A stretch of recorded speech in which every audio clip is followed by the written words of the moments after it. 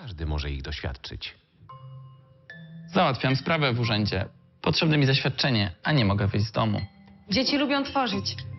Potrzebują zabawy, która angażuje różne zmysły. Pomaga im wyrażać siebie. Idziemy do parku. Chcemy pospacerować. To zwykłe potrzeby. Każdy powinien móc je zaspokoić. Program Dostępność Plus i fundusze europejskie pomagają usuwać bariery w naszym życiu. Wszyscy potrzebujemy dostępności. Szanowni Państwo, bardzo serdecznie witamy na konferencji Fundusze Europejskie dla Dostępności. 5 lat programu Dostępność Plus. Rozpoczęliśmy tę konferencję spotem, który już za chwilę będzie promował ten program w telewizji. Mieli Państwo okazję zobaczyć jego prapremierę. Już niebawem znajdzie się on w internecie i w mediach społecznościowych w wersji dostępnej dla wszystkich odbiorców. Witam wszystkich obecnych na sali, a także tych z Państwa, którzy śledzą transmisję konferencji na ekranach swoich komputerów. Szanowni Państwo, program Dostępność Plus już od 5 lat sprawia, że otoczenie, z którego korzystamy, staje się coraz bardziej dostępne. Mam tu na myśli przestrzeń publiczną, architekturę, transport, usługi i produkty codziennego użytku dostępne dla każdego, ale szczególnie dla osób ze szczególnymi potrzebami. Dla seniorów, rodziców małych dzieci czy osób z czasowymi lub trwałymi ograniczeniami. W ciągu 2 najbliższych dni podsumujemy to, co udało się zrobić w tym zakresie dzięki rządowemu programowi Dostępność Plus i funduszom europejskim. Dziś opowiemy więcej o sektorze publicznym. Jutro skupimy się na biznesie, porozmawiamy o Europejskim Akcie o Dostępności. Mamy dla Państwa 2 niespodzianki. Pierwsza dla gości, którzy są na sali, to warsztaty wcieleniowe. Tam za nami będzie można przejść przez tę część cateringową i dojść do sali, gdzie będzie można sprawdzić, jakie bariery muszą pokonać ludzie o tych szczególnych potrzebach komunikacyjnych, również w urzędach, również gdzieś na drodze, również tam, gdzie toczy się codzienne nasze życie. Te bariery, które muszą pokonywać, są naprawdę bardzo trudne. Druga ta niespodzianka to jest dla tych, którzy oglądają naszą transmisję, to są takie notatki graficzne z naszego spotkania.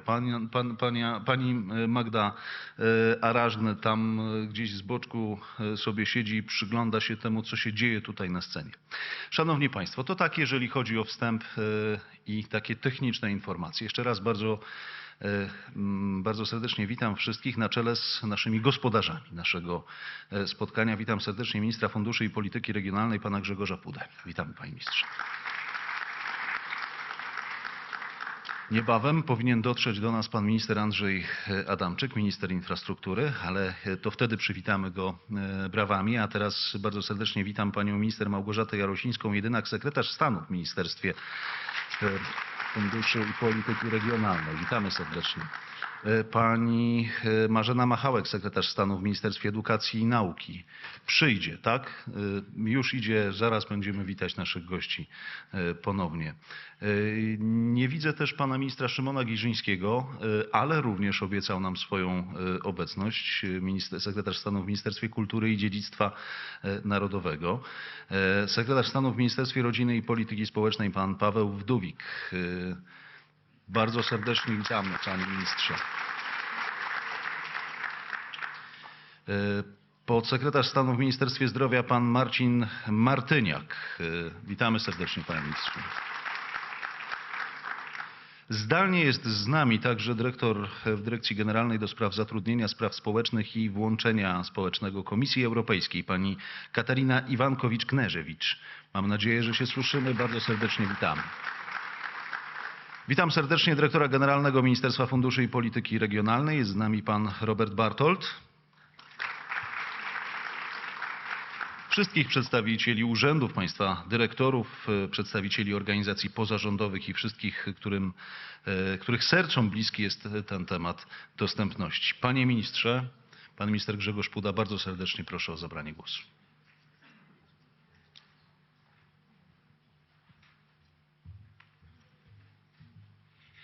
Dziękuję bardzo. Szanowni Państwo, bardzo mi miło jeszcze powitać naszego drugiego wiceministra, który jest z nami, pana ministra Marcina Horałę, który również ma duży wkład, jeżeli chodzi o dostępność, o przygotowanie inwestycji. Wiemy doskonale, że CPK również będzie budowane w ramach oczywiście dostępności. Także panie ministrze, miło mi również pana osobiście powitać na naszym dzisiejszym spotkaniu. Dotrzymaliśmy słowa danego przez pana premiera Mateusza Morawieckiego, który w swoim exposé mówił o tym, że musimy powołać fundusz, musimy wspierać osoby z niepełnosprawnościami i wówczas zapowiedział, że powstanie rządowy fundusz, który będzie wspierał seniorów i wspierał osoby z niepełnosprawnościami, który stworzy dla nich taką alternatywę i możliwość normalnego funkcjonowania w normalnym otoczeniu. Także bardzo się cieszę, że udało nam się to zrobić i bardzo się cieszę, że możemy dzisiaj powiedzieć tak, dotrzymaliśmy słowa, tak, pan premier zapowiedział, zrealizowaliśmy te słowa, które podczas swojego exposé wypowiedział. Ten program powstał pod nazwą Program Dostępność Plus. Naszym takim dobrym duchem tego programu, osobą, która od samego początku w tym resorcie się tym zajmuje, jest pani minister Małgorzata Jarosińska-Jedynak, za co bardzo pani minister serdecznie dziękuję. Ministrowie się zmieniają, a pani minister cały czas ten program ciągnie, będąc i ministrem, i wiceministrem, sekretarzem stanu, cały czas jest taką osobą, która jest dobrym duchem tego programu, z czego możemy wszyscy być bardzo zadowoleni i składam wielkie wyrazy podziękowania dla pani minister za to, co robi.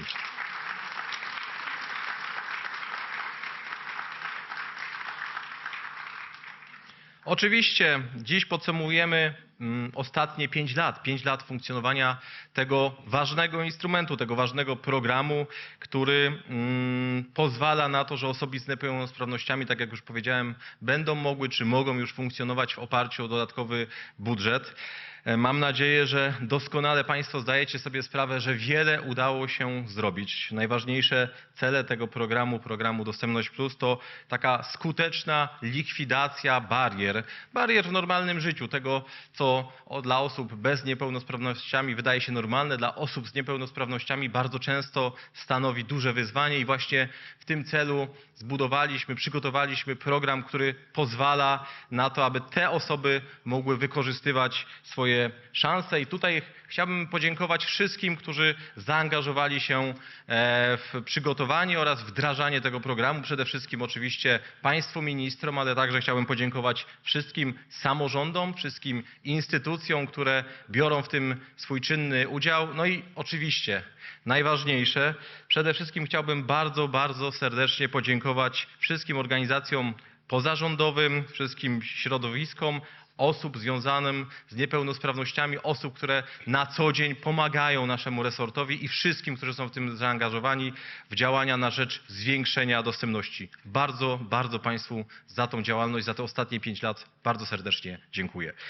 Bez państwa aktywnego udziału, bez tego wsparcia z pewnością nie udałoby się nam przeprowadzić tylu zmian, tylu projektów, o których będziemy dzisiaj na naszej konferencji oczywiście dyskutować. Kluczową rolę w realizacji tego programu, który koordynuje nasze Ministerstwo Funduszy i Polityki Regionalnej, odgrywają szerokie zmiany systemowe wprowadzone dzięki rozwiązaniom przede wszystkim prawnym, rozwiązaniom legislacyjnym. Przyjęliśmy 2 ustawy, jedna z nich to ustawa o dostępności cyfrowej stron internetowych i aplikacji mobilnych podmiotów publicznych, a ta druga to ustawa o zapewnieniu dostępności osobom ze szczególnymi potrzebami. Obecnie, mogę zdradzić, pracujemy nad 3. ustawą, która wdroży do polskiego prawa Europejski Akt o Dostępności, czyli dyrektywę unijną w sprawie wymogów dostępności produktów i usług. Z dumą chcę jeszcze raz podkreślić, że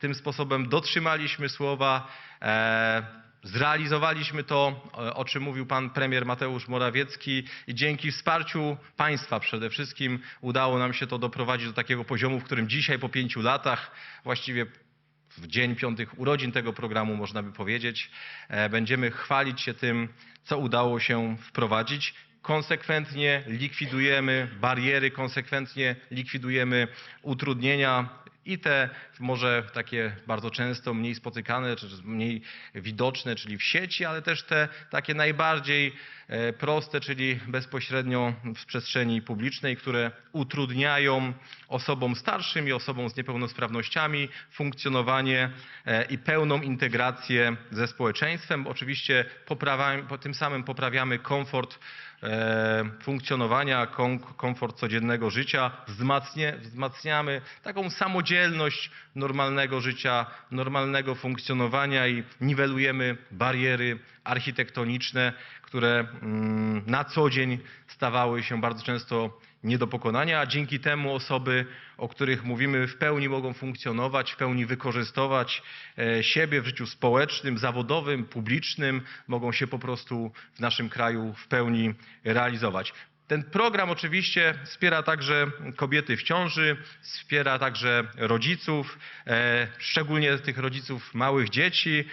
Myślę, że to też warte podkreślenia, że ten program jest szeroki. To znaczy to jest program, który obejmuje wiele grup społecznych, które dotychczas takiego wsparcia po prostu nie miały. Nie było bezpośrednio skierowanego programu dla tych osób.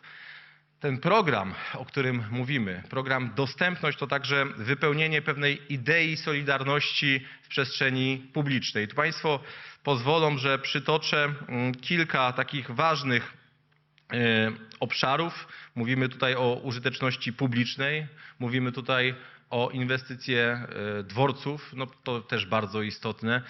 Wiemy, że pan minister Adamczyk bardzo często mówi o tym, że nowe inwestycje powinny być właśnie przystosowane dla osób z niepełnosprawnościami. Mówimy tutaj o stacjach kolejowych, o wejściach do autobusów, mówimy także o tramwajach, placówkach zdrowotnych, czy na przykład bezpośrednio związane z przystosowaniem miejsc zamieszkania dostosowanych do osób ze szczególnymi potrzebami.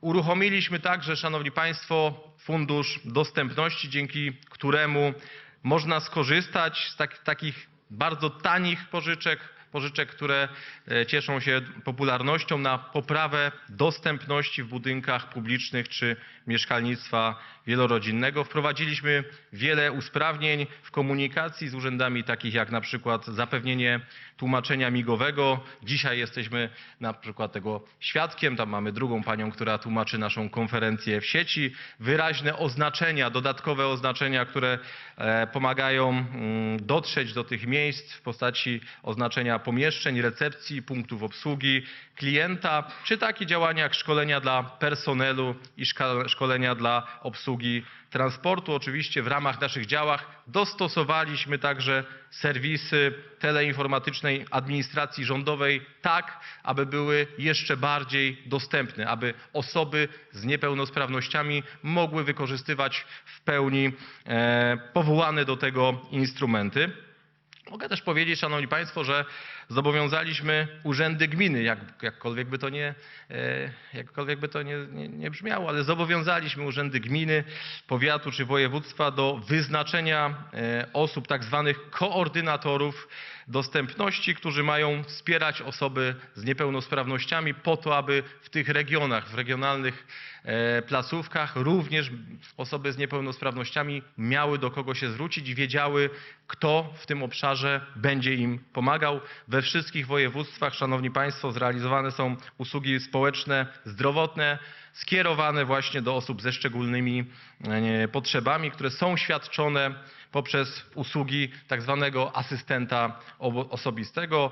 Nasz program Dostępność Plus to program, który jest rozpisany do 2025 roku i mogę powiedzieć, że do jego realizacji wykorzystujemy środki, które pochodzą z różnych źródeł, z różnych europejskich źródeł, z polityki spójności. To oczywiście pierwsze podstawowe źródło wykorzystywane po to, aby realizować nasze poszczególne inicjatywy, ale także z środków funduszy norweskich, z środków krajowego budżetu, a także Państwowego Funduszu Rehabilitacji Osób Niepełnosprawnych i bilans, który warto podkreślić w tym momencie, tych naszych 5 wspólnych lat, to inwestycje o wartości 16 milionów 16 miliardów 700 milionów złotych. Bardzo dużo środków finansowych, które zostało przeznaczone właśnie na to, o czym będziemy mówili podczas dzisiejszego podsumowania 5 lat.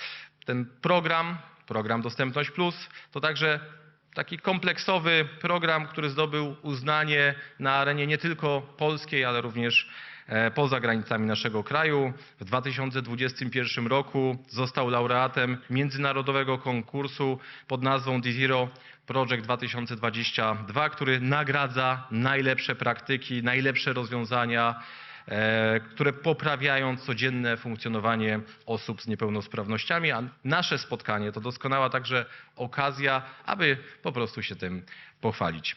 Myślę, że będziemy podczas dzisiejszego spotkania dyskutować nie tylko o tym, co się udało, ale jak Państwa znam, a wielu z Państwa znam osobiście, będziemy również mówić o tym, co należałoby jeszcze zrobić, co należałoby poprawić, jakie są nowe wyzwania. Wiemy doskonale, że otaczająca rzeczywistość bardzo szybko się zmienia, a my musimy za nią nadążyć, a bardzo często musimy stawiać na takie rozwiązania, które są jeszcze do dzisiaj niedocenione, czy jeszcze nie wypłynęły. W związku z tym bardzo często podczas różnych międzynarodowych spotkań poruszamy wraz z panią minister temat związany z dostępnością, w jaki sposób te kwestie są rozwiązywane w innych krajach. Takim wzorcem, jeżeli chodzi o dostępność, były również World Urban Forum, kiedy w Katowicach mieliśmy najbardziej dostępne z wszystkich World Urban Forum, które odbyły się dotychczas i to również zostało bardzo mocno zauważone w całej agendzie międzynarodowej. I na koniec, Szanowni Państwo,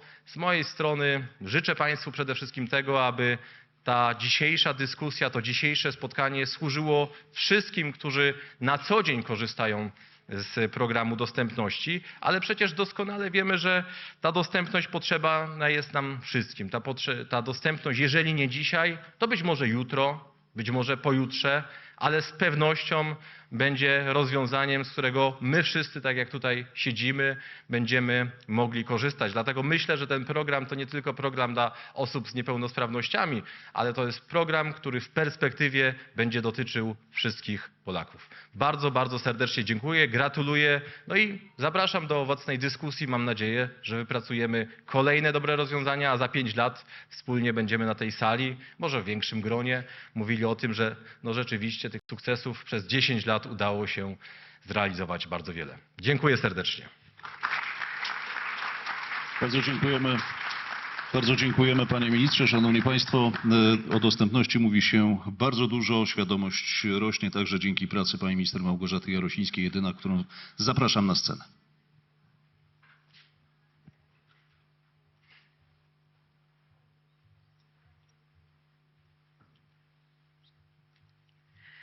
Dziękuję bardzo. Panowie ministrowie, panie marszałku, pani wojewodo, panie prezydencie, panowie prezesi, państwo dyrektorzy, szanowni państwo. Myślę, że spokojnie mogę powiedzieć beneficjenci programu Dostępność Plus, bo tak jak powiedział pan minister, każdy z nas wcześniej czy później z tego programu i z efektów tego programu będzie korzystał. Szanowni państwo, jako że zostałam określona weteranką programu Dostępność Plus, co prawda bardziej lubię określenie wypowiadane przez pana ministra Pawła Wdówika, matka dostępności. I szanowni państwo, na szczęście matka zawsze jest tylko jedna. Ojców jest trochę więcej i tym ojcom dostępności chciałam dzisiaj też serdecznie podziękować. Przede wszystkim przyłączyć się do tych podziękowań złożonych przez pana ministra Grzegorza Pudę panu premierowi Mateuszowi Morawieckiemu, który jeszcze jako minister rozwoju regionalnego zainicjował program Dostępność Plus, później podkreślił te ważne aspekty w swoim exposé i dzisiaj z całym sercem i z całą otwartością do tych działań te działania realizuje. Na pewno nie możemy zapomnieć o takich osobach jak pan minister Jerzy Kwieciński, który zainicjował pierwsze posiedzenie Rady Dostępności, bardzo ważnego gremium, które współpracuje razem z nami, które pomaga nam w tym, w jaki sposób realizować działania wynikające z programu, ale również jak odpowiadać na codziennie pojawiające się nowe potrzeby, nowe wyzwania osób o szczególnych potrzebach. Na pewno musimy pamiętać o panu Pawle Chorążym, którego miałam przyjemność zastąpić na stanowisku wiceministra i kontynuować jego rozpoczęte działania w zakresie wdrażania programu Dostępność Plus. Nie mogę zapomnieć o moich cudownych pracownikach, dyrektorach, współpracownikach, koleżankach i kolegach, którzy każdego dnia wspólnie razem ze mną pokonują bariery, nie tylko architektoniczne, ale również te wewnętrzne w zakresie wdrażania działań i projektów wynikających z programu Dostępność Plus. Ale przede wszystkim dziękuję wszystkim Państwu, którzy każdego dnia, na każdym spotkaniu podkreślacie, jak dobrą robimy robotę, ale również pokazujecie nam ścieżkę, pokazujecie nam kierunki, co możemy zrobić, żeby osobom z niepełnosprawnościami w tym otaczającym świecie i rzeczywistości żyło się lepiej. Serdecznie dziękuję za te 5 lat.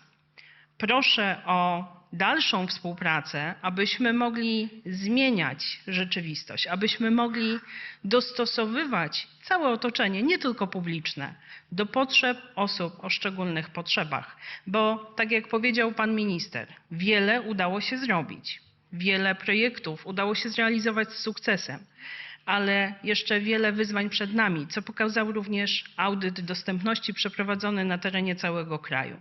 Wiemy, jak wiele jeszcze inwestycji, jak wiele jeszcze działań koniecznych do podjęcia. I dzisiaj stoimy również przed nowym wyzwaniem związanym z wdrożeniem Europejskiego Aktu o Dostępności do polskiego porządku prawnego. To już akt, który nakłada obowiązki na przedsiębiorców. I liczę tutaj również na Państwa pomoc, Państwa zaangażowanie w tym, abyśmy, tak jak w przypadku programu Dostępność Plus, tak jak w przypadku ustawy o zapewnieniu dostępności osobom o szczególnych potrzebach, byli wskazywani jako liderzy dostępności na świecie. Nie bójmy się tego powiedzieć, bo wszelkie nasze działania pokazują, że inni chętnie od nas się uczą i chętnie sięgają po rozwiązania, które zastosowaliśmy.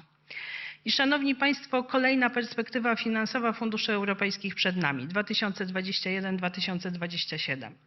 Bardzo mocno walczyliśmy o to, aby dostępność była tym elementem projektów, który jest kluczowy w realizacji projektów współfinansowanych ze środków europejskich.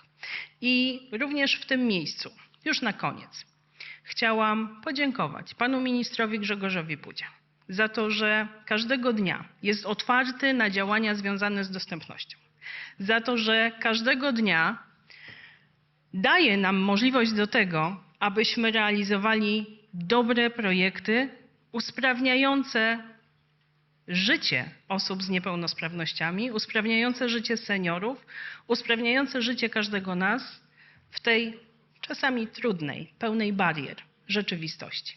Dziękuję Państwu bardzo.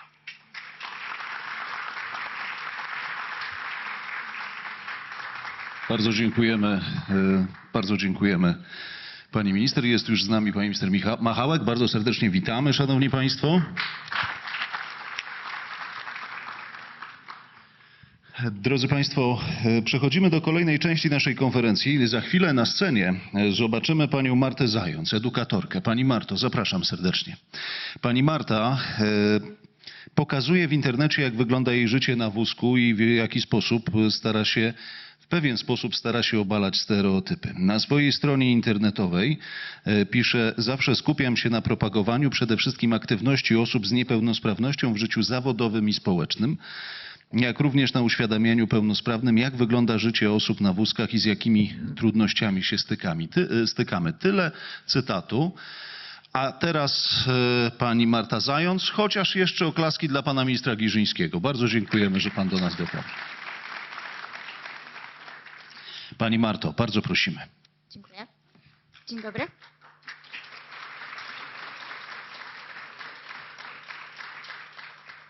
Nazywam się Marta Zając, jestem kobietą z niepełnosprawnością. Zawodowo zajmuję się zarządzaniem projektami. W wolnych chwilach już od wielu lat zajmuję się propagowaniem właśnie aktywności osób z niepełnosprawnościami i chyba poniekąd uświadamianiem ludzi, jak to moje życie wygląda. Bardzo się cieszę, że mogę uczestniczyć w tej konferencji i uczcić 5-lecie programu Dostępność Plus.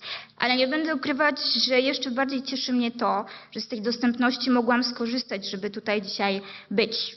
Stanąć, usiąść, siedzieć jak kto woli. Przyjechałam pociągiem, w którym jest specjalna winda dla wózków.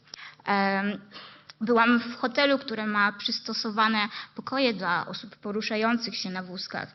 Już finalnie skorzystałam z obniżonych krawężników przy przejściach dla pieszych, podjazdów, windy.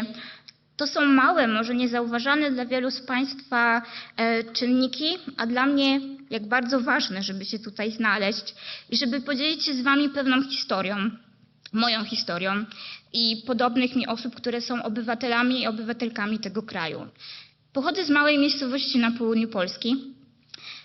Taka ciekawostka, że do dnia dzisiejszego nie kursują tam autobusy, do których mogę wjechać na wózku, co nie zmieniło się od czasu, kiedy byłam małym dzieckiem.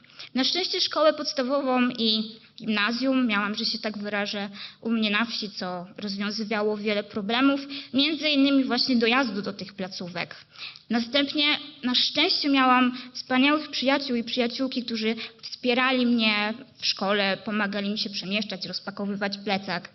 Na szczęście mam rodziców, którzy również wspierali mnie w procesie edukacji. Wozili do szkół, odwozili, wspomagali moją socjalizację z rówieśnikami, dzięki czemu miałam naprawdę fajne dzieciństwo i lata młodzieńcze, pełne przygód wspólnie z tymi przyjaciółmi. Dzięki czemu nie czułam się odrzutkiem i nie doskwierało mi to, że przez moją niepełnosprawność jestem zepchnięta na margines albo, nie daj Bóg, zamknięta w domu. Czułam się normalnie, ale jak wielokrotnie już tutaj powtórzyłam, miałam wiele szczęścia. Plus miałam to, co ogromnie istotne. Odpowiednie wsparcie, pomoc i zrozumienie ludzi wokół mnie. 3 lata temu powiedziałabym, że będę w takim miejscu, jak jestem dzisiaj, w życiu. To była droga i bardzo duży wysiłek mój i moich rodziców. Wyboista droga pełna wzlotów i upadków. To są wspomnienia szkół, które kiedyś były niedostosowane i dyrekcji, które kupowały schodołazy, żeby mogła się u nich uczyć. To są wspomnienia niedostosowanych pociągów, gdzie musieliśmy rozkładać mój wózek manualny i przywiązywać opony do półek nad siedzeniami sznurówkami, żeby nie spadły w trakcie podróży. To była jedna z moich przygód. To są wspomnienia moich trudnych początków samodzielności w mieście, gdzie nie wiedziano, jak to jest możliwe, że osoba z niepełnosprawnością, która jest niesamodzielna, chce mieszkać i żyć bez rodziców i opiekunów i chce pomocy od instytucji.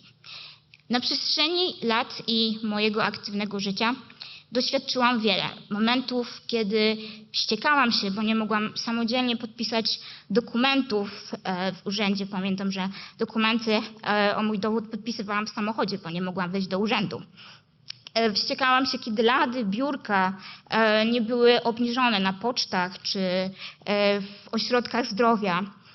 Wściekałam się, kiedy na przykład krawężniki były nieodpowiednio obniżone przy przejściach dla pieszych i mój wózek zawieszał się na tym krawężniku. Nadal chyba trochę się denerwuję, kiedy nie mogę zadzwonić po taksówkę, do której da się wjechać na wózku. Ale przede wszystkim denerwowało mnie to, dlaczego tak mało ludzi rozumie, że ja tu jestem i żyję, a bariery architektoniczne i te mentalne ustawiają mnie raczej z góry na gorszej pozycji i często mnie marginalizują. To było coś, co zmotywowało mnie do tego, żeby działać społecznie, żeby zacząć pisać bloga. Sprzeciwiłam się temu i zaczęłam publicznie mówić o tym, co jest okej, a co nie jest. I jak wygląda moje życie jako osoby z niepełnosprawnością w Polsce. To nie jest tylko moja historia i doświadczenia, ale wielu innych osób. Moich przyjaciół i przyjaciółek, którzy chcą po prostu żyć, wychodzić z domu i nie musieć się martwić tym, czy wjadę gdzieś, czy wyjadę, czy będę jak miała wrócić do domu. Bo nawet jeśli niepełnosprawność ogranicza i utrudnia to życie, to nadal mamy pełne prawo do tego, żeby żyć i wymagać wsparcia oraz zrozumienia naszych potrzeb w kraju, w którym żyjemy. Jednak mam wrażenie, że te straszne i ciemne czasy niedostępności szkół, braku możliwości dojazdu do placówek, niedostosowanych toalet instytucji publicznych, komunikacji miejskiej w jakimś stopniu się zakończyły. Prawdą jest, że wprowadzane są rozwiązania i innowacje, bo rozumiemy, że społeczeństwo jest różnorodne i zależy nam na tym, żeby tworzyć Polskę inkluzywną, włączającą. Śmiało mogę powiedzieć, że widzę zmiany na lepsze, że Polska staje się krajem, który chce i rozumie, że bariery architektoniczne i te mentalne również należy zwalczać. Aktualnie żyje mi się lepiej, łatwiej niż jeszcze, dajmy na to, 5 lat temu. Mamy konwencję ONZ o prawach osób niepełnosprawnych, która jasno mówi, że jej celem jest popieranie, ochrona i zapewnienie pełnego i równego korzystania ze wszystkich praw człowieka i podstawowych wolności przez wszystkie osoby niepełnosprawne. Mamy naszą ustawę o dostępności, której celem jest po prostu poprawa warunków życia i funkcjonowania obywateli i obywatelek ze szczególnymi potrzebami, którzy są narażeni na marginalizację i dyskryminację między innymi ze względu na niepełnosprawność lub obniżony poziom sprawności przez choroby, spowodowane przez choroby czy też wiek.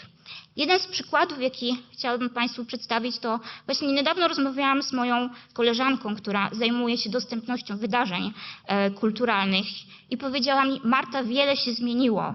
Organizatorzy, NGO-sy chcą. To nie chodzi o to, że muszą, ale chcą, żeby te wydarzenia były dostępne dla wszystkich. Oczywiście w kwestii zapewnienia dostępności znajdą się uchybienia. To tylko jest potwierdzeniem tego, dlaczego musimy kontynuować tą pracę. A w dostępności nie chodzi tylko o osoby z niepełnosprawnością, bo z takiego podjazdu czy też windy może skorzystać rodzic z dzieckiem w wózku, osoba starsza czy po prostu ktoś, kto ma problemy z chodem. Coraz więcej mówi się też o ageizmie, czyli dyskryminacji ze względu na wiek, a przecież mamy społeczeństwo starzejące się. Dlatego to jest również ważna kwestia, jeżeli chodzi o dostępność. Tutaj chodzi o kompleksowe podejście i zrozumienie potrzeb ludzi, których dotknęły pewne ograniczenia. Czynniki zupełnie niezależne od nas, które mogą powodować, że bez naszej zgody zostajemy pozbawieni pełnoprawnego, normalnego życia. Jeśli ktoś nas właśnie nie wesprze, jeśli ktoś tych naszych potrzeb nie zrozumie. A to życie w XXI wieku daje naprawdę wiele wspaniałych możliwości, drodzy Państwo. Rozwój zawodowy, osobisty, podróże. Po prostu tak po ludzku daje nam możliwość cieszenia się z tego, co mamy wokół siebie. Dlatego nie można pozwolić, żeby te szczególne potrzeby zabierały nam tą radość. Użyłam słów szczególne potrzeby, ale czy tak na dobrą sprawę są one szczególne, inne? Nawet jeśli droga do realizacji tych potrzeb jest bardziej skomplikowana, szczególna, to sama potrzeba już jest zwyczajna, normalna, bo każdy powinien być w stanie załatwić swoje sprawy w urzędzie samodzielnie, nie podpisywać dokumentów na ulicy, bo do urzędu nie da się wejść. Bezpiecznie i komfortowo poruszać się po mieście, po chodnikach, z laską, na wózku czy o chodziku, czy po prostu skorzystać z toalety, z przystosowanej toalety w miejscu publicznym. Banalne sprawy życia codziennego. Nie mogę nie wspomnieć również o kwestii świadomości społeczeństwa.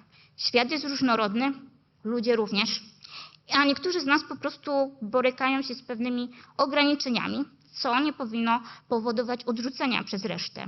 Zawsze powtarzam, że jeśli nie będzie zrozumienia tego, że niezależnie od stanu zdrowia, stanu fizycznego czy też wieku, wszyscy jesteśmy przede wszystkim ludźmi, to będziemy stać w miejscu. Dlatego cieszą mnie wszelkie akcje społeczne, aktywiści i aktywistki, którzy głośno mówią: hej, jestem osobą z niepełnosprawnością, jestem osobą starszą, jestem tutaj, żyję, pracuję, mam rodzinę, bo przede wszystkim jestem człowiekiem. Inkluzywność, czyli włączanie wszystkich w życie społeczne, to jest ważna droga. Kiedy spojrzę w przeszłość i przypomnę sobie wiele sytuacji, kiedy byłam postrzegana jako herowska, czy też niezwykłe zjawisko tylko dlatego, że studiowałam, pracowałam, podróżowałam, czy też teraz, że rozwijam się zawodowo, jeżdżę w delegacje. Bycie osobą z niepełnosprawnością to nie jest żaden heroizm. Nie mamy peleryn, nie latamy, nie ratujemy ludzi. a po prostu żyjemy, bo jesteśmy ludźmi, człowiekiem, kobietą, mężczyzną, jak każdy inny. To, co widzę aktualnie w Polsce, to postęp. Przede wszystkim w zmianie właśnie tej świadomości, otwartości ludzi na różnorodność, chęć niesienia pomocy, a przede wszystkim odrzucanie tych jakichś starych, krzywdzących stereotypów. Aktualnie, jeżeli jestem na ulicy, ludzie już nie boją się do mnie, że się tak wyrażę, zagadać, a jeśli z nimi rozmawiam, to patrzą mi prosto w oczy. Kiedyś może nie było to tak często spotykane, dlatego bardzo cieszy mnie to, że aktualnie sama widzę tą różnicę. Świadomość przejawia się również w zmianach, jakie zachodzą w języku. Kiedyś kaleka, inwalida, niepełnosprawny, niepełnosprawna. Jakbym nie była człowiekiem, tylko tą niepełnosprawnością. Ja nie jestem moją chorobą, nie jestem wózkiem. Jestem człowiekiem, jestem kobietą. Pamiętam, jak lata temu, ale naprawdę dawno temu, kupiłam bilet na pociąg i na tym bilecie było napisane inwalida na wózku. I tak sobie wtedy pomyślałam, no ała, nie dość, że inwalida, kaleka to są słowa, których bardzo, bardzo nie lubię, bo są bardzo dla mnie negatywne, to jeszcze na wózku, więc no, najgorzej. A dzisiaj poprawnie. Osoba z niepełnosprawnością na wózku. Ta poprawna nomenklatura jest już również słyszana w mediach. My wiemy, jak mamy mówić. Znowu, małe, acz jak niesamowicie istotne sprawy, bo to, jak mówimy, jakich słów używamy, buduje również tą świadomość. Jak wielokrotnie powtórzyłam już wcześniej, miałam sporo szczęścia w życiu i aktualnie jestem w takim miejscu, z którego jestem naprawdę bardzo zadowolona. Mam dobrą pracę, udzielam się społecznie, co jest moją ogromną pasją. Realizuję właśnie te swoje pasje, uprawiam sporty adaptowane.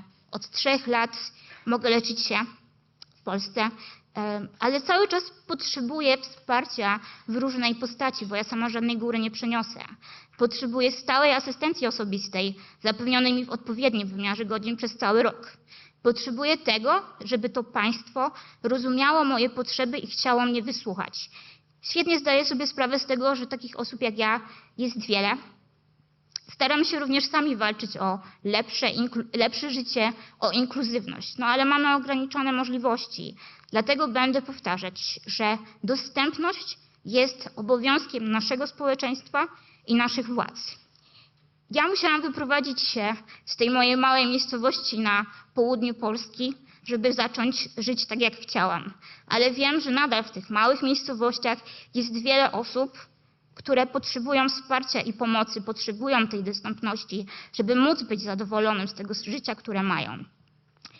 Ja wierzę, wierzę, że nasze państwo ma możliwości i chęci, żeby nam w tym pomóc. I przy obopólnej pracy jesteśmy w stanie to zrobić. Może nie już teraz, może nie za rok, ale musimy o tym pamiętać. Dzisiaj tutaj przed państwem ja, Polka, kobieta z niepełnosprawnością, nakreśliłam pokrótce drogę, jaką my wszyscy przeszliśmy. Nie tylko ja, nasze społeczeństwo, politycy, polityczki. A dostępność i inkluzywność to jedyna i słuszna droga, którą musimy podążać. To jest droga do normalności. Pewne zmiany na lepsze już zaszły. Mamy te podwaliny, mamy świadomość, idziemy do przodu, ale przed nami jeszcze sporo do zrobienia i sporo wspólnych dyskusji do przeprowadzenia. Chciałabym, żeby kiedyś ta praca nad dostępnością i inkluzywnością nie była potrzebna, żeby była czymś naturalnym, żeby nie wymagało wielkiego nakładu siły. To jest moje życzenie jako kobiety z niepełnosprawnością i jako aktywistki. Jednak w tym momencie to, czego bym sobie życzyła, to żeby choć część moich myśli, doświadczeń, mojej mowy została z wami, żebyście wynieśli to stąd. I chciałabym podkreślić jeszcze jedną rzecz, że tylko wspólnie jesteśmy w stanie stworzyć dostępną i inkluzywną Polskę, z której będziemy w pełni dumni i dumne. Dziękuję bardzo. Bardzo dziękujemy. Pani Marta Zając. Szanowni Państwo, teraz robimy taką małą przerwę techniczną. Za chwilę tutaj Państwo ministrowie spotkają się na scenie. Pani Marta, wracając do tego oświadczenia, tego świadectwa pani Marty, jest z mamą, która jest jej osobistym asystentem. Bardzo serdecznie witamy. Bardzo dziękujemy. Pani Dorota. A więc zmieniamy scenografię, bardzo prosimy. Natomiast ja bym chciał przypomnieć, szanowni państwo, że to, co powiedziała pani Marta, między innymi w teorii, to wszyscy my bez niepełnosprawności, osoby bez niepełnosprawności możemy sprawdzić na warsztatach wcieleniowych, które się dzieją za nami. Tam można sprawdzić, jak wygląda życie na wielu etapach, życie osób niepełnosprawnych. Bardzo dziękujemy panu ministrowi Grzegorzowi Pudzie. Pan minister musi nas opuścić. Bardzo dziękujemy. Szanowni państwo, patrzę, czy jest ktoś, kto wesprze mnie z Fundacji Eudaimonia. Oni wiedzą najlepiej, co przygotowali. Przyjechali z Wrocławia. Tam można, szanowni państwo, zobaczyć, z jakimi problemami stykają się na co dzień osoby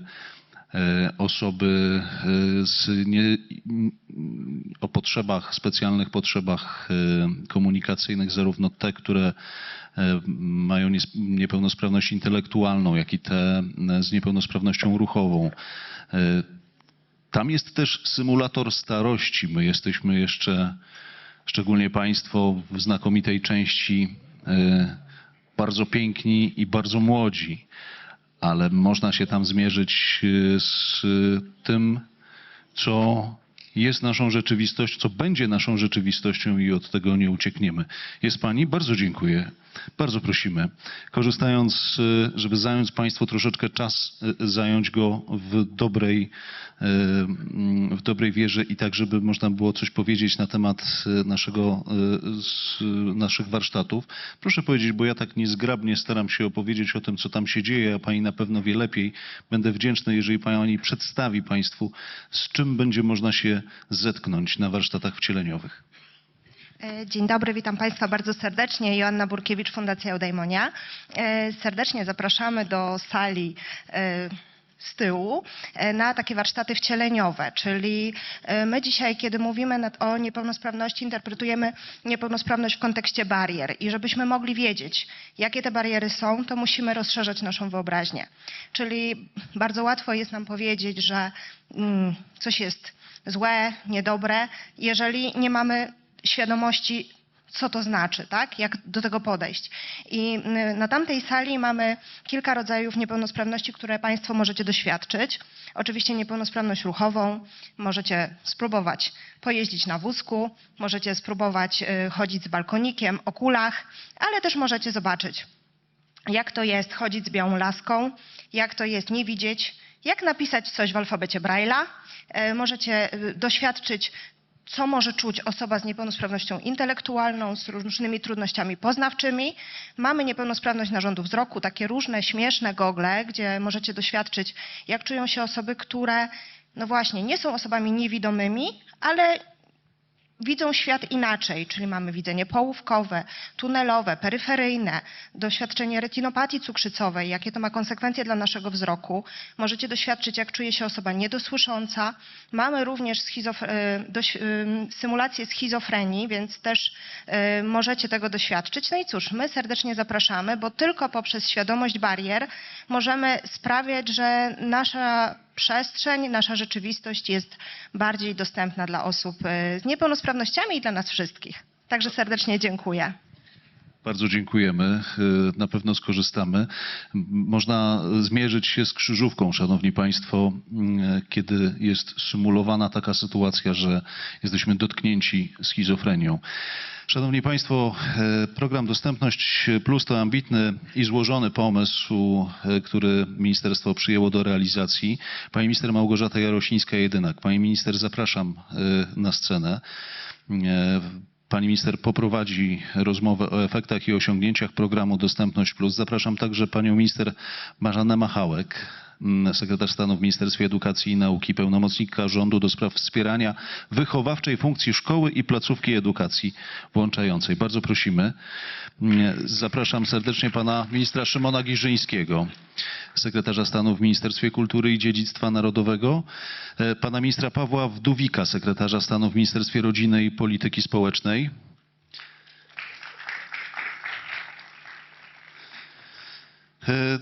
Pan Marcin Martyniak, podsekretarz stanu w Ministerstwie Zdrowia. Zapraszamy, panie ministrze. I zdalnie jest z nami, przypominam, pani Katarina Iwankowicz-Kneżewicz, dyrektor w Dyrekcji Generalnej do Spraw Zatrudnienia, Spraw Społecznych i Włączenia Społecznego Komisji Europejskiej. Mam nadzieję, że nas słychać, a ja już oddaję głos pani minister Małgorzacie Jarosińskiej-Jedynak.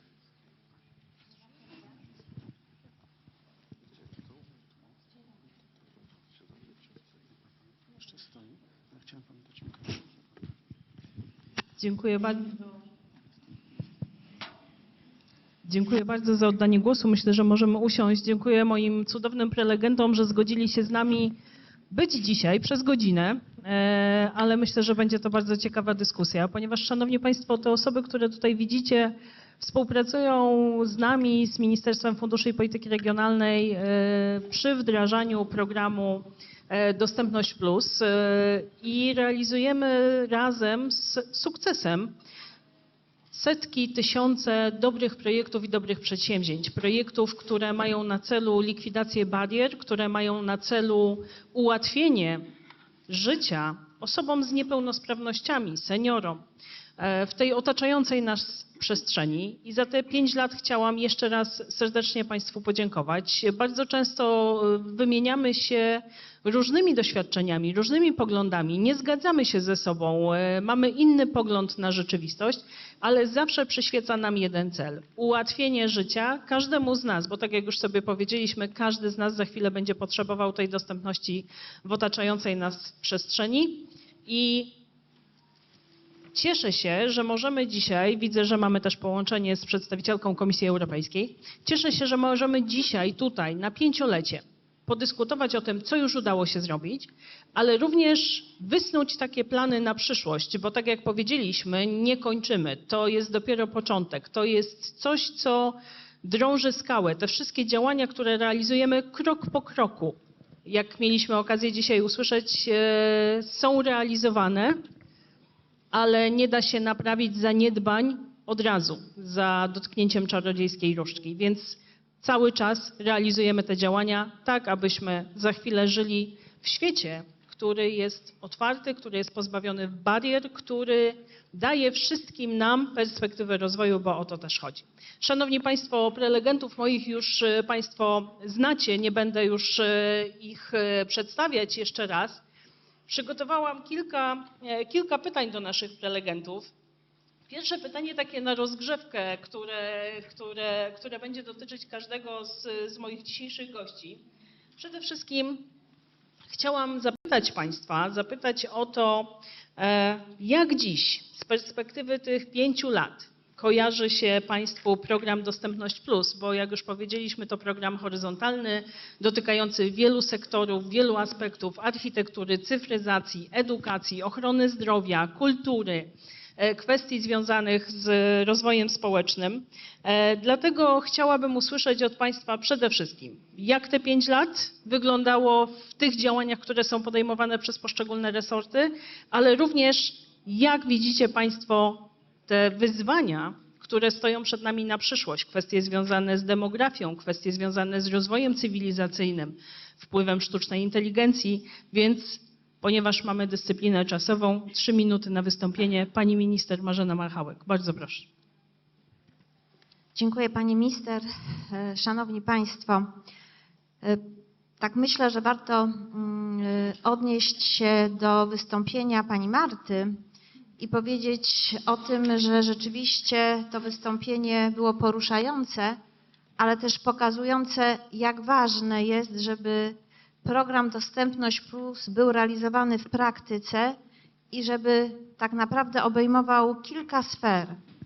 Wiadomo, że architektoniczna jest bardzo ważną sferą, ale najważniejsza sfera to jest sfera świadomości i sfera mentalna.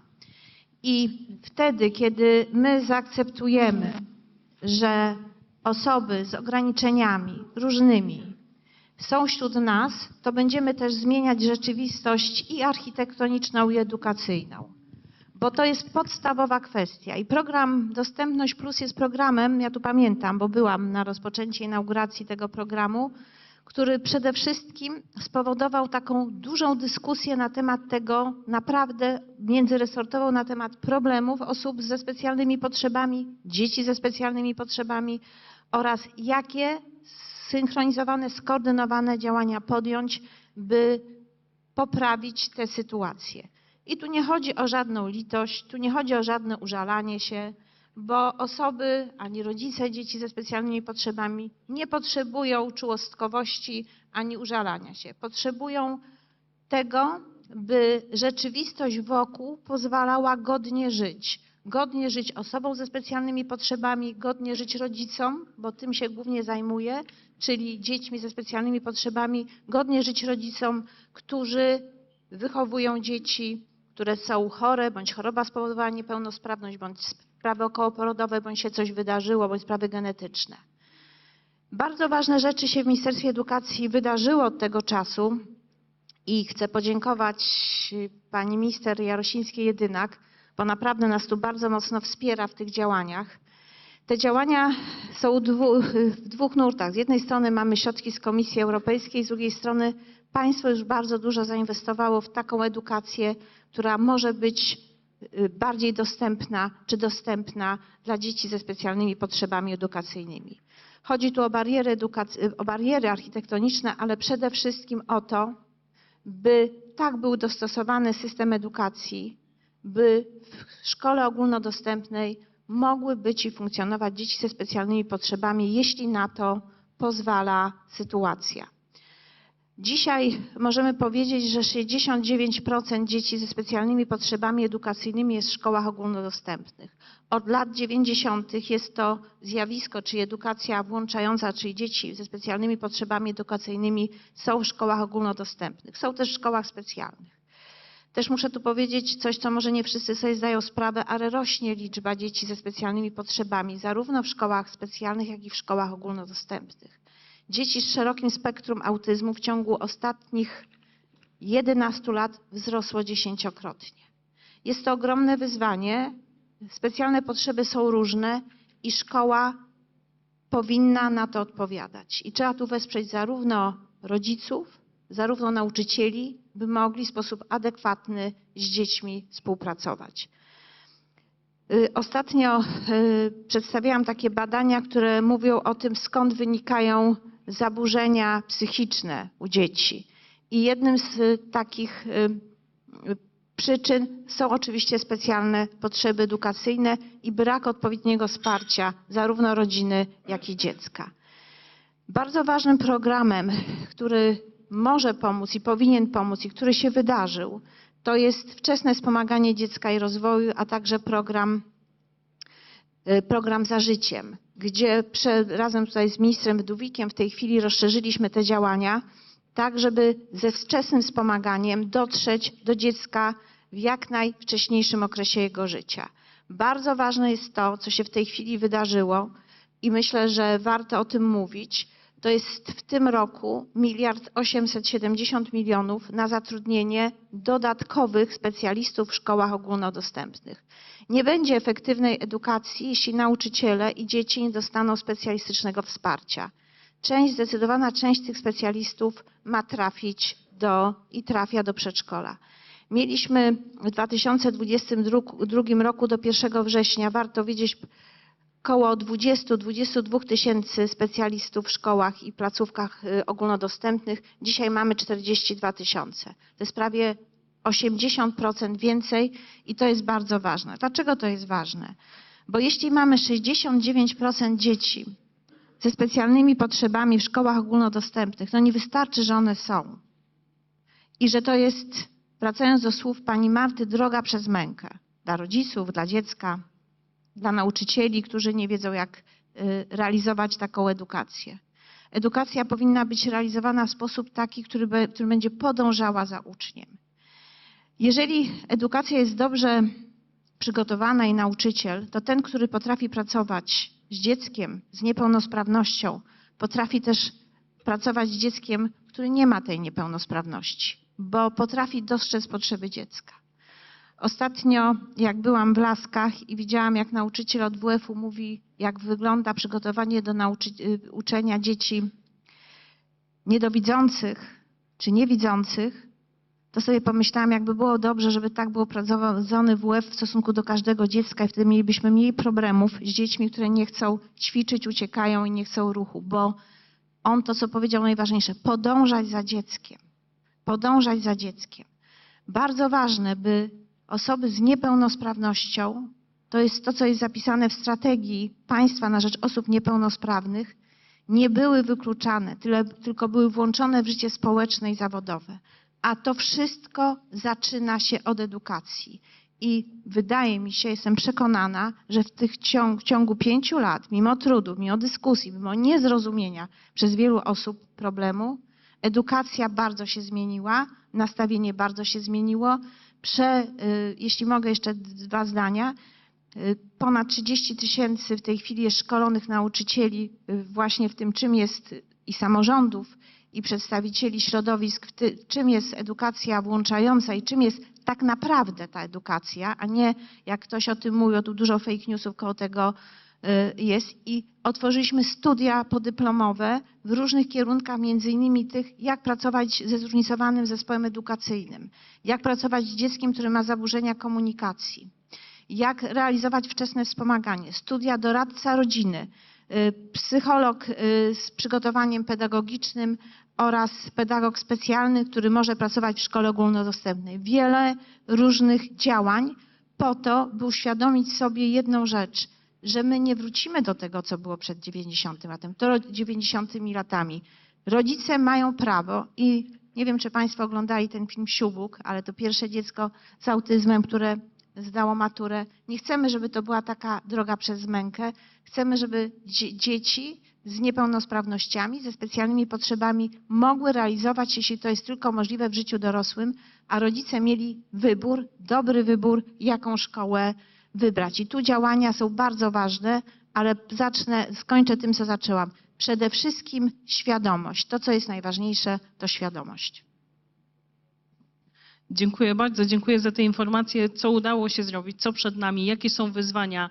I to bardzo ważne stwierdzenie. My zawsze w ramach programu i nie tylko programu Dostępność Plus mówimy o tym, że wszelkie działania, również te dostępnościowe, zaczynają się od drugiego człowieka, bo jeżeli każdy z nas będzie miał świadomość tego, jakie są potrzeby, jakie są wyzwania, będzie nam łatwiej realizować to wszystko, co zostało zapisane w poszczególnych programach. Pana ministra Pawła Wdówika zostawię sobie jako wisienkę na torcie na koniec naszych wypowiedzi. Poproszę pana ministra Szymona Giżyńskiego, co w obszarze kultury udało się zrealizować, bo tych działań też jest bardzo wiele, a wydawać by się mogło, że kultura to taki zamknięty obszar, bardzo często też niedostępny, bo przecież zabytki, bo przecież obiekty, w których nie możemy prowadzić wielu działań. Bardzo proszę. No myślę, że tutaj intencją resortu jest to, żeby wszędzie tam, gdzie jest to możliwe, a poszerzamy te granice, te bariery usuwamy, właśnie nastąpiła integracja działań z kontekstem, czyli z widzami w muzeach, z ludźmi, którzy odwiedzają biblioteki. I tego jest dużo, bardzo i na kilku płaszczyznach chciałem zasygnalizować tę aktywność.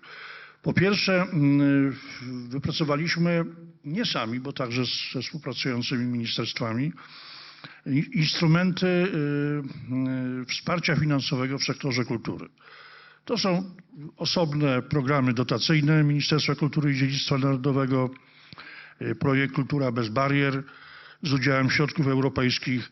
No i coś, z czego jesteśmy dumni, bo to stwarza właśnie taką bardzo szeroką przestrzeń kompatybilną do działań w oświacie, prawda? Bardzo związaną. Czyli to jest Narodowy Program Rozwoju Czytelnictwa, który również dla osób z niepełnosprawnościami musi i oferuje, i to będzie jeden z głównych pomysłów na przyszłość, program adresowany do bibliotek, gdzie są uwzględniane w pierwszym rzędzie potrzeby osób z niepełnosprawnościami.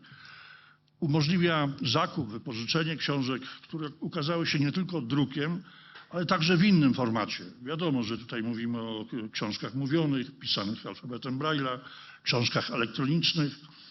Jest to szczególnie ważne dla upowszechniania czytelnictwa i upowszechniania i zabezpieczania, prawda, umożliwiania po prostu traktując to jako szczególne, święte prawo i takie najbardziej oczywiste z oczywistych. Oczywiście w tym wszystkim również muszą towarzyszyć naszej działalności i towarzyszą inicjatywy legislacyjne. I tutaj bardzo mnie cieszy wypowiedź pani Marty Zając, która podchodzi do tego i w postawie takiego oczekiwania, ale i pewnej wyrozumiałości, że to się dziać musi w korelacji z praktyką, musi być to zabezpieczenie legislacyjne, ale jednocześnie najważniejsza jest postawa taka, która jest postawą pełną empatii, życzliwości, serdeczności i to jest poza legislacją. To jest coś, co legislację motywuje, prawda, wymusza i to jest ten właściwy trend.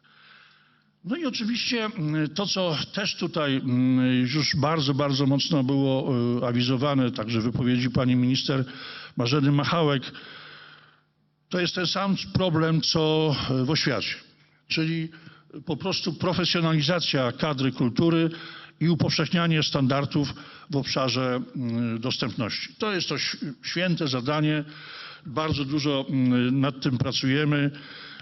To są takie przedsięwzięcia jak na przykład poradniki dla sektora kultury w zakresie zapewnienia dostępności. Został przygotowany razem z ekspertami środowiskowymi poradnik w taki sposób pogłębiony z wykorzystaniem licznych przykładów z polskich instytucji, pokazujący jak usuwać bariery i czynić instytucje kultury otwartymi i dostępnymi dla każdego. I tutaj co pani minister Jarosińska w tym zaproszeniu mnie do zabrania głosu uwzględniła, to jest to, że są właśnie takie instytucje typu enklawy, prawda, zabytki, muzea.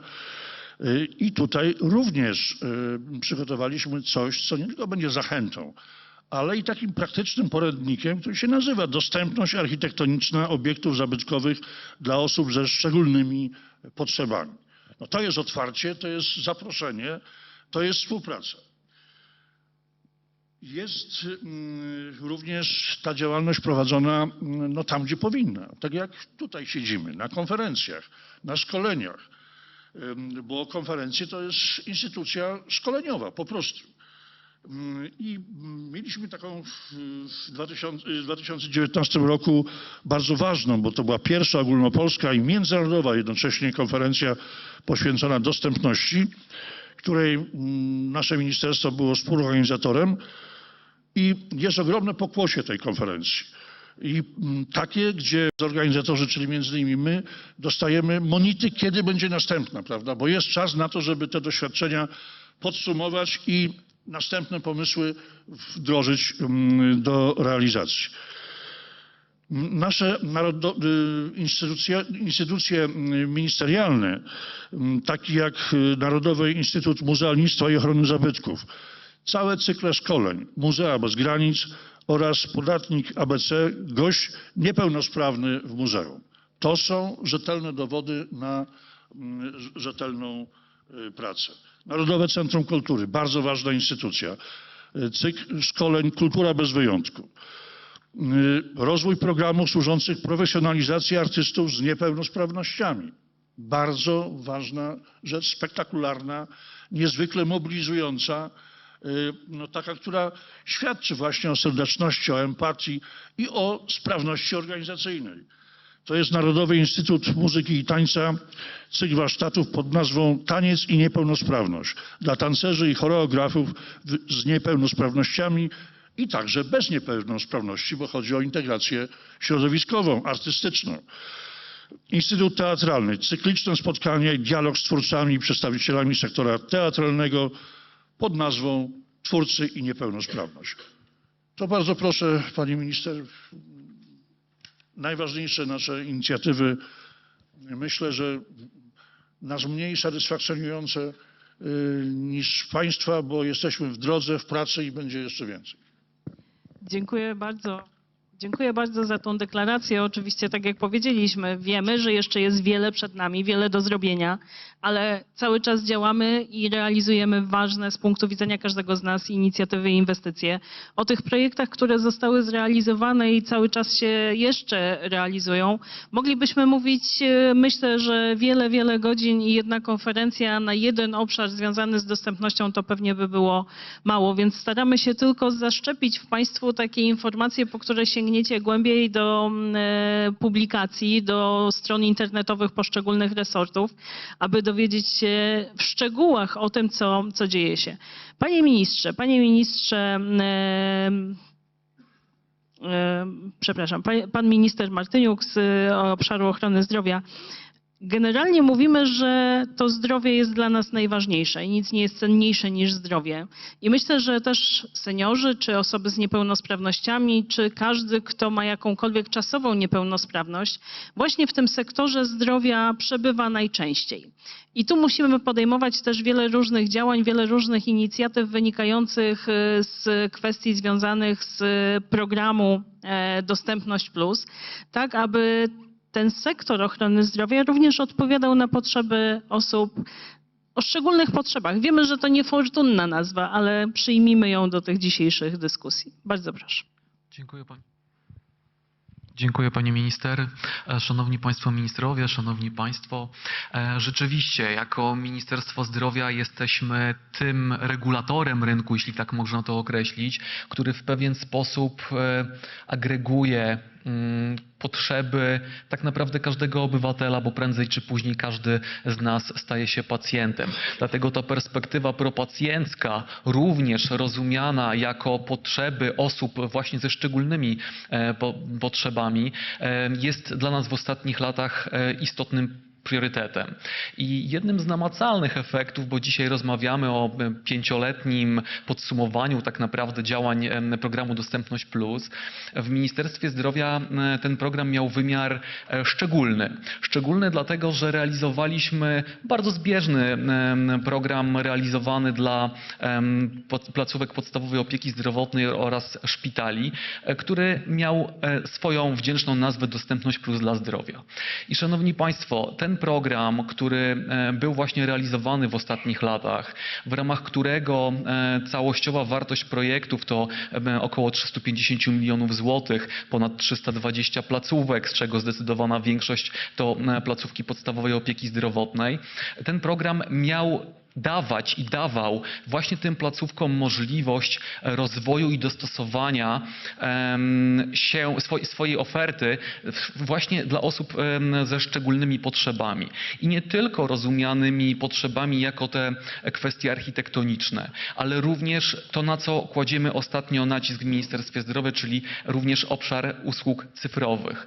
Ale nie tylko, bo tutaj pani minister Machałek wspomniała o świadomości. Ja się oczywiście jak najbardziej zgadzam, że ta świadomość jest tak naprawdę chyba leitmotivem obok dostępności naszego dzisiejszego panelu, bo również w ramach tego projektu kształciliśmy medyków, kształciliśmy osoby, które funkcjonują w sektorze ochrony zdrowia i mają kontakt z pacjentem ze szczególnymi potrzebami od poziomu tego pierwszego kontaktu, czyli od rejestratora, przez pielęgniarkę, aż po lekarza, finalnie czasem operatora jakiegoś zabiegu, ale nie tylko. Dlatego, że również kładliśmy nacisk w ramach tego projektu, żeby również dyrektorzy placówek zdawali sobie sprawę i potrafili w sposób empatyczny ocenić to, jak pacjent ze szczególnymi potrzebami znajduje się w ich placówce i w jaki sposób można byłoby jeszcze mu wyjść naprzeciw w ramach jego potrzeb i w ramach jego rzeczywiście specyficznych uwarunkowań. Szanowni Państwo, ten program, który rzeczywiście miał taki charakter, nie chcę powiedzieć, że pilotażowy, bo to już nie był pilotaż, ale miał przede wszystkim wymiar centralny. To jest coś, co w pewien sposób zaszczepiło na wielu poziomach te właśnie potrzeby, które osoby z niepełnosprawnościami mają. I mówię o tym nie bez powodu, dlatego że Ministerstwo Zdrowia, jak Państwo wiecie, jak powiedziałem, jako regulator ma tę funkcję, że w pewien sposób agreguje, konsoliduje działalność placówek medycznych na wielu poziomach. Czy mówimy o placówkach podstawowej opieki zdrowotnej? To jest to miejsce, gdzie gdzie rzeczywiście najczęściej spotykają się osoby z niepełnosprawnościami z jakimiś problemami, potrzebami. Dlatego też zdecydowana większość tych projektów właśnie obejmowała placówki POZ-u. Ale nie tylko. Zaszczepiliśmy to również w ramach szpitali powiatowych, szpitali miejskich, szpitali wojewódzkich oraz szpitali referencyjnych, którymi są szpitale kliniczne. Na każdym z tych poziomów te pieniądze zostały wydatkowane w sposób bardzo sensowny i efektywny. I chciałbym podkreślić, że te granty, które z perspektywy tak naprawdę globalnego tego wsparcia może nie stanowią jakiejś dużej kwoty, bo to są środki dla POZ-ów do ponad 700 tysięcy złotych, w przypadku szpitali do 2 milionów złotych, ale proszę mi, szanowni państwo, wierzyć, że te środki, ta pula spowodowały pewną zmianę jakościową i też godnościową dla pacjenta. Widzimy znaczącą zmianę w podejściu do pacjenta ze szczególnymi potrzebami na takim poziomie właśnie rejestracyjnym, ale również proliferuje się to, rozszerza się to również na innych pacjentów. Czyli tutaj mamy pewnego rodzaju efekt kuli śnieżnej. Więc absolutnie uważam, że te 5 lat i programu Dostępność Plus w przypadku sektora ochrony zdrowia, czyli Dostępności Plus dla zdrowia, to są pieniądze, które zostały wydatkowane, zainwestowane w sposób 100% trafny, za co również bardzo serdecznie dziękuję pani minister i Ministerstwu Funduszy, bo dzięki sprawnej współpracy mogliśmy również podnieść wartość tego projektu na finalnym etapie. Ale jeszcze jest jedna ważna rzecz, już kończąc. Wyciągnęliśmy wnioski z tego, w jaki sposób placówki implementowały pewne rozwiązania. Wypracowaliśmy standardy, które są takim whitebookiem, książką dobrych praktyk, które mogą szpitale, które już z innych źródeł finansowych mogą zaimplementować u siebie. Rozmawialiśmy również z NFZ-em, z Narodowym Funduszem Zdrowia, w jaki sposób przekuć te praktyki na kontraktowanie, żeby tutaj również był efekt synergii, żeby pacjent wiedział, że ta jakość jest nie tylko na poziomie samej placówki, ale również na poziomie płatnika. Więc ma to wymiar 100% holistyczny i bardzo się cieszę, że ten program funkcjonuje i mam nadzieję, że będzie funkcjonował w kolejnej perspektywie. Dziękuję bardzo. Oczywiście zakładamy i takie są również nasze perspektywy, aby kolejna perspektywa finansowa 2021-2027, jeżeli chodzi o środki europejskie, tak jak powiedziałam też w swoim wystąpieniu, była mocno naznaczona działaniami, projektami związanymi z dostępnością. A skoro już jesteśmy przy wydatkowaniu, inwestowaniu środków, to myślę, że w tej chwili chciałabym zapytać i oddać głos też pani dyrektor Dyrekcji Generalnej do Spraw Zatrudnienia, Spraw Społecznych i Włączenia Społecznego z Komisji Europejskiej. Jest z nami pani Katarina Iwankowicz-Knieziewicz. Mam nadzieję, że nie przekręciłam. I chciałabym zapytać o to europejskie podejście do dostępności, ale również te kwestie związane z nową polityką spójności na lata 2021-2027. Jak te fundusze europejskie, nie tylko w Polsce, bo to już wiemy, że w Polsce one są wydatkowane, inwestowane w sposób bardzo skrupulatny, bardzo mocno odpowiadający też na potrzeby osób z niepełnosprawnościami, seniorów, ale również wszystkich sektorów, które dotykają dostępności. Bardzo proszę, oddaję głos. Dziękuję bardzo. I chciałem również słyszę siebie. Czy państwo mnie słyszą? Yes, we can. Perfect. Miałam pewne problemy z dźwiękiem, a teraz się poprawiło. Działa. I witam państwa wszystkich. Bardzo mi miło, że mogę być w Polsce, chociaż nie dokładnie fizycznie, ale dzięki za pośrednictwem tej rzeczywistości sztucznej mogę być państwem i widzę, że widzimy tutaj, że mam tulipany, ale w moim biurze państwo też macie i mają także kolory flagi europejskiej Także wszystkie te symbole, które widzę na ekranie, razem nas łączą. Zwracam bardzo uważam, starając się wysłuchać wszystkiego, co zostało powiedziane. Na szczęście mogłam się wcześniej do Państwa konferencji przyłączyć i wysłuchać pani Marty, bardzo odważnej osoby, nie tylko prezentacji o wyzwaniach, ale również o tym, co może osoba z niepełnosprawnościami osiągnąć, jeśli ma odpowiednią pomoc, jeśli są podjęte odpowiednie środki inkluzywności, żeby jej pomóc w spełnieniu jej potrzeb. I to też jeden aspekt tej dostępności. Jak Państwo świetnie wiecie, mamy strategię na rzecz osób z niepełnosprawnościami i w ramach tej sprawności to właśnie dostępność jest warunkiem wstępnym udziału osób z niepełnosprawnościami w gospodarce i w społeczeństwie. I możemy stwierdzić, że właśnie dostępność w takim dostępnym, inkluzywnym społeczeństwie dostępna musi być pod wszystkimi względami dostępna. Musi być też zapewniona zróżnicowanie, dywergencja. Bardzo dziękuję wszystkim mówcom za podkreślenie wszystkich aspektów związanych z dostępnością. Czy to jest w zakresie kultury, czy w zakresie społeczeństwa, sportu, turystyki i wielu innych elementów, transportu wreszcie. I także jeśli chodzi o te doświadczenia telekomunikacyjne, bo to jest bardzo ważny aspekt zdrowia, bo to jest bardzo ważne z tego względu, że osoby z niepełnosprawnościami w dalszym ciągu mają do czynienia z barierami, żeby zapewnić im równy dostęp do różnych usług, do różnej infrastruktury i wszelkiego rodzaju we wszystkich państwach członkowskich, ponieważ bo to właśnie wszystkie osoby we wszystkich krajach są osoby niepełnosprawne.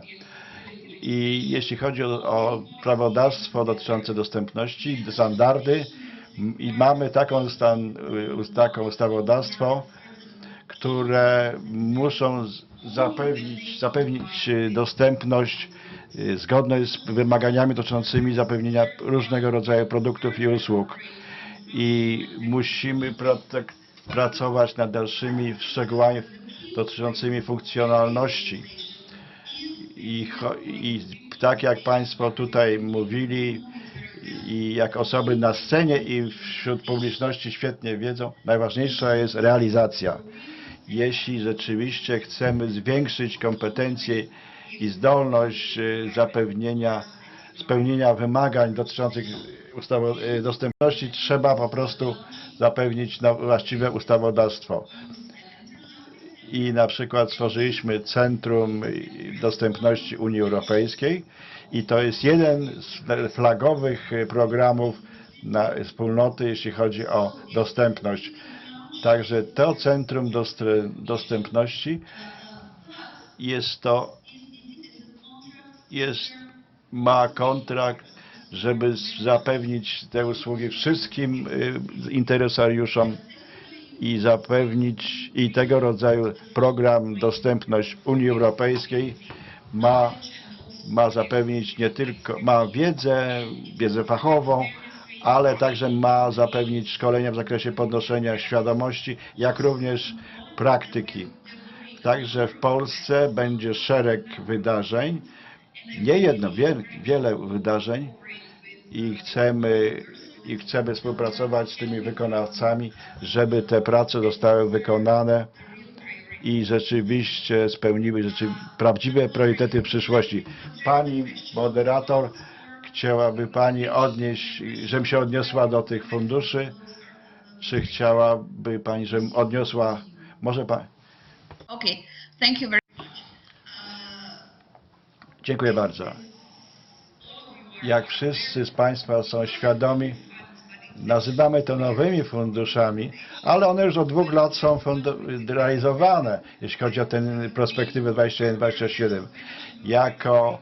Jako poprzednio realizowałam właśnie tego rodzaju program jako przewodnicząca instytucji wykonawczej i wiem, jakim wyzwaniem jest realizacja nowej perspektywy finansowej, więc w związku z czym nie będę nazywała jej nowym, będę po prostu, trzeba realizować istniejące już projekty. To jest, ponieważ ten okres stwarza nam więcej możliwości wspierania nie tylko osób z niepełnosprawnościami, ale również osób,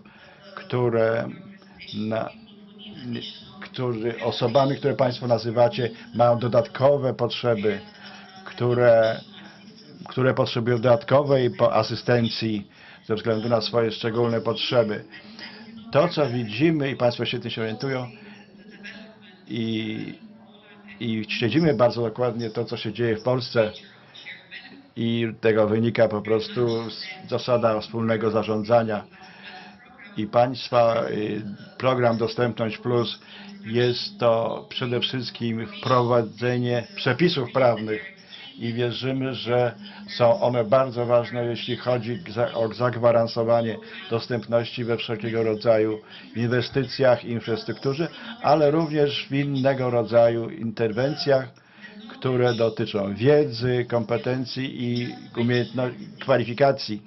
I trzeba wspomnieć, że to jest Europejski Rok Kwalifikacji wszystkich osób. To dotyczy nie tylko osób z niepełnosprawnościami. Będziemy przyglądać się,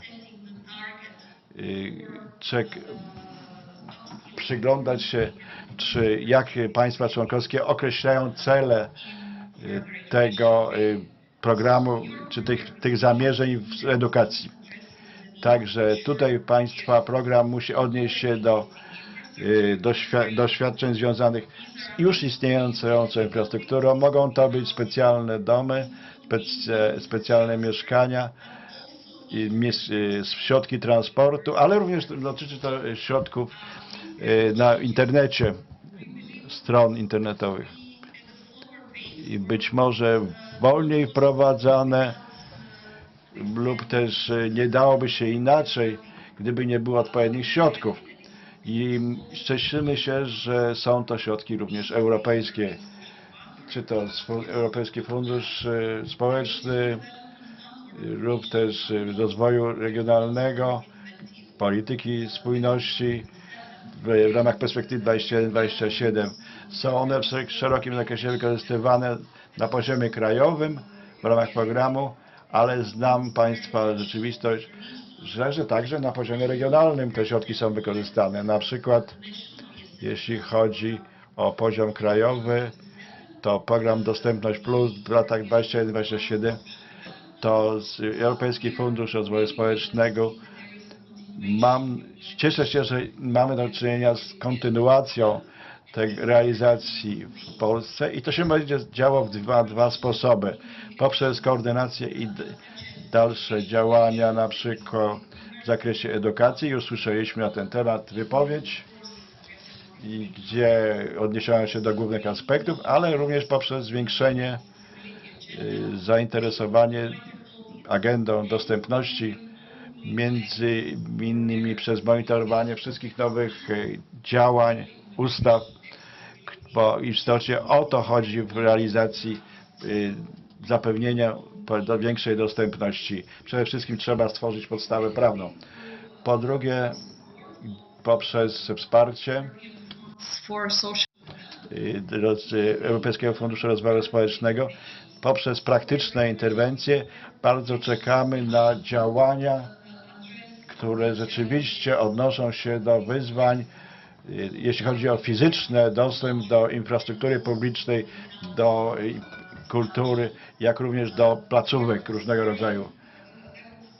Powiedziałabym, że jesteśmy zainteresowani bardzo poważnie o zwiększenie aktywności na rynku pracy, zarówno pod względem inwestycji w sprzęt, ale także zapewnienie asystencji, jak i zapewnienie kwalifikacji żeby po prostu wszyscy ci, którzy potrzebują tego rodzaju pomocy, ją otrzymali. Na poziomie regionalnym cieszymy się, że istnieją władze regionalne, podejmują działania, które mają uwzględnić aspekt dostępności w realizacji programów operacyjnych na poziomie regionalnych. Jest to pośrednie podejście do realizacji celów dostępności plus. Jest to bardzo spójny sposób zaspokojenia tych potrzeb osób z niepełnosprawnościami.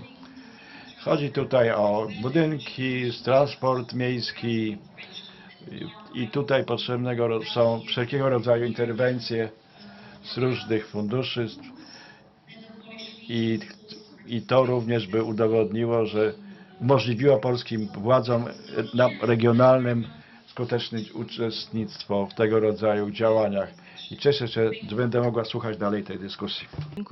Dziękuję bardzo, dziękuję za te informacje. Oczywiście, tak jak powiedzieliśmy na początku, działamy w bardzo wielu sektorach, również w tym, o których wspomniała Katarina, a nie mamy dzisiaj przedstawicieli na scenie, bo tak jak mówiłam, musielibyśmy tydzień dyskutować o tych działaniach, które zostały podjęte. Turystyka, transport, dostępne wagony, dostępne dworce, dostępne autobusy, tramwaje, kwestie związane ze szlakami turystycznymi, dostępne szlaki turystyczne, dostępne schroniska górskie, po to, abyśmy w każdym obszarze mogli dotknąć tej dostępności, dotknąć tego, co nas otacza.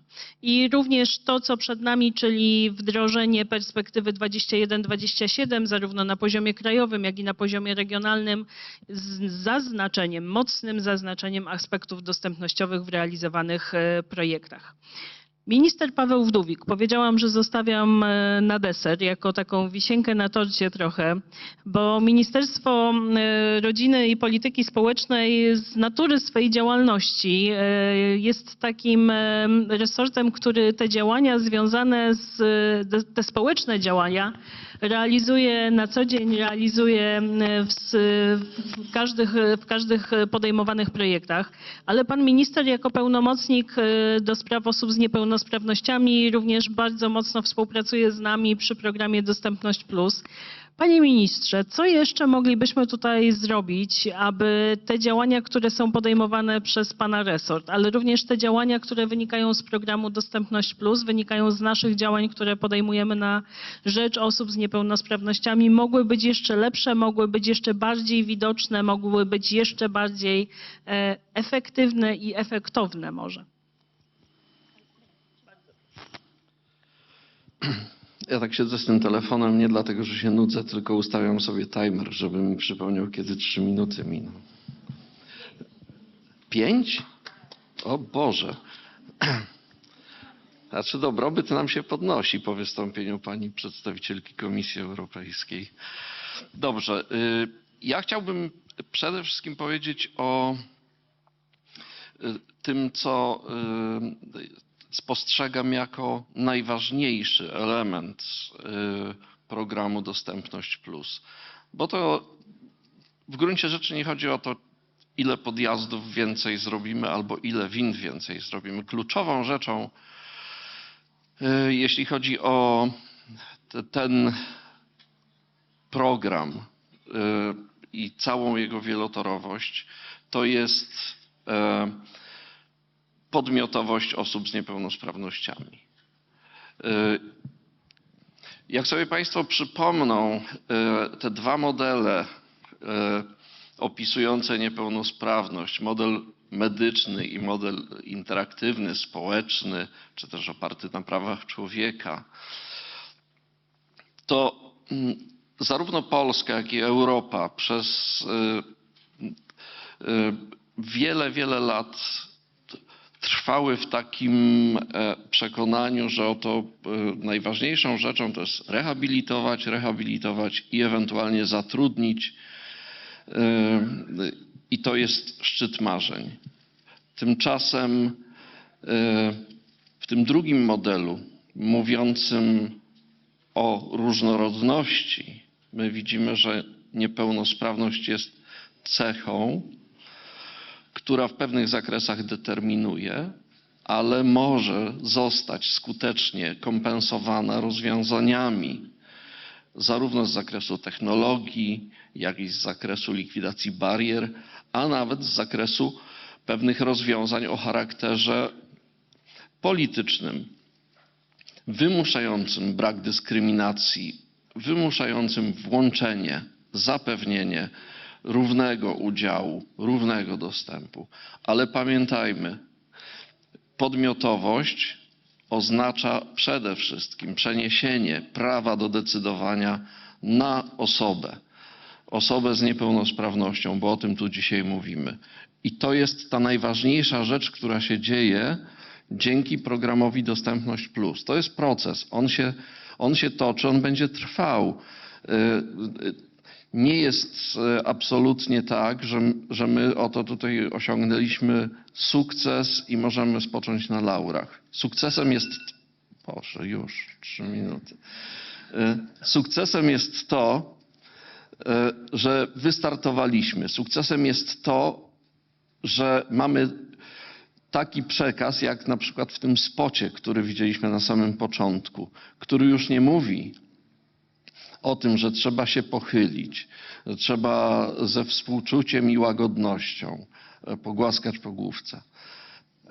Tylko mówi o tym, że chcemy osiągać różne cele i każdy z nas ma prawo decydować i robić to, co w życiu dla niego jest najważniejsze. Zaczęliśmy od edukacji.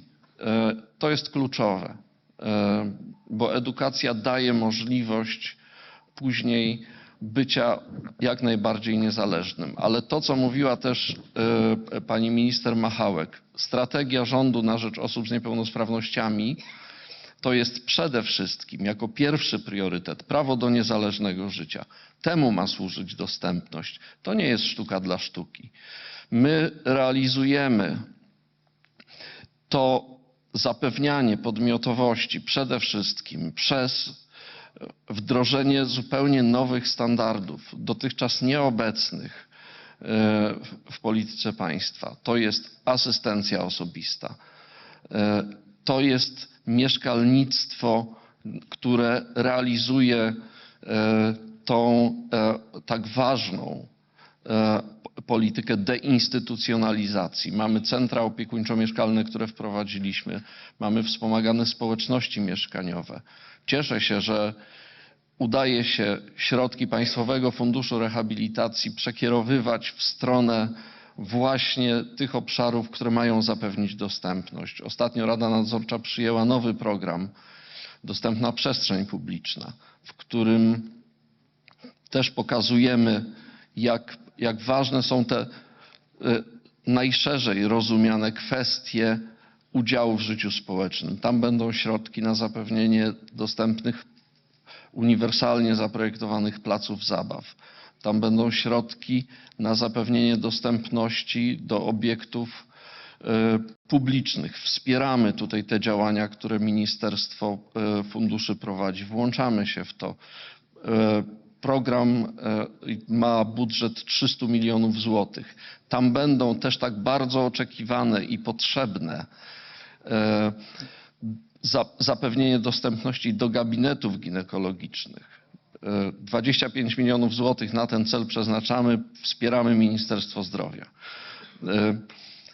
Ale także dostępność do obiektów kultu religijnego, bo na tym polega wolność, że człowiek ma prawo decydować, gdzie i w jaki sposób chce spędzać czas. To jest ten kierunek, który realizujemy i który będziemy realizować. Mam nadzieję, że także European Accessibility Act jest takim krokiem, który doprowadzi nas do tego, o czym teraz nie mówię jako minister. My, ludzie z niepełnosprawnościami, marzymy, żebyśmy mogli być pełnoprawnymi obywatelami nie tylko w sferze dostępności instytucji publicznych, ale we wszystkich wymiarach życia.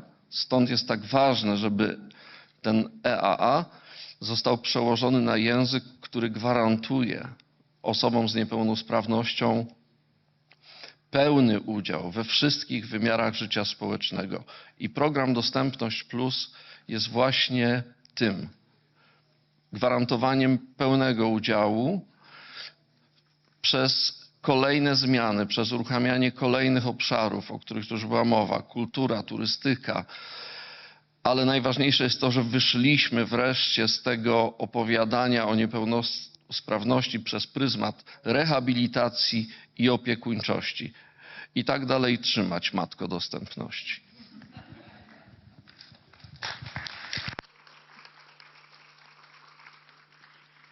Dziękuję Ci bardzo. Oczywiście trzymamy i nie popuszczamy. I szanowni Państwo, zostało nam 15 minut do końca panelu. I ponieważ bardzo dobrze nam się współpracuje z moimi kolegami ministrami, z którymi tutaj siedzimy, powiedzcie nam proszę, jakie plany na przyszłość? Co jeszcze w tej dostępności będziemy chcieli zrobić takiego niekoniecznie wow, ale takiego, co odpowiada na nasze potrzeby dzisiejsze i te na przyszłość? Dziękuję pani minister. Ja z uwagą zawsze słucham mojego kolegi, ministra Wdówika. I tutaj muszę powiedzieć, że ja się głęboko zgadzam z tym, że podstawowym celem państwa, jeśli chodzi o dostępność, to jest zdefiniowanie bardzo precyzyjne tej dostępności, niezawężanie tego myślenia, a przede wszystkim dostępność wynika z głębokiej potrzeby niezależności, zarówno człowieka z niepełnosprawnością, czy ze szczególnymi potrzebami, czy z dodatkowymi potrzebami. Tutaj nie ma takiej idealnej nazwy, ale też rodziców, żeby ta niezależność i prawo do godnego życia, to powtórzę, dotyczyło też rodziców, którzy wychowują dziecko z niepełnosprawnością, dlatego dostępna szkoła to jest szkoła w zasięgu ręki, to jest szkoła blisko, to jest szkoła, która daje wsparcie bez czegoś, co wymaga dojazdu 30-60 kilometrów do placówki, czy zostawiania dziecka poza rodziną. Dzisiaj zmienił się całkowicie paradygmat społeczny, jeśli chodzi o podejście rodziców do dzieci ze specjalnymi potrzebami edukacyjnymi. Dziś rodzice chcą mieć dzieci przy sobie, chcą się nimi opiekować. Jakie są nasze plany?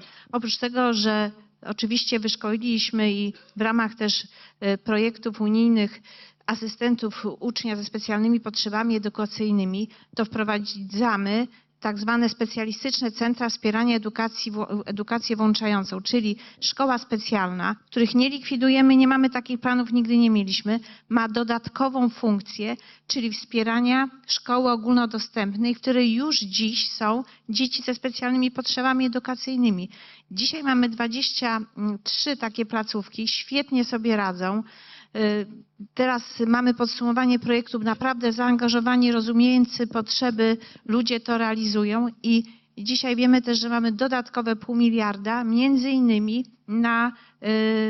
na to, by powstało, to jest jeden z celów, ponad 200, około 300 tego typu placówek, czyli szkoła specjalna ma dodatkową funkcję, dzieli się doświadczeniami we wsparciu z nauczycielami w szkołach ogólnodostępnych. To jest bardzo, bardzo ważne.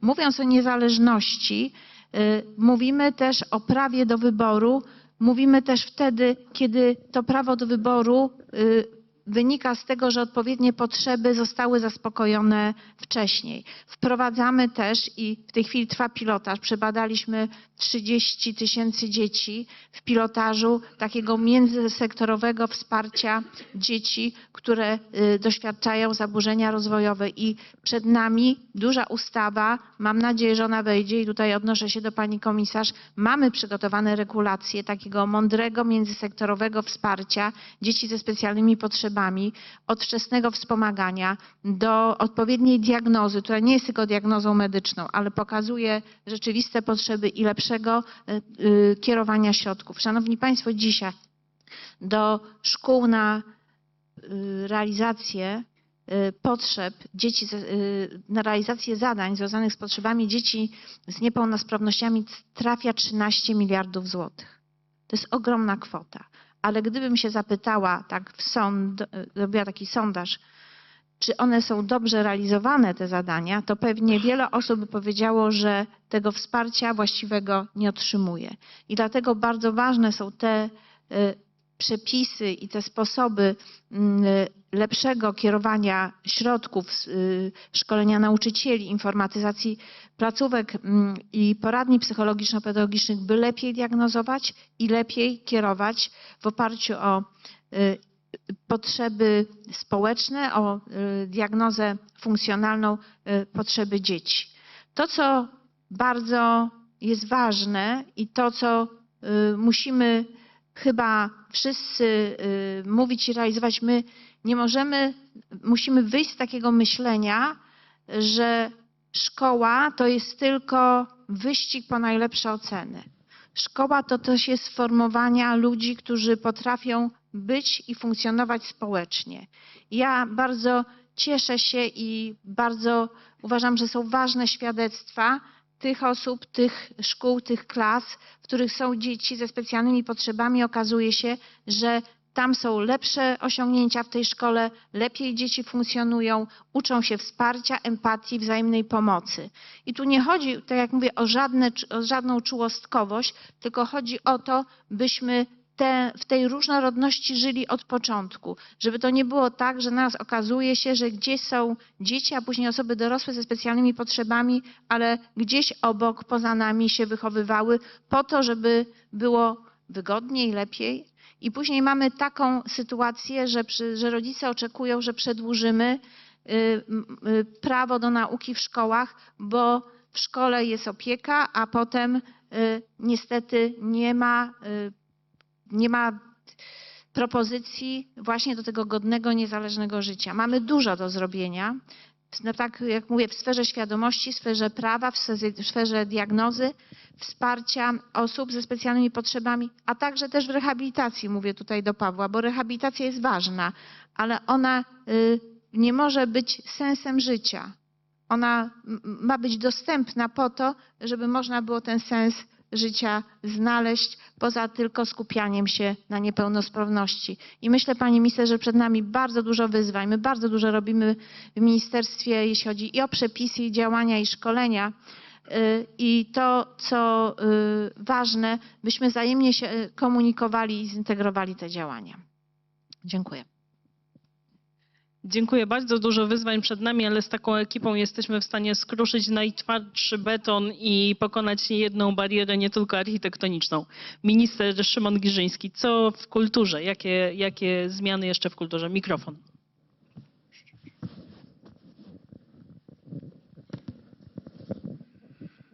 Szanowni Państwo, tutaj pani minister wspomniała już na samym początku, drugi raz się do tego odwołuję, bo to jest akurat taki wygodny punkt wyjścia. Ministerstwo Kultury przy swoich możliwościach aranżowania różnych sytuacji, organizowania opiera się o swoje placówki, co jest oczywiste, o takie możliwości jak szkolenia, konferencje, festiwale, plenery. I jednym zdaniem odpowiadając na pytanie, trzeba podkreślić, że w każdym z tych wymiarów, jeszcze innych wielu, interesuje nas multiplikacja, zwiększenie takiej puli, bo jeżeli mamy w tej chwili w 164 obiektach takie przedsięwzięcia instytucji kultury, przedsięwzięcia, które oczywiście dotyczą budowania dostępności w praktyce. I to są takie instytucje, specjalnie je tutaj Państwu wyliczę, bo mają wielką świetność i za sobą, i przed sobą, tym samym wielkie znaczenie. To jest Muzeum Dom Rodzinny Ojca Świętego Jana Pawła II w Wadowicach. Projekt Dom dla każdego. Sensoryczna ścieżka zwiedzania i warsztaty dla osób ze szczególnymi potrzebami w Muzeum Dom Rodzinny Ojca Świętego.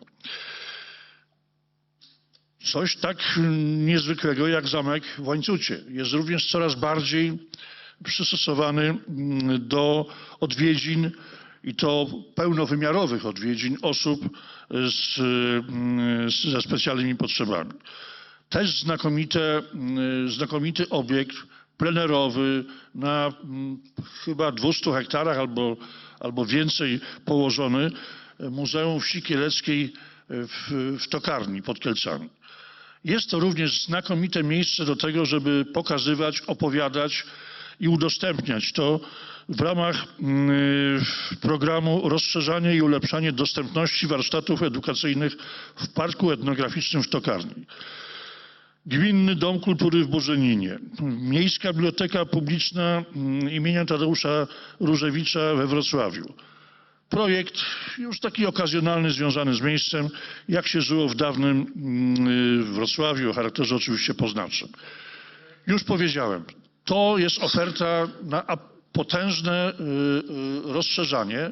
Zaczęliśmy też od takich pomysłów, które wzbudzają zainteresowanie, no, tak jak Łańcut czy Tokarnia, w Polsce znakomicie znane, ale są też przedsięwzięcia i będą o takim charakterze właśnie całościowym, czyli podejmujemy temat i realizujemy.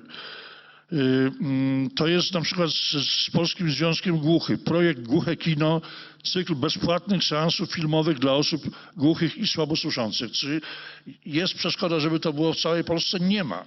Ani formalnej, ani zapewne finansowej. Chodzi tylko o pewne możliwości pokazania dobrego przykładu, wskazania palcem i realizowania tego w ramach następnych przedsięwzięć. To samo z Fundacją Pomocy Osobom Niepełnosprawnym, nie tylko. Projekt pod nazwą Szkoła Teatralna, zadanie wieloletnie, projekt wspierający amatorskie uprawnienie teatru i terapeutyczną rolę sztuki i kultury. Również to samo, ta sama reguła. I kończąc to, oczywiście trzeba na to zwrócić uwagę także w kontekście sensu. No, sens jest oczywisty, że przychodzimy do ludzi nie z pomocą, ale z ofertą współpracy. W pełni upodmiotawiając te osoby w sensie tego, co im się po prostu należy, co jest oczywistością, z serdecznością, z empatią, z ciepłem. Jednocześnie z czymś, co poszerza możliwości poznawania świata na wysokim standardzie właśnie poznawczym, przy ogromnej atrakcyjności oferty, o czym tutaj z naciskiem mówiłem. Ale żeby ta oferta była kompletna, to w moim najgłębszym przekonaniu musi ona dotyczyć w pierwszym rzędzie, i takie jest jej również zadanie, kanonu polskiej kultury, tożsamościującego kanonu polskiej kultury, po to, żeby ułatwić kontakt z punktu widzenia wspólnoty narodowej z tym, co jest najważniejsze. Dziękuję uprzejmie. Dziękuję bardzo. Mamy pomysły, mamy projekty, mamy otwarte umysły, mamy środki na realizację, więc myślę, że czekamy tylko i wyłącznie na efekty. Pan minister Marcin Martyniak. Ochrona zdrowia. Tak jest. Priorytety. Tak jest.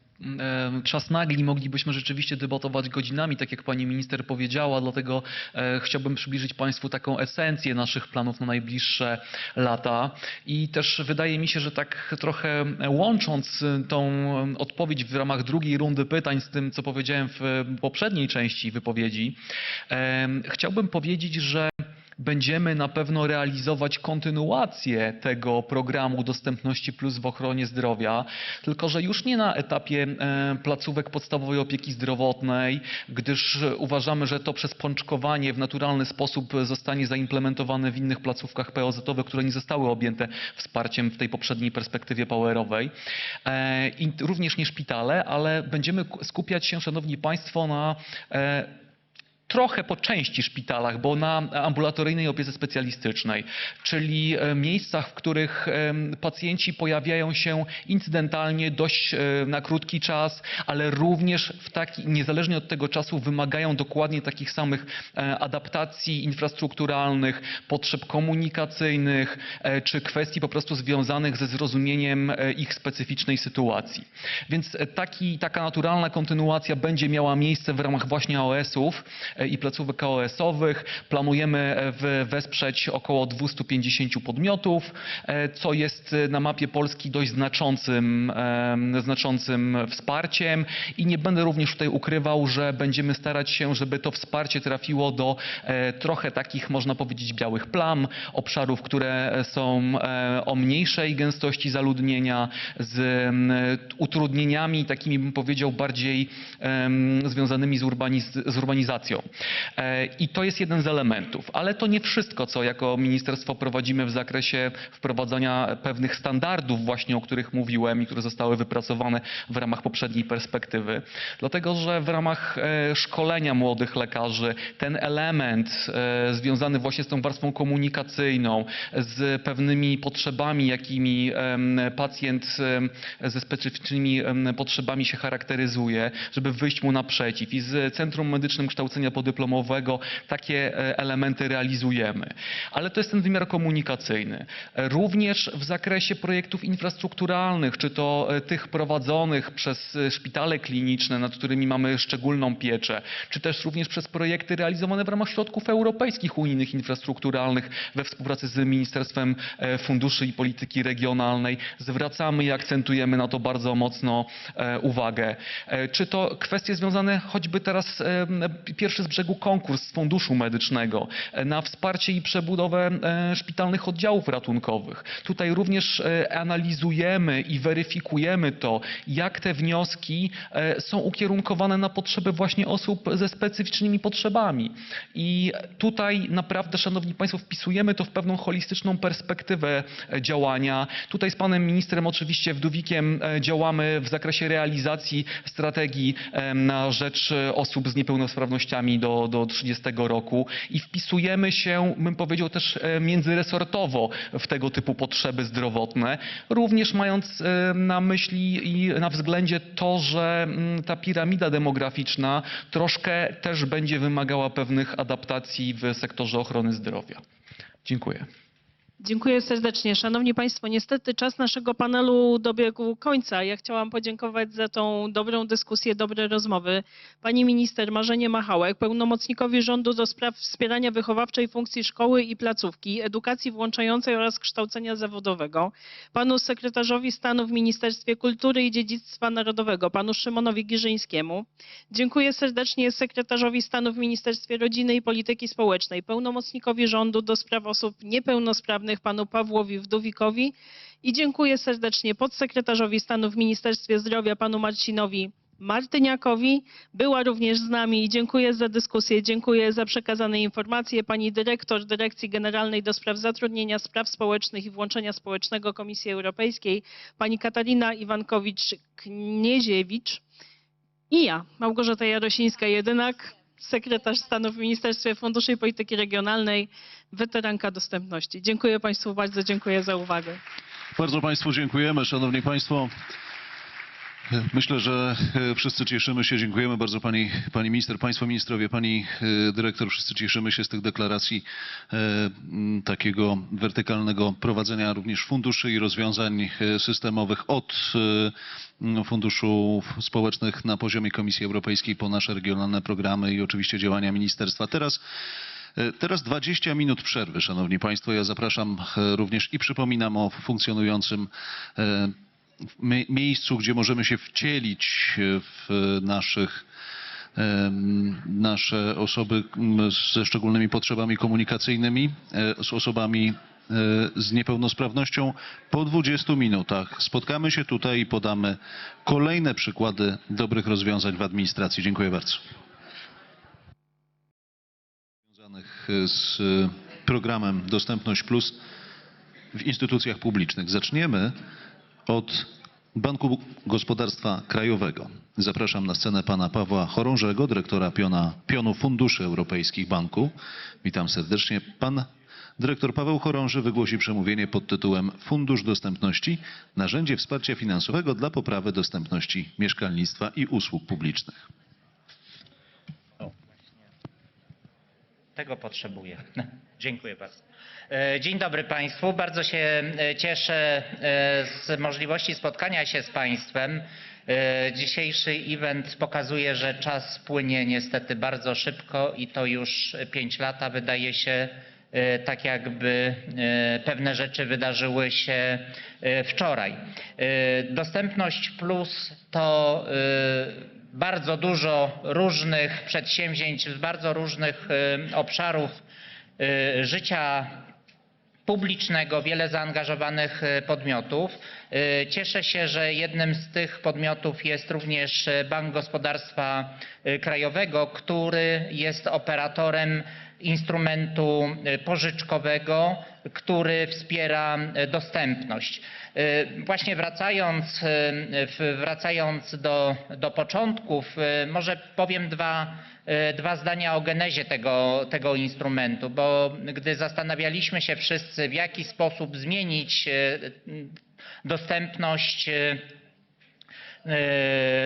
dostępność budynków, czy to mieszkalnych, czy użyteczności publicznej, to wychodziło nam, że kwoty, które trzeba by w to zaangażować, to tak naprawdę nie miliony, setki milionów, tylko tak naprawdę dziesiątki miliardów i myślę, że każdy z nas wie, jak bardzo dużo zmian potrzebnych jest wokół nas. I wtedy narodziła się idea, żeby spróbować stworzyć też z udziałem sponsora publicznego jakiś mechanizm, który będzie mechanizmem właśnie takim bardziej trwałym, takim, który będzie pozwalał na wielokrotne finansowanie i stąd też idea instrumentu finansowego, instrumentu pożyczkowego. Ten instrument, jak Państwo widzicie, 4 października 2019, to w zasadzie przeddzień, tak patrząc, może nie w skali tygodni ani miesięcy, ale tak naprawdę przeddzień wybuchu pandemii i też tego, co było związane z funkcjonowaniem wielu podmiotów, które w ten program mogło być zaangażowane, no bo finansowanie dostępności rozwiązań zapewniających i poprawiających dostępność architektoniczną to budynki mieszkalne, budynki użyteczności publicznej czy budynki zamieszkania zbiorowego, takie jak na przykład akademiki czy hotele. I w zasadzie wiele z tych miejsc tak naprawdę albo zamknęło swoje podwoje, albo tak naprawdę utkwiło w paraliżu decyzyjnym, bo w trakcie pandemii na przykład nie odbywały się w ogóle żadne zebrania wspólnot, zebrania walne w spółdzielniach, które mogły podjąć decyzję o zaangażowaniu się w ten program. I pierwsze miesiące, jak rozmawialiśmy z ministerstwem, to właśnie koleżanki, koledzy sygnalizowali nam, że nie są do końca zadowoleni z tego tempa. Myśmy tłumaczyli spokojnie, wszystkie instrumenty finansowe, które są inwestycyjne, wymagają trochę czasu. W zasadzie wszystkie nasze doświadczenia, również z projektów finansowanych ze środków unijnych, pokazują, że tak naprawdę ten pierwszy rok to jest czas do zapoznania potencjalnych odbiorców, zapoznania klientów z zasadami i z instrumentem, przekonanie ich i jeszcze chociażby tutaj cały proces decyzyjny, więc to się pewnie uda. Przez pandemię trochę się przedłużyło, natomiast to, co jest naprawdę fajne, to, że instrument finansowy bardzo mocno się rozkręca. Za chwilę powiem w jakim momencie jesteśmy. Natomiast zanim do tego przejdę, jeszcze dwa zdania. Odbiorców krąg jest naprawdę bardzo szeroki i tutaj staraliśmy się, współpracując z naszymi partnerami na poziomie rządowym, żeby nie zapomnieć o nikim, żeby wszyscy, którzy potencjalnie mogliby coś zmienić na korzyść pod względem dostępności, mieli do niego dostęp. Natomiast w gruncie rzeczy po tych 5 latach widzimy, że są dwie główne grupy odbiorców. Pierwsza to są szeroko rozumiany sektor samorządowy, sektor komunalny. Zaraz też Państwu pokażę na przykładach. I drugi spółdzielnie, wspólnoty mieszkaniowe. To, co we wszystkich instrumentach, które są w tak zwanej luce finansowej, jest jednym z kluczowych czynników sukcesu, są parametry finansowe, czyli takie, które będą stanowiły bardzo dużą zachętę dla potencjalnego inwestora, żeby w instrument finansowy wejść. I tutaj, jak Państwo sobie porównacie te warunki, które mamy, nawet z różnymi schematami publicznymi, one naprawdę są na bardzo atrakcyjnym poziomie, bo po pierwsze, nie mamy żadnego wymogu wkładu własnego. Po drugie, bardzo dobre, stałe oprocentowanie. No, myślę, że 2 lata temu, jak stopy oscylowały wokół zera, to mogliby być niezadowoleni. Dzisiaj już ich na pewno nie ma, bo 0,15 punkta procentowego to naprawdę coś, co z dzisiejszej perspektywy jest bardzo tego nie ma na rynku. To, co też jest bardzo ważne, długi okres spłaty. Te pożyczki są udzielane na okres do 20 lat i też nowość.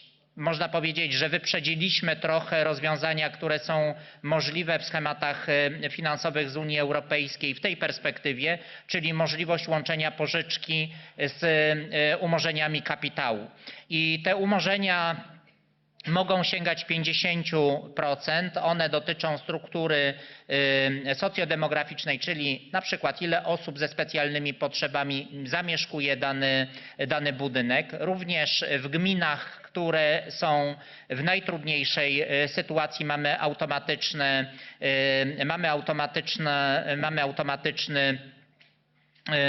automatyczne umorzenie. I wreszcie za samą inwestycję w budynku mieszkalnym też mamy umorzenie. I ostatnia nowość, wszyscy ci, którzy chcieliby zamontować windę w budynku mieszkalnym, w którym do tej pory jej nie było, mogą liczyć na dodatkowe umorzenie. To jest też efekt tak naprawdę wdrażania programu, dyskusji z naszymi partnerami w administracji rządowej. Chcielibyśmy, żeby poprzez to umorzenie jeszcze bardziej zachęcić do tego, żeby instalować nowe windy w budynkach mieszkalnych, bo tych jest stosunkowo mniej w samym programie. I ostatnia, ale też bardzo ważna rzecz. Sam instrument jest możliwy do połączenia z dotacją PFRON. Bardzo się cieszymy, że udało nam się to uzgodnić, bo każdy inwestor może liczyć oprócz pożyczki na kwotę do 165 tysięcy złotych z PFRON-u uwzględnić w swoim projekcie. Także można powiedzieć, bardzo często narzekamy na to, że środki z dotacji, z różnych instrumentów się kanibalizują. Tutaj ten system naprawdę jest dobry, bo tak naprawdę dzięki promesom z PFRON-u my też wiemy, my też mamy możliwość właśnie włączenia w montaż finansowy projektu środki, które daje PFRON do pożyczki. I teraz kogo mamy? Przede wszystkim spółdzielnie, wspólnoty, TBS-y, czyli mieszkaniówka, 1/10 to jednostki samorządu terytorialnego, inni 5%. Tutaj mieszczą się bardzo różne podmioty, ale taką wyróżniającą się grupą są też podmioty opieki zdrowotnej. One dosyć często są takim też, można powiedzieć, wyróżniającym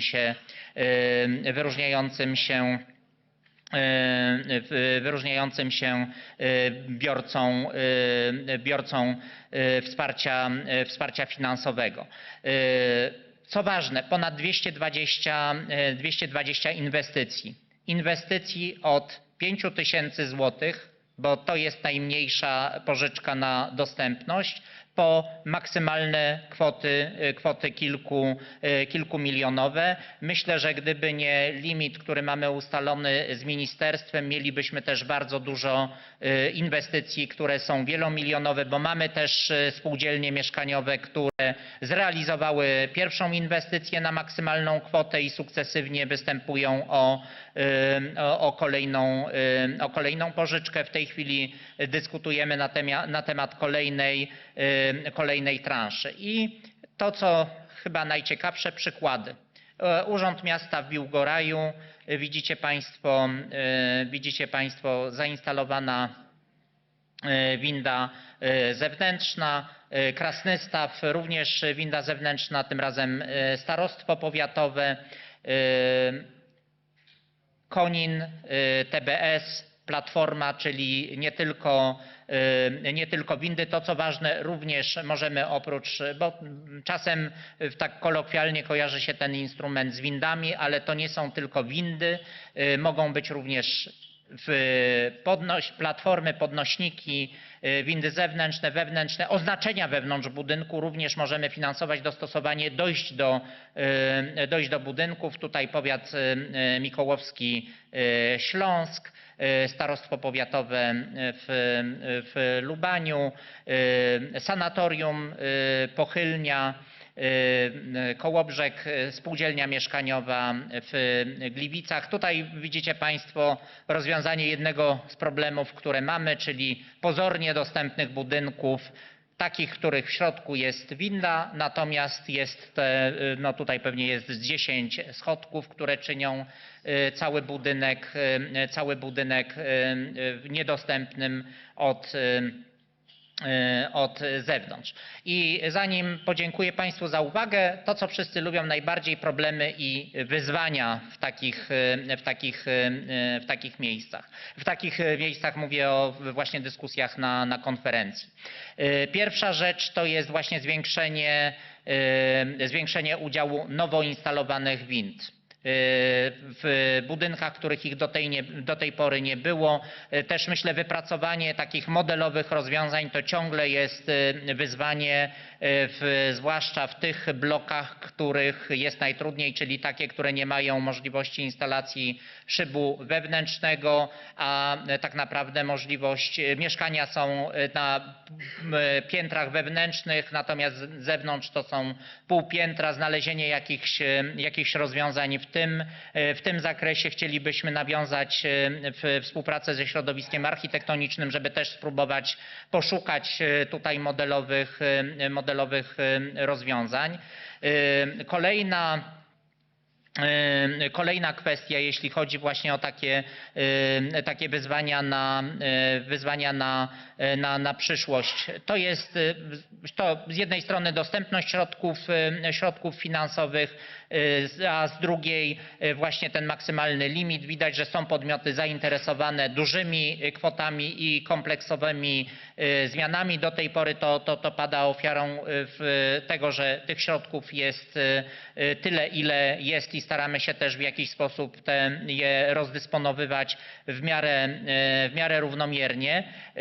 Trzecia kwestia to jest też proces uczenia się rynku. To, co widzieliśmy na początku, to bardzo często inwestycje pod hasłem dostępność, remont.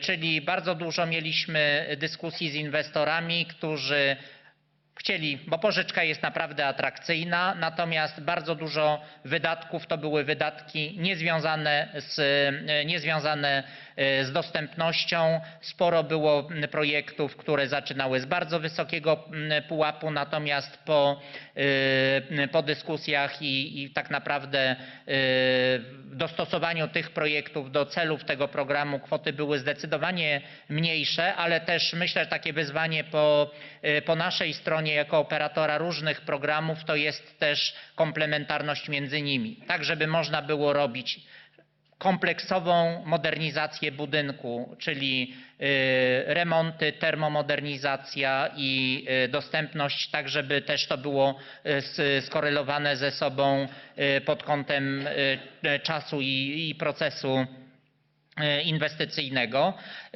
Nie miałem w swoich slajdach rozmieszczenia geograficznego, ale też pewnym wyzwaniem jest to, żeby te inwestycje były w miarę powiedzmy równo, tak żeby były widoczne w całej Polsce. Natomiast jako ciekawostkę mogę powiedzieć Państwu to, że sam powiedziałbym, tutaj nie ma w ogóle klucza takiego, który mógłby się wydawać najbardziej intuicyjny, czyli powiedzmy wysoko rozwinięte regiony, to inwestycji jest najwięcej. Mamy bardzo dużo, zresztą to było widać po przykładach, bardzo dużo inwestycji w województwie lubelskim, w województwie opolskim, powiedziałbym też tak nieproporcjonalnie dużo w stosunku do wielkości województwa, więc na pewno też będziemy pracowali ze swoimi partnerami, bo może też, to jest takie nowum od strony systemu wdrażania. Ten instrument też jest jednym z takich instrumentów, w których działamy tak naprawdę w różnych rolach. Do tej pory, jeżeli były powierzane środki przez administrację, czy to rządową, czy samorząd województwa do Banku Gospodarstwa Krajowego, na ogół działaliśmy w jednej formule, czyli albo udzielaliśmy dalej bezpośrednio wsparcia jako bank, albo wybieraliśmy tak zwanych pośredników finansowych, instytucje finansujące, którym przekazywaliśmy dalej kapitał i one w naszym imieniu w naszym imieniu pod naszym nadzorem dokonywały oceny i finansowania inwestycji. Tutaj połączyliśmy oba te modele, bo doświadczenia pokazały, że i jeden i drugi jest potrzebny, czyli mniejsze inwestycje, takie, które z punktu widzenia dużego banku, który działa na poziomie centralnym, na ogół zajmuje się projektami, które idą w milionach, setkach, a czasem miliardach, nie byłyby istotne, mogłyby umknąć. Tu współpracujemy z pośrednikami finansowymi. Mamy ich w tej chwili 5. Oni też działają. Troszkę zajęło im też czasu nauczenie się tego, ale działają w regionach. To są na ogół agencje rozwoju regionalnego, podmioty, które współpracują z nami również w innych obszarach, ale my jako bank bierzemy na siebie finansowania duże, tam gdzie pośrednik finansowy, który jest instytucją niebankową, nie byłby, czyli ta struktura też jest taka, która pozwala uwzględnić różne potrzeby i różne inwestycje. Także kończąc, czego można sobie życzyć? Ja bym chyba chciał, żeby udało się doprowadzić do tego, żeby właśnie stworzyć przykładowe, modelowe być może inwestycje właśnie w tych najtrudniejszych inwestycjach. Mówię o tych blokach właśnie takich, które są najtrudniej dostępne. Tam są wyzwania nie tylko od strony technicznej, ale też od strony proceduralnej. Instalacja windy zewnętrznej zmienia obrys budynku, to jest kwestia aktów notarialnych, bardzo różnych, nie chcę tutaj już wchodzić w szczegóły, ale takich wyzwań natury administracyjno-technicznej. Natomiast fajnie by było, gdyby właśnie takich inwestycji trudnych udawało nam się robić coraz więcej. Myślę, że ten efekt kuli śniegowej powoli się uruchamia, więc cóż, nie ma pani minister Jarosińskiej, ale to tak rzucę tylko, no, ministerstwo, mam nadzieję, stanie wkrótce przed wyzwaniem szukania środków finansowych, bo zanim wrócą te, które będą spłacane, tych inwestycji powinno być coraz więcej. Także mam nadzieję, że z naszym skromnym udziałem też ta dostępność właśnie w tym takim jednym z podstawowych wymiarów, w wymiarze fizycznym, ulega powolnej, ale jednak systematycznej poprawie. Dziękuję bardzo. Panią profesor Katarzynę Jach. Pani profesor jest pełnomocniczką rektora do spraw osób z niepełnosprawnościami na Politechnice Wrocławskiej i kieruje zespołem liderów dostępności, a przemówienie, które wygłosi, nosi tytuł Politechnika Wrocławska coraz bardziej otwarta i dostępna. Bardzo dziękuję. Dzień dobry Państwu. Zostałam już przedstawiona. Chciałam powiedzieć, że występuję w imieniu pana rektora, profesora Arkadiusza Wójsa, który niestety dzisiaj nie mógł być z nami tutaj. Chciałam Państwu powiedzieć o jeszcze innym aspekcie dostępności. Dzisiaj o tym mowy nie było. O edukacji wyższej, która też powinna być coraz bardziej dostępna i mam nadzieję, że taka jest. Moja prezentacja jest dla Państwa już dostępna, jeśli chcą Państwo sobie skorzystać z kodu QR. Jest również na stronie Politechniki, a wkrótce będzie udostępniane również tutaj Państwu przez ministerstwo. Najpierw taki króciutki rys historyczny. Ja jestem kontynuatorką pełnomocnika do spraw osób niepełnosprawnych. Wtedy takie było nazewnictwo. Pana Jerzego Borowca. I to stanowisko na Politechnice Wrocławskiej zostało utworzone w 2015 roku, bardzo dawno temu. Natomiast jak Państwo popatrzą sobie na ten slajd, mamy tutaj taką historię dostępności Politechniki Wrocławskiej. Mamy różne aktywności, o których za chwilę będę Państwu mówiła, które skupiają się na studentach z niepełnosprawnościami, a w tej chwili również ze szczególnymi potrzebami. Od 2013 roku mamy prężnie działające laboratorium tyfloinformatyczne, a także projekt nocnego listowania, o którym też powiem, wydaje mi się, że to jest taki projekt dla ludzi i od ludzi. W 2019 roku rozpoczęliśmy realizację konkursu Uczelnia Dostępna. U nas to się nazywa Politechnika Nowych Szans. Jest to projekt realizowany w partnerstwie ze Stowarzyszeniem Twoje Nowe Możliwości, które tutaj daje nam takie wsparcie merytoryczne w tym projekcie. I to była taka naprawdę duża zmiana, o której Państwu powiem. Mogą Państwo zresztą zobaczyć na slajdach. Większość z nich jest oznaczona logo tego konkursu, dlatego że to naprawdę zmieniło poziom dostępności na naszej uczelni. Od 2020 roku mamy dział dostępności i wsparcia osób z niepełnosprawnościami. Może to nie jest duża różnica, ale to oznacza, że jesteśmy bardzo widoczni w strukturze i to nie tylko chodzi o wsparcie, ale tak jak już właśnie mówił pan minister Wdówik, chodzi o dostępność, o to, żeby być dla wszystkich. No a w tej chwili mamy również program liderów dostępności, o którym też powiem za chwilę. Zacznę od takich usług, które są standardowe na uczelni. To jest asystent edukacyjny na przykład. Ten asystent pomyślany był jako takie wsparcie w robieniu notatek kiedyś. Natomiast teraz wspieramy w ten sposób również osoby, szczególnie w spektrum autyzmu, co jest pewną nowością. Szczególnie, że to są osoby, które z reguły orzeczonej niepełnosprawności nie mają. Natomiast mają szczególne potrzeby. I tutaj chciałabym też powiedzieć, że mimo tego, że za takimi osobami nie idzie finansowanie tak bezpośrednio, po prostu to robimy, bo trzeba. W tej chwili przymierzamy się także do takiego programu studenckiego. To też wymaga przygotowania, przeszkolenia chętnych studentów. Zakłada się organizacja studencka, której chyba będę miała przyjemność być taką opiekunką formalną. To jest sama inicjatywa naszych studentów, której też się bardzo cieszę, którzy widzą te szczególne potrzeby wokół siebie i chcą wesprzeć swoich kolegów. Druga taka rzecz, która też jest dość standardowa na uczelniach, to są indywidualne zajęcia językowe. A chciałam o nich powiedzieć dlatego, że te zajęcia językowe okazuje się, że są nie tylko wsparciem dla naszych studentów ze szczególnymi potrzebami, ale także wsparciem dla naszych lektorów języków obcych, którzy widzą, jak rozwija się ich warsztat dzięki temu, że pracują z osobami ze szczególnymi potrzebami. I to jest też bardzo cenne wtedy, kiedy się możemy wymieniać takimi informacjami, uczyć nowych metod, nowego podejścia, co też mogą Państwo dzisiaj zobaczyć na warsztatach, które organizuje Eudaimonia. Mamy też w tej chwili dość standardową usługę na uczelniach, czyli wsparcie psychologiczne.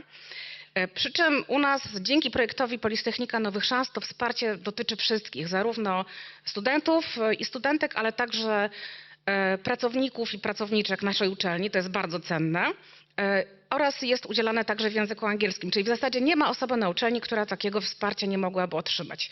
I tutaj chciałam Państwu powiedzieć, że od 2020 roku monitorujemy dość dokładnie to wsparcie i mamy naprawdę rosnącą ilość potrzeb w tym zakresie. Mogą Państwo spojrzeć na liczby. W tym kwartale, który się skończył, było niemalże 700 takich indywidualnych konsultacji udzielonych, a oprócz tego mamy takie nowe usługi, które testujemy, mamy pilotaże. To są warsztaty psychoedukacyjne i też jest to coraz ważniejszy element naszej działalności. Kolejna rzecz, to już bez uczelni dostępnej nie byłaby w ogóle możliwe przeprowadzenie takiego działania na taką skalę. Prowadzimy szkolenia świadomościowe. Ta woda, którą Państwo tutaj widzą, jest nieprzypadkowo. Przy zdalnych szkoleniach, ponieważ jak mogli Państwo zauważyć, program realizujemy w zasadzie od początku trwania pandemii i trzeba było przejść ze szkoleń planowanych na stacjonarne na szkolenia zdalne. Właśnie między innymi nasi uczestnicy nalewają wodę nie patrząc i to jest bardzo dobre doświadczenie, bo generalnie dla mnie też doświadczenie szczególnych potrzeb czy niepełnosprawności jest naprawdę takim doświadczeniem zmieniającym człowieka i jego podejście. Mamy w tej chwili przeszkolone ponad 2000 naszych pracowników zostało już przeszkolonych. To jest ogromna liczba, bardzo duży wysiłek organizacyjny. Z jednej strony, żeby zachęcić do udziału w szkoleniu. To nie jest takie proste, proszę uwierzyć. Z drugiej strony to szkolenie musi być dobrej jakości i to zawdzięczamy naszemu partnerowi. Bez tego byłoby naprawdę nam trudno zachęcić ludzi, żeby zostali po prostu podczas tych szkoleń oraz szkoleń specjalistycznych, które także prowadzimy. To są szkolenia już bardziej wycelowane w konkretne potrzeby, na przykład o dostępności architektonicznej, o nauczaniu i pracy z osobami z różnego rodzaju niepełnosprawnościami. Tutaj okazuje się, że niezwykle atrakcyjne są szkolenia z zakresu pracy z osobami w kryzysie zdrowia psychicznego, ponieważ jest to również rosnący problem na naszej uczelni. Tutaj ta grupa może jest mniej liczna. Myślę, że do końca trwania projektu, czyli do końca tego roku osiągniemy mniej więcej 10% wskaźnik, jeśli chodzi o te szkolenia świadomościowe, specjalistyczne. Jeśli chodzi o szkolenia świadomościowe, to podstawowe, no to już w tej chwili zbliżamy się do 50% przeszkolonej kadry i to jest naprawdę duża zmiana. To jest zmiana kultury organizacyjnej i mówię to z całą świadomością, ponieważ myśmy przed wejściem w projekt zrobili badania i wiemy, że generalnie postawa wobec osób z niepełnosprawnościami i szczególnymi potrzebami była u nas bardzo dobra, ale brakowało wiedzy, więc teraz po prostu dostaliśmy narzędzia i to jest bardzo dobra rzecz. Kolejna, jeszcze dalej standardowa rzecz, to standardy dostępności. Mamy takie standardy od 2021 roku. W tej chwili pracujemy nad taką nowelizacją tych standardów. Nasze panie koordynatorki dostępności architektonicznej, cyfrowej oraz informacyjno-komunikacyjnej są odpowiedzialne za wydanie tych standardów. Natomiast na zdjęciach widzą Państwo budynek, jeden z naszych budynków, który zresztą w zeszłym roku został nagrodzony nagrodą lidera dostępności za budynek użyteczności publicznej. Za właśnie bardzo kompleksowe podejście do dostępności, nie tylko takie fizyczne, nie tylko ścieżki dotykowe, ale też na przykład instalację opartą na beaconach, która pomaga nawigować po tym budynku i którą też rozwijamy w tej chwili na uczelni. No i mamy też tutaj krzesło ewakuacyjne, to jest też pewna nowość. W ogóle problem ewakuacji osób ze szczególnymi potrzebami też jest nowy na Politechnice Wrocławskiej. Te standardy są uzupełniane szkoleniami i podręcznikami. To też jest ważne, że poza takim twardym standardem jest też uzasadnienie, dlaczego powinno się to robić i jak to robić, takie dobre praktyki. No i teraz już trochę takich naszych innowacyjnych projektów realizowanych w ramach projektu Politechnika Nowych Szans, ale też być może charakterystycznych dla uczelni technicznej. Pierwszą jest cyfrowy przewodnik, który sprowadza się do tego, żeby pokazać, jak wyglądają nasze obiekty osobom ze szczególnymi potrzebami. Te osoby mogą sobie najpierw stworzyć profil dostępności, pokazać, jakie są te szczególne potrzeby, ale chciałam właśnie pokazać Państwu, że to jest produkt uniwersalny, z którego każdy może skorzystać, niezależnie od tego, czy ma, czy też nie ma szczególnych potrzeb i to wydaje mi się dużym walorem tego naszego cyfrowego przewodnika. Plus ten produkt został tak bardzo technicznie i naukowo wykonany. Na przykład był robiony wybór obiektów, które mają się w nim znaleźć, bo ze względu na ograniczenia projektowe, no i finansowe mamy tylko 30 projektów póki co w ten sposób zmapowanych metodą AHP, czyli to było naprawdę profesjonalne podejście. No i na tej podstawie mamy na przykład uniwersalne narzędzie, bo tutaj oczywiście osoba poruszająca się na wózku może sobie sprawdzić, jak przejść z budynku A do budynku B, ale każdy z nas, jeśli idzie z bagażem, też może zobaczyć, czy będzie miał schody po drodze. I są też takie rzeczy, jak na przykład defibrylatory na tej mapie, które mogą się też przydać każdemu. Kolejna rzecz, również uniwersalna, to mapy dotykowe, które zostały zaprojektowane w taki sposób, żeby być czytelnymi zarówno dla osób niewidomych, które poznają dotykiem właśnie tę mapę, ale również dla osób widzących. I to wydaje mi się bardzo dobrym rozwiązaniem, ponieważ nie ograniczamy się tylko do pewnej wąskiej grupy użytkowników, ale każdy może skorzystać z tego rozwiązania. To rozwiązanie też zostało przetestowane. Tu mają Państwo pokazanych na tych slajdach kilka propozycji, które były testowane, na przykład jak ma wyglądać szatnia, jak ma wyglądać winda. Ostatecznie one zostały wybrane, te propozycje. To tutaj oczywiście użytkownicy niewidomi brali udział w tych testach i znajdują się w standardzie, który mogą Państwo również znaleźć na naszej stronie internetowej, chociaż on jest teraz też w trakcie aktualizacji, znowu po pewnych testach. Te nasze mapy charakteryzują się też tym, że mają znowu takie uniwersalne podejście. Jest kod QR, który prowadzi do strony www. Mam nadzieję, że tutaj mogą to Państwo zobaczyć. Te mapy to tak naprawdę są takie puzzle. Można wymienić sobie po prostu fragment i jeśli coś się zmieniło w budynku, nie trzeba od razu całej mapy wyrzucać do kubu, a wystarczy podmienić pewien segment. Podobnie jest z oznaczeniami. To są wklejane takie tabliczki z opisami, które też można podmienić. No i ten cały standard był testowany również z uwagi na trwałość, utrzymanie i zapewnienie wysokiego kontrastu, tej czytelności. Jesteśmy teraz na etapie produkowania 30 takich tyflomap, co pozwoli nam zaopatrzenie 6 budynków Politechniki Wrocławskiej.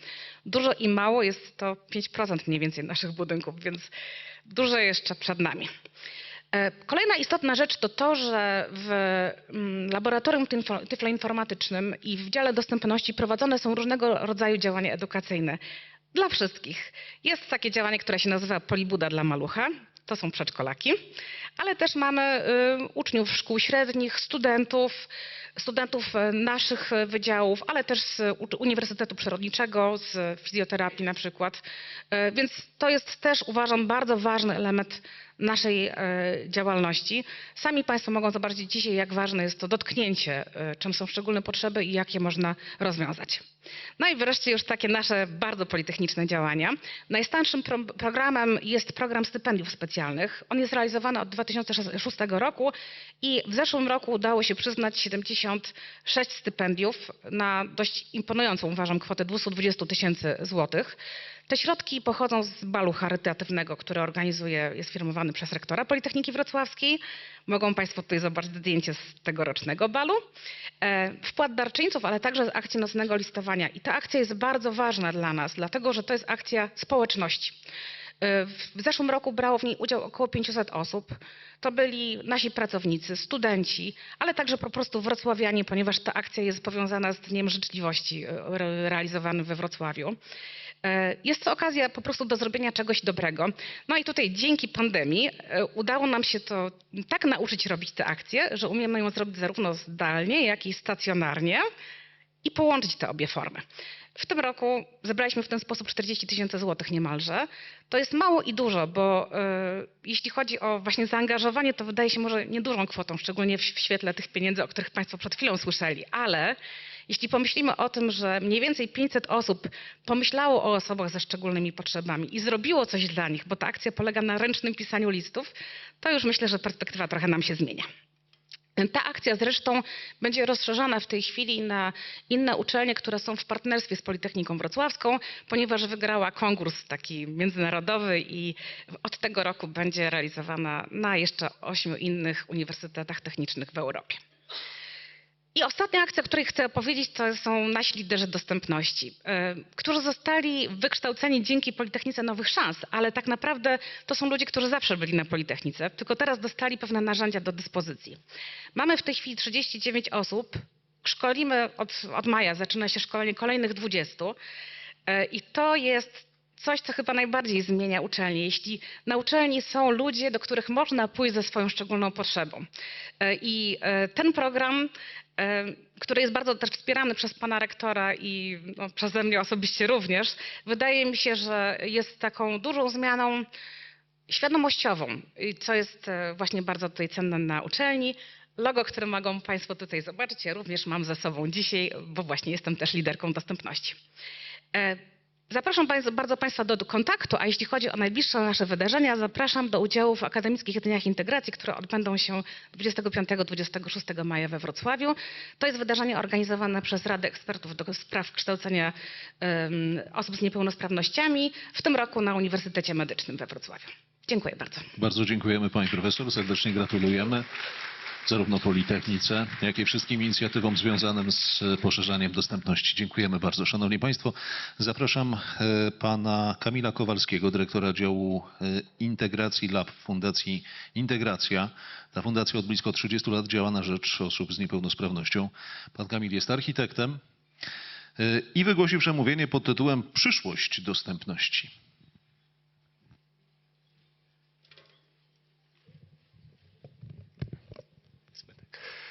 Dzień dobry Państwu. Zastanawiałem się, co dzisiaj powiedzieć, tym bardziej, że mam tylko 15 minut i przyznam, że to jest dla mnie wyzwanie z dwóch powodów. Po pierwsze, jestem wykładowcą i 15 minut to jest krótki czas dla wykładowcy. Po drugie, w drugą stronę, mam dzisiaj problemy z gardłem i mam nadzieję, że mimo wszystko tym 15 minutom podołam, ale postaram się. Chciałem powiedzieć Państwu dzisiaj o marzeniach, ale zanim o tym, to w kulisach zostałem poproszony o to, żeby podziękować dzisiaj za te 5 lat Dostępności Plus i za to wszystko, o czym dzisiaj słyszeliśmy i co udało się zrobić. I takie głosy padały nie tylko w mojej organizacji, ale też z ust innych organizacji, więc w imieniu środowiska dziękuję. Słyszeli Państwo dzisiaj o tym wszystkim, co udało się zrobić w kulturze, nauce i w wielu innych obszarach. Więc to jest ogromna wartość. Ale myślę, że największą wartością Dostępności Plus jest to, że my zaczęliśmy mówić o dostępności. I to tak naprawdę jest ta główna wartość. To, że bycie niedostępnym staje się dzisiaj wstydem. Niestety nie dla wszystkich i wczoraj moja koleżanka do mnie pisała, że ma taki problem. Projektują biuro dla firmy w Nowoczesnym Biurowcu. No i najemca, ten, dla którego robią projekt, chce zrezygnować z toalety dla osób z niepełnosprawnościami i zrobić zamiast nich prysznicę, bo nie zatrudnia żadnej osoby z niepełnosprawnością, więc po co taka toaleta?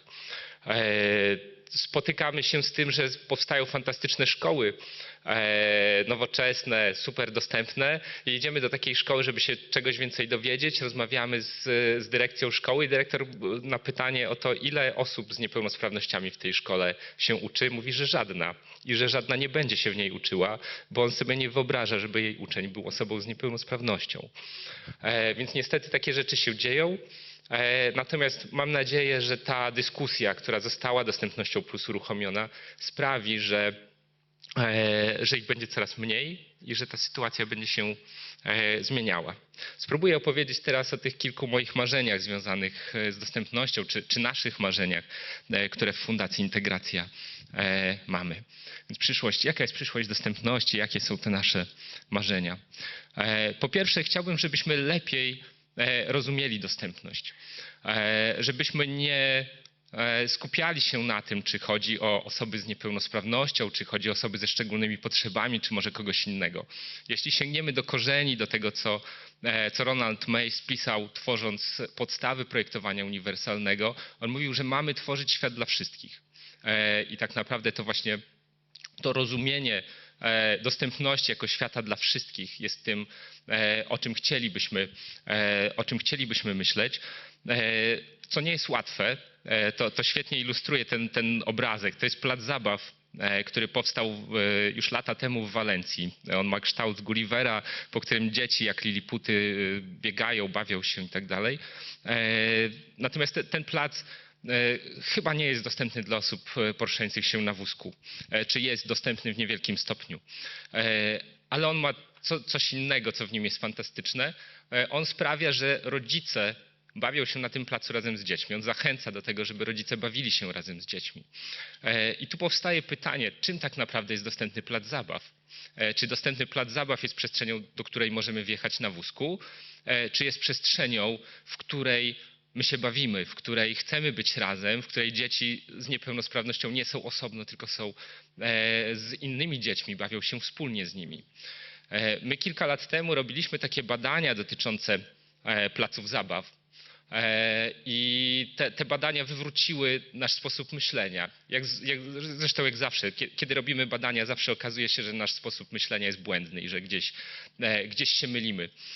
I w zasadzie wszyscy rodzice dzieci z niepełnosprawnościami, które w tych badaniach brały udział, powiedziały nam, nasze dzieci nie jeżdżą na placu na wózku, nie poruszają się na wózku, tylko schodzą z tego wózka i bawią się z innymi w piaskownicy, próbują przemieszczać się gdzieś tam na kolanach między zabawkami.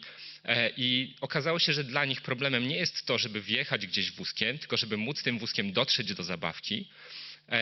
I po drugie problemem jest nawierzchnia, czyli na przykład tartan, czy rozsypany wokół piaskownicy piasek jest problemem, bo to dziecko nie czuje tego, że rani się o tą nawierzchnię, próbując się przemieszczać. To oczywiście nie znaczy, że nie mamy robić dostępności dla dzieci na wózkach, ale to pokazuje, że nasze myślenie czasem jest zbyt wąskie, czasem zapominamy o pewnych potrzebach, które gdzieś istnieją. Te badania były oczywiście za małe, żeby powiedzieć, że to są wnioski dla wszystkich placów, natomiast odkryliśmy tutaj coś na pewno ważnego, o czym wcześniej nie myśleliśmy. Przepraszam, przeskoczyłem za daleko. Chciałbym też, żebyśmy lepiej rozumieli ludzi. Żebyśmy nie skupiali się na tym, że jeśli ja porozmawiam z jedną osobą z niepełnosprawnością, to wiem wszystko o dostępności. Zazwyczaj nie wiem. Ciekawe jest to, że jeśli muzea na przykład dbają o dostępność swojej oferty dla ogółu społeczeństwa, zazwyczaj robią badania i sprawdzają, czego ludzie oczekują, co im się podoba, co nie podoba. Na tej podstawie przygotowują ofertę, ale z drugiej strony, jeśli chcą się dowiedzieć, czego oczekują osoby z niepełnosprawnością, zadawalają się rozmową z jedną, dwiema osobami i myślą, że wiedzą wszystko.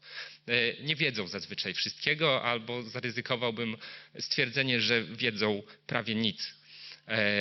Żeby tak naprawdę robić dobrą dostępność, musimy rozumieć ludzi. Musimy rozumieć, że niepełnosprawności są różne, że jedna osoba poruszająca się na wózku jest zupełnie inna od drugiej osoby poruszającej się na wózku. Znowu odwołam się do jednych z badań, które ostatnio robiliśmy. Robiliśmy badania dotyczące bankomatów.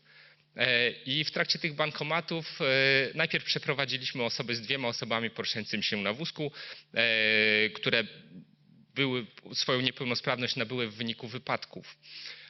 Okazało się, że dla nich obsługa tych bankomatów, które testowaliśmy, nie stanowi żadnych problemów. One rzeczywiście były niższe niż to standardowo jest. I gdybyśmy tutaj postawili kropkę, stwierdzilibyśmy, że te bankomaty są super.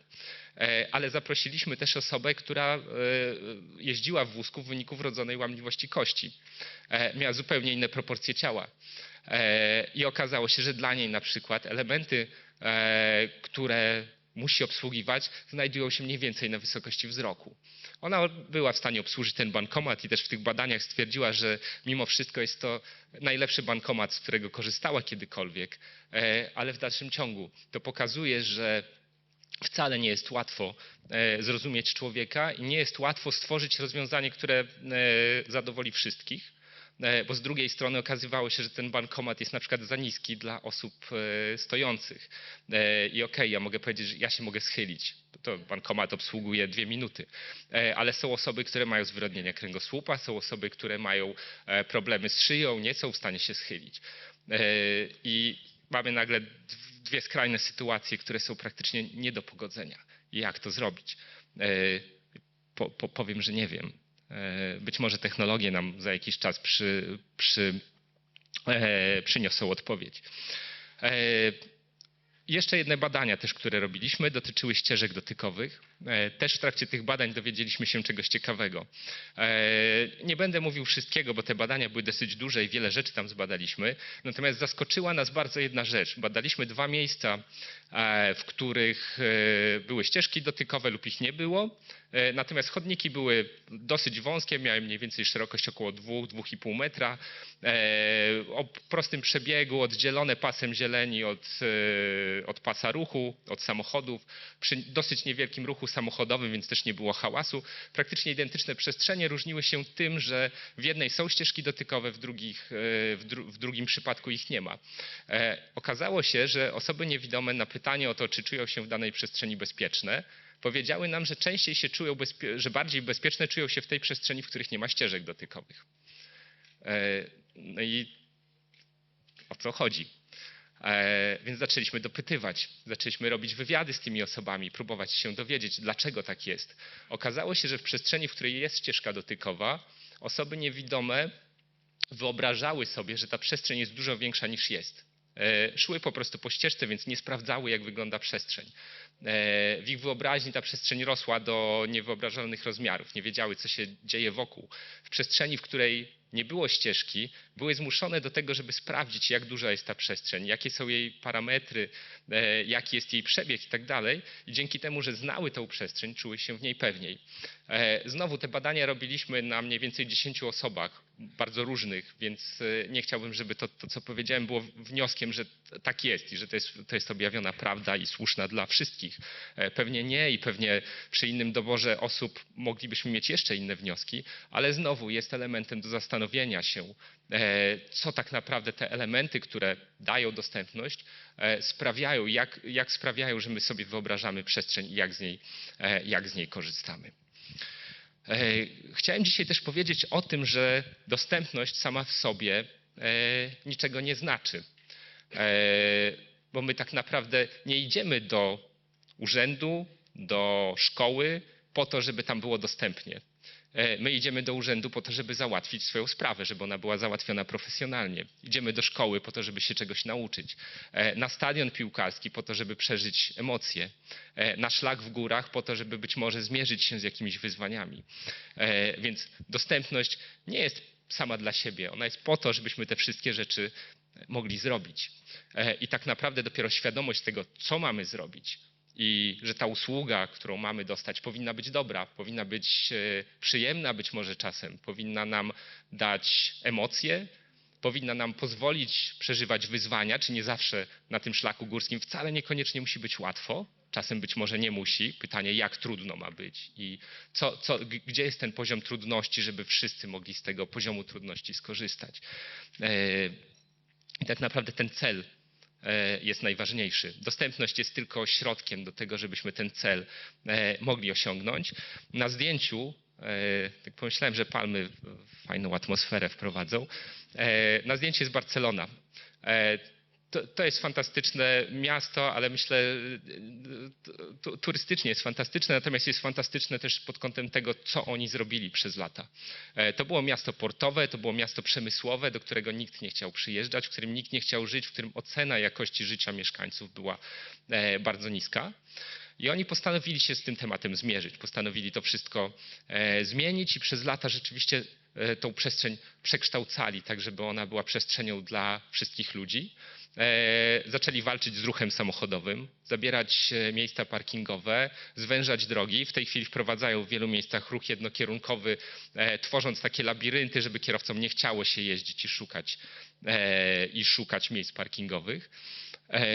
No i nagle okazało się, że w Barcelonie żyje się fantastycznie, że starsi ludzie, którzy wcześniej byli więźniami w mieszkaniach, zaczęli wychodzić na ulicę, bo daliśmy im ławki, daliśmy im zieleń i oni mają przestrzeń, w której mogą się spotkać, w której mogą rozmawiać, w której mogą żyć po prostu, a nie być uwięzieni w mieszkaniach. Zaczęli budować relacje społeczne. Przy okazji, to był uważam, że to jest jeden z elementów budowania dostępności, że my rozumiemy, co ten człowiek robi, że zmieniamy jego życie i sprawiamy, że to życie się zmienia i dostępnością możemy to robić. Okazało się, że ta ocena jakości życia gigantycznie wzrosła w Barcelonie w wyniku tych wszystkich działań.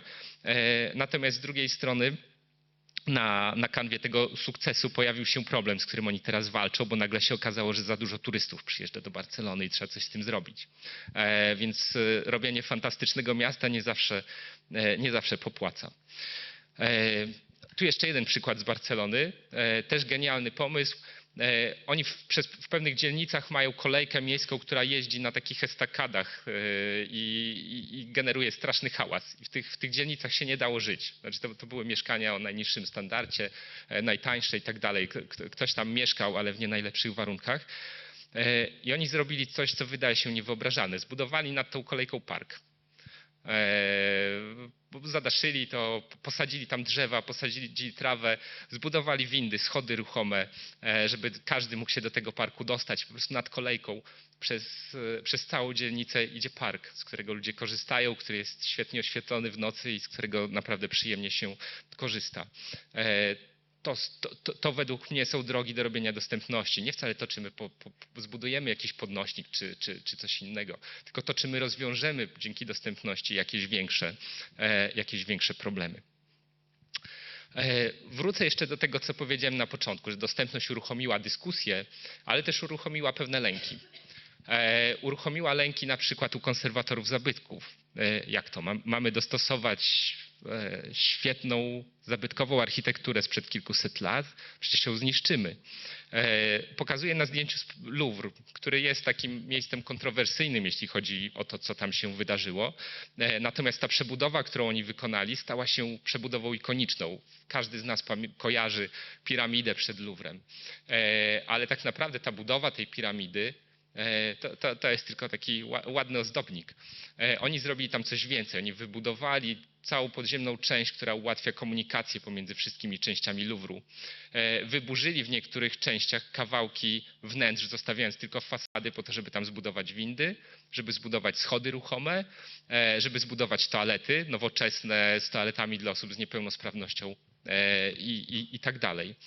To oczywiście budziło też we Francji opór konserwatorów zabytków, ale dzięki temu oni rozwiązali nie tylko problemy osób z niepełnosprawnościami, tylko rozwiązali cały ruch turystyczny w Louvre, stworzyli przestrzeń, w której wycieczki się mogą zmieścić i tak dalej, więc dostępność była tylko jednym z elementów, które oni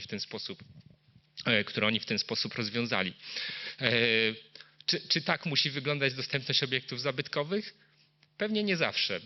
I to, gdzie postawimy granicę między tym zachowaniem tkanki historycznej, a tą dostępnością, może być różnie postawiona. Możemy ją przesuwać pewnie w różne strony i każdorazowo zastanawiać się, jak daleko możemy pójść. I znowu nie będziemy tu mieli na pewno jednej odpowiedzi, ale Louvre pokazuje, że da się to zrobić w tak świetnych zabytkach. Jeżeli zdamy sobie sprawę, że architektura zabytkowa przez wieki się zmieniała i tylko dlatego, że na przykład zmieniały się style architektoniczne i król chciał mieć w innym stylu zbudowany budynek, jeśli uświadomimy sobie, że kiedyś w budynkach zabytkowych nie było prądu, nie było ogrzewania, a w tej chwili on jest, to jednak daje się pewne rzeczy w tych budynkach robić, więc dlaczego nie możemy w nich robić dostępności? Tu jeszcze pokazuję Muzeum Czartoryskich, żeby pokazać, że w Polsce też się da. Bardzo podobna koncepcja do tej luwrowej, tyle że bez części podziemnej. Tutaj po prostu zadaszono dziedziniec i dzięki temu zrobiono rozejście do poszczególnych części budynku, ale też zbudowano windy, też zbudowano toalety i zrobiono to na świetnym poziomie. Zresztą nie pamiętam, czy w zeszłym roku, czy 2 lata temu Louvre nagradzaliśmy w konkursie Lider Dostępności, który był już tu dzisiaj wspomniany przy okazji Politechniki Wrocławskiej. Słucham? Nie, Muzeum Czartoryskich. Oczywiście Muzeum Czartoryskich. I powiedziałem, że Louvre? Tak? Przepraszam. Tak. I na końcu jeszcze, bądźmy bezpieczni. I to jest też coś, co jest świetną rzeczą w Dostępności Plus i w ustawie o zapewnianiu dostępności, czyli mowa o ewakuacji. Do tej pory w Polsce nikt nie myślał o ewakuacji osób z niepełnosprawnościami, czy osób, które mogą być ranne, które mogą mieć jakieś inne problemy z poruszaniem się. Ustawa to zmienia i przyznam, że jak my pracujemy, robiąc audyty na budynkach, to w 99% instrukcji bezpieczeństwa nie ma ani słowa o osobach z niepełnosprawnością. Wiemy, że windy zjeżdżają na dół, nie wiemy, co robić z osobami na wózku i są takie przykłady, gdzie w trakcie trakcie ćwiczeń ewakuacyjnych okazywało się, że osoby z niepełnosprawnością były zostawiane w budynku, bo co, mam pójść i powiedzieć im, że nie wiem, jak ich ewakuować? No, więc zostawiam ich po prostu i ewakuuję innych. Tego typu przypadki się zdarzały, więc w tej chwili to się zmienia. W instrukcjach powstają różnego rodzaju zapisy, czasem lepsze, czasem gorsze, ale ta dyskusja się zaczęła. Mamy różne rozwiązania do tego, jak ewakuować, pewnie żadne idealne, bo też jeśli sobie wyobrazimy, że mamy osobę na wózku, który waży 150 kg i budynek, w którym winda zjechała na parter, to nie znajdziemy idealnego rozwiązania, na dzisiaj przynajmniej, może kiedyś znajdziemy. Nie będę Państwa zanudzał tym, jak to możemy robić, bo to jest temat na dużo dłużej. I na samym końcu mam jeszcze apel o to, żebyśmy budowali komfortki. To są takie przestrzenie, w których osoby dorosłe, które są albo niesamodzielne, albo mają różnego rodzaju ograniczenia fizyczne, czy ograniczenia związane z ich układem trawiennym i tak dalej, mogą po prostu się przebrać, w których mamy leżankę, na którą mogą przejść z wózka, na którą się mogą położyć, na której mogą się przebrać. Prowadzimy akcję Przewijamy Polskę, robimy listę tego typu miejsc, żeby osoby, które do tej pory przewijały się na podłogach, w samochodach, na ławkach w parku, mogły to robić w warunkach, które są do tego odpowiednie, więc zachęcam Państwa do robienia takich miejsc u Państwa w instytucjach i bardzo dziękuję za uwagę. Bardzo dziękujemy za pouczający wykład i prezentację. Zapraszam serdecznie panią Magdalenę Janczewską. Pani Magdalena jest wśród nas. Pani Magdalena wygłosi przemówienie pod tytułem SOWO, czyli dostępne radio internetowe. Ale najpierw coś puścimy. A właśnie, bardzo proszę.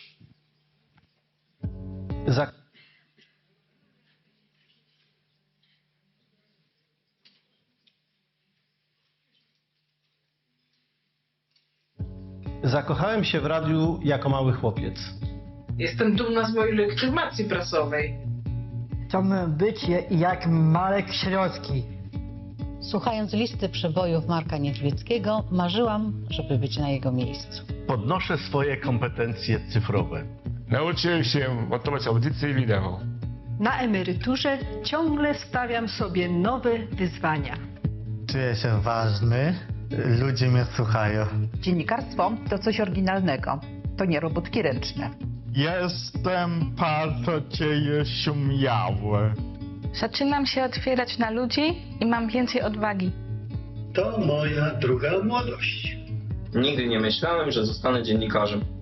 Nigdy nie myślałam, że w tym wieku zostanę dziennikarką.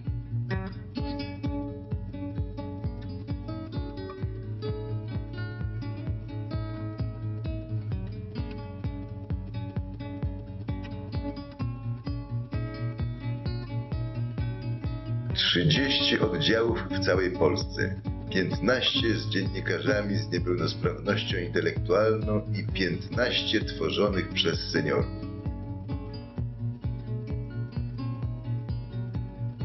Radio SOWO, jedyne takie radio w Polsce. Posłuchaj nas na radiosowo.pl. Radio SOWO, dostępne radio internetowe. Bardzo dziękujemy, gratulujemy. Dziękujemy za tę prezentację całej redakcji. A teraz pani Magdalena Janczewska, prezes Fundacji Prokultura. Witam Państwa serdecznie. Ja bardzo dziękuję, że zostaliśmy zaproszeni na tak prestiżową konferencję. Ale zaraz Państwu powiem, że znaleźliśmy się tutaj słusznie. Bo w kuluarach dzisiaj z panią minister Jasińską jedynak rozmawiałyśmy, jak to fajnie robić rzeczy, z których jesteśmy dumne i które nam podnoszą tak naprawdę, dodają skrzydła, dają wiatr w żagle i sprawiają ogromną satysfakcję. I tutaj powinnam zastosować system taki, jak miał minister Wdówiek, czyli taki budzik, który będzie mi po prostu w odpowiednim momencie dzwonił, bo ja o Radio SOWO mogłabym mówić długo, długo, długo i jeszcze dłużej. Ale będę się hamować. Najpierw może troszeczkę więcej powiemy o tym, skąd się wzięło nasze radio i czego ono jest elementem. Bo tak jak wiele tutaj projektów, o których rozmawialiśmy, bez funduszy unijnych, bez środków, bez dofinansowania, to by się nie udało.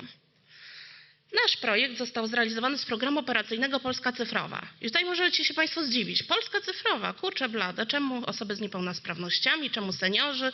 Przecież mamy podnosić kompetencje cyfrowe, kompetencje medialne, a tutaj nagle, jak Państwo nawet słyszeli w tym spocie, mamy kompetencje społeczne. Bo to oczywiście clou tego projektu i środki dostaliśmy na podniesienie kompetencji cyfrowych, ale okazało się, że ten projekt przyniósł ogromne korzyści, jeśli chodzi o kompetencje społeczne jego uczestników. No tak, czyli projekt, budżet stosunkowo duży, jak na projekty społeczne nawet bardzo duży. Skończył się w grudniu ubiegłego roku, czyli świeżutko, właśnie go rozliczyliśmy, więc jestem dumnie mogę powiedzieć, że właśnie został rozliczony, skończyliśmy, wszystkie formalności zostały dopięte. No i został zrealizowany w partnerstwie 3 organizacji. Mojej, czyli Fundacji Prokultura, Polskiego Stowarzyszenia na Rzecz Osób z Niepełnosprawnością Intelektualną oraz Fundacji Zaczyn. I tutaj nasz pierwszy partner, czyli Stowarzyszenie na Rzecz Osób z Niepełnosprawnością Intelektualną jest bardzo istotny, bo warto się zastanowić, skąd nam się wziął w ogóle ten pomysł. Jak połączyć takie, wydaje się dziwne i nietypowe grupy w jedną rzecz. No i kiedy ogłoszono konkurs programu operacyjnego Polska Cyfrowa, on był przeznaczony na skalowanie dobrych praktyk. I my jako Fundacja Prokultura, która się zajmowała podnoszeniem kompetencji cyfrowej, zaczęliśmy szukać dobrej praktyki. Czegoś w skali mikro, czegoś nie za dużego, co się gdzieś sprawdziło i można byłoby to zeskalować, poszerzyć o nowe grupy odbiorców. I tak trafiliśmy na praktykę właśnie Polskiego Stowarzyszenia na Rzecz Osób z Niepełnosprawnością, praktykę sprzed ponad dekady, gdzie w kilku międzynarodowych projektach właśnie bodajże łącznie 60 osób z niepełnosprawnością intelektualną trochę bawiło się w tworzenie radia. A ja jestem byłą dziennikarką. Ja chciałam trochę podejść do tego z przytupem. I stwierdzić, nie będziemy się trochę bawić w radio, tylko zróbmy porządne redakcje. Zróbmy kolegia redakcyjne. Nauczmy naszych dziennikarzy tworzenia profesjonalnych materiałów dziennikarskich. Nauczmy ich montowania tych materiałów. Zróbmy coś, z czego oni będą dumni. No i tak powstało nasze radio. Troszeczkę właśnie o szczegółach. Łącznie w naszym projekcie wzięło udział ponad 5000 beneficjentów. W tym przypadku osoby z wieku 65+ stanowiły prawie 1800 osób, ale pamiętajmy, że w Polsce na emeryturę przechodzi się też troszeczkę wcześniej. Więc tych 60-latków mieliśmy też kilkuset. Natomiast co jest bardzo istotne, takiego projektu w Polsce nie było, którym równocześnie brałoby udział tak duża rzesza osób z niepełnosprawnością intelektualną. My w naszym projekcie wzięło udział 750 osób z takimi niepełnosprawnościami. I tutaj nie tylko w Polsce takiego projektu nie było go też w Europie, a ja na świecie też takiego projektu nie znam. Więc tutaj chociażby warto się pochwalić, że jesteśmy jedyni na taką skalę. No ale dobrze, właśnie, skąd to radio? Bo nasz projekt składał się tak naprawdę z kilku elementów. Kluczowy był portal radiowy, tu widzieli Państwo na spocie. Mieliśmy także szkolenia, no i musieliśmy przygotować kogoś, kto będzie te materiały na portal radiowy tworzył. Tutaj muszę odczarować. Nasze radio jest radiem internetowym, ale to nie jest takie radio, jak Państwo włączą sobie teraz w internecie i okaże się, że ktoś właśnie coś gra i coś mówi. Na utrzymanie takiej redakcji, która działałaby 24 godziny na dobę, nas po prostu byłoby nie stać, to byłby ogromny budżet. Stąd postanowiliśmy nauczyć naszych dziennikarzy tworzenia podcastów. To jest obecnie bardzo modne. Zresztą wszystkie dane mówią i statystyki o tym, że coraz chętniej słuchamy podcastów, bo po prostu możemy je połączyć z wykonywaniem różnych innych aktywności. Możemy sprzątać dom w tym czasie, jechać samochodem, nic nas nie absorbuje, możemy sobie czegoś posłuchać. Więc postawiliśmy na podcasty. No tak. Natomiast tak, trzeba zrekrutować dziennikarzy, trzeba ich przeszkolić, trzeba ich zapewnić sprzęt i trzeba ich przekonać do tego, że potrafią. No i to jest właśnie coś, o czym tutaj o czym mówiliśmy, ale wydaje mi się, że podczas tej konferencji za mało. Pomówiliśmy o barierach architektonicznych. Mówiliśmy o tym, jak to świadomość trzeba zmieniać samych otoczenia, ale czasem problemem jest sama świadomość osoby z niepełnosprawnością, czy też osoby, która ma szczególne potrzeby. Bo nie czarujmy się, seniorzy to też są osoby o szczególnych potrzebach, które posiadają różne dysfunkcje. Posiadanie orzeczenia o niepełnosprawności nie oznacza, że jesteśmy jedyną osobą, która ma takie potrzeby. No i właśnie, trzeba było przekonać otoczenie, trzeba było przekonać te same osoby do tego, że one potrafią, że są w stanie być dziennikarzami, że są w stanie podejść do kogoś, zrobić sondę, przełamać swoje lęki, a w przypadku osób z niepełnosprawnością intelektualną przekonać, że mam wady wymowy, mam takie różne dysfunkcje, które w innych okolicznościach być może nie predestynowałyby mnie do bycia dziennikarzem, a ja z tymi niepełnosprawnościami mogę tę rolę pełnić. Nie wiem, czy Państwo słyszeli te wypowiedzi. Jedna z naszych dziennikarek powiedziała, i to są autentyczne wypowiedzi dziennikarzy, to nie była ustawka. Jestem dumna z mojej legitymacji prasowej. To było szalenie ważne w naszym projekcie, że nasi dziennikarze, otrzymując legitymację prasową, poczuli się dumni, dostali nową rolę społeczną, poczuli się wartościowi, poczuli się ważni, poczuli się słuchani i także dzięki temu zaczęli odczarowywać obraz osoby z niepełnosprawnością intelektualną, ale też osoby w wieku senioralnym w swoim otoczeniu. Coraz częściej na ich portale, na nasz portal zaczęły wchodzić ich rodziny, ich bliscy, ich znajomi. Proszę Państwa, pamiętam, że tutaj pojawił się motyw placu zabaw. Ja od razu sobie przypomniałam, ja też jestem osobą z niepełnosprawnością. I z racji tego, że jestem dzieckiem urodzonym w 80 roku, to pamiętam taką scenkę z placu zabaw. Ja mam wadę wrodzoną prawej dłoni, dość rzucającą się w oczy. Przez całe dzieciństwo i dorosłe życie byłam uczona, jak ją ukrywać. I dlatego, że ja nie widziałam, że są takie osoby jak ja. W piaskownicy takie osoby nie były widoczne. W otoczeniu mojego dzieciństwa. Ja w ogóle byłam myślę, wczesne dzieciństwo przekonana, że w ogóle jestem jedyna na świecie, która ma taki problem. Bo takie osoby w przestrzeni publicznej w ogóle nie istniały. Myśmy nie widzieli osób na wózkach, myśmy nie widzieli osób z niepełnosprawnościami. Ja dopiero kiedy pojechałam do szpitala do Niemiec na operację, zobaczyłam, że ta moja ręka to jest nic. Że to w ogóle, co to jest w ogóle za niepełnosprawność? Ona mi w niczym nie przeszkadza, mnie nie przeszkadza w normalnym funkcjonowaniu. Ona nie przeszkadza mi w normalnym życiu. Zobaczyłam masę szczęśliwych rodzin, beztroskich dzieci, szczęśliwych rodziców, którzy nie traktowali tego jak problemu, tak jak moi rodzice, dla których to był straszny problem życiowy, że urodziło im się dziecko z niepełnosprawnością. Tylko te dzieci beztrosko bawiły się w tak zwanych szpilcimerach, pokazując swoje niepełnosprawności i w ogóle nie traktując tego jako coś innego. I myślę, że my do czegoś takiego musimy w Polsce jeszcze dojrzeć, do tego, żeby powiedzieć sobie, że jesteśmy częścią społeczeństwa. Społeczeństwo jest różnorodne, składa się z bardzo różnych osób. Składa się z osób z niepełnosprawnościami, starszych, młodszych, grubszych, chudszych, kobiet, mężczyzn, o różnych kolorach skóry. I to jest piękne, bo wszyscy możemy się od siebie uczyć. Wszyscy możemy czerpać z własnych doświadczeń. I ja trochę wchodząc do NGO-sów, bo wcześniej byłam dziennikarką, też troszeczkę o tym opowiem. Ja trochę wchodząc do NGO-sów, wchodziłam z takim poczuciem, że chciałabym tworzyć projekty, które właśnie byłyby inkluzywne. Które nie byłyby projektami gettowymi, typu mamy jeden projekt w jednej grupie, niech ta grupa się kisi we własnym sosie. Być może pewne projekty dotyczące jakichś szczególnych dysfunkcji wymagają skupienia się na jednej grupie, ale ja zajmuję się projektami kompetencji miękkich, kompetencji społecznych. Nie ma powodu, żeby skupiać się na tylko jednej grupie. Powinniśmy tworzyć projekty i taką Polskę sobie wyobrażam, w takiej Polsce chciałabym żyć, w którym wszyscy jego obywatele byliby włączani do tych projektów, w którym osoby z niepełnosprawnościami nie byłyby traktowane jako zło konieczne, które trzeba do projektu doczepić, bo się dostanie za nie jakieś dodatkowe punkty od grantodawcy. Brzmi to okrutnie, ale często tak jest. Jest tutaj pewnie wiele osób ze środowisk związanych z osobami z niepełnosprawnością, czy też organizacji pozarządowych.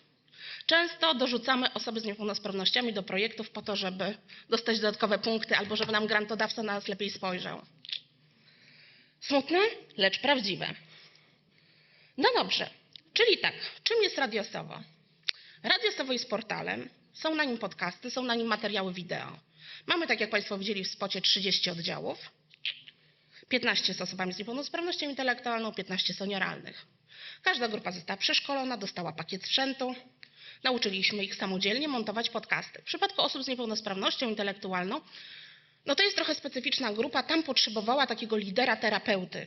No i tutaj bardzo duże wsparcie naszego partnera, który tą grupą opieką się nad tą grupą szczególnie zajmował w projekcie, bo większość projektów działa się w warsztatach terapii zajęciowej i tam opiekunem takiej grupy dziennikarskiej był pracujący tam terapeuta. Czyli mogły te grupy tak naprawdę mieć taką rolę liderską. W przypadku seniorów liderem był najbardziej zaawansowany albo najbardziej nadający się do tego senior, co było też plusem i minusem tej grupy, bo czasem naszych seniorów było bardzo trudno zdyscyplinować. No ja jako redaktorka naczelna, moją rolą w tym projekcie było zdyscyplinowanie grupy, zadbanie o jej ramówkę. No tak, właśnie widzę, że kończy mi się czas. Będę pędzić. Zadbanie o jej ramówkę i sprawienie, żeby te materiały docierały. No dobrze, to ja szybciutko. Oj, czemu? Dobrze, to jest portal. W ogóle proszę sobie zeskanować QR-kod, wejść na stronę, zobaczyć nasze audycje, zobaczyć nasze materiały wideo, zobaczyć bibliotekę. Trochę o portalu. Portal wystartował w grudniu 2020 roku. Do tej pory mamy 50 000 unikalnych użytkowników, ponad 1100 stworzonych podcastów przez naszych dziennikarzy, 125 materiałów wideo, 130 materiałów poradnikowych w naszej bibliotece. To jest wszystko dorobek naszego projektu, naszych dziennikarzy. No dobrze, to jest nasza grupa, nasi dziennikarze, z którymi się spotkaliśmy na zlocie. Ja teraz pamiętam taki obrazek, który tak najbardziej pokazywał ideę tego projektu. Mieliśmy test, który trzeba było zrobić, taki quiz na tabletach podczas jednych z zajęć warsztatowych.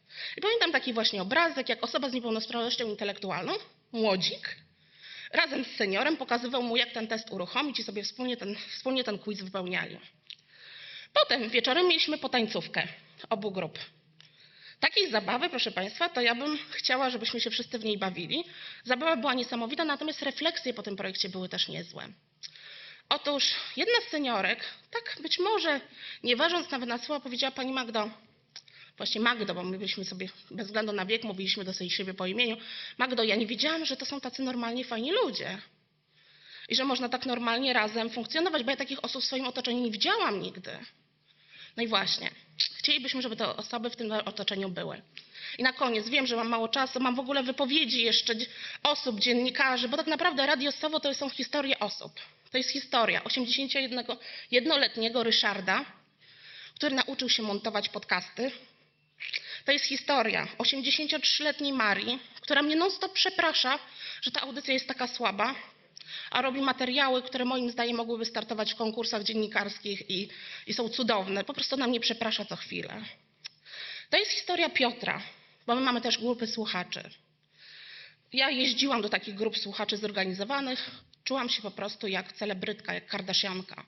Jakby mi dywan mieli rozłożyć, po prostu to był taki entuzjazm i taka radość. No i jeden z naszych słuchaczy, Piotr, był ogromnym fanem trolejbusów, tramwajów. I zażyczył sobie audycję dotyczącą autobusów. Zrealizowali tę audycję dla niego, dla słuchacza, oddział senioralny w Łodzi, czyli miasta tramwaju, gdzie mamy swój oddział. Radio Sowo to jest historia Pawła, który miał problemy z nieśmiałością, nie potrafił podchodzić do ludzi, który po pół roku realizacji projektu zrealizował swoją własną sondę, podchodząc do ludzi z dyktafonem i zadając pytania. To historia dziennikarzy z Kędzierza-Koźla, którzy nagle zniknęli z warsztatów terapii zajęciowej ku przerażeniu całej kadry, bo przez okno zobaczyli, że coś się ciekawego dzieje na ulicy i wzięli dyktafony z instynktem dziennikarskim, żeby sprawdzić, co tam się dzieje i nagrać, co pan tutaj robi i czemu jest tyle samochodów. Ja się wzruszam, bo ten projekt jest naprawdę wzruszający. Ja zapraszam na stronę, zobaczcie, obejrzyjcie nasz projekt. Skończył się w grudniu, ale to nie oznacza, że on nie działa. 80% naszych oddziałów, chociaż skończyło się dofinansowanie projektowe, nadal funkcjonuje.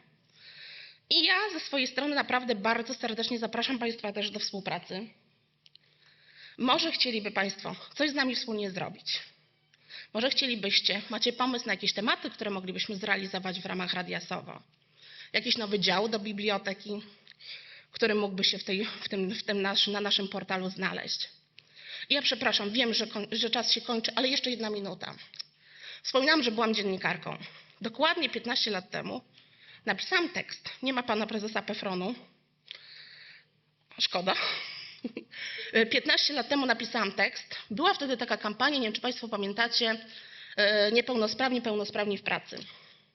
Wiktor, mężczyzna gra w kosza, Iwuskowicz, cudownie wygląda, sprawdza się zawodowo, po czym okazuje się, że to był tylko sen, a Wiktor z kartką na wózku żebrze o jakąś jałmużną. Ja wtedy jako dziennikarka zainteresowałam się bohaterem Wiktorem i okazało się, że Wiktor jest wynajętym aktorem i wcale nie jest osobą z niepełnosprawnością. Ten artykuł się obił dość dużym echem i wiem, że były duże zamieszania i w PFRON-ie, i w Ministerstwie Pracy i Polityki Społecznej.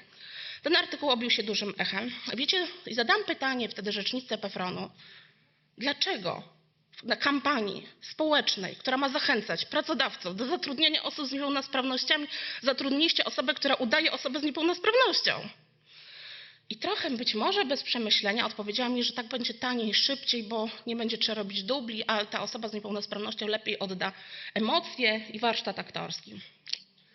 Ja Państwu pozostawiam opinię o tym, co się zadziało. Natomiast ja, kończąc już nasze wystąpienie, uważam, że przed nami, organizacjami pozarządowymi, władzami państwowymi, leży szczególny obowiązek o to, żeby promować odpowiednie wzorce i postawy.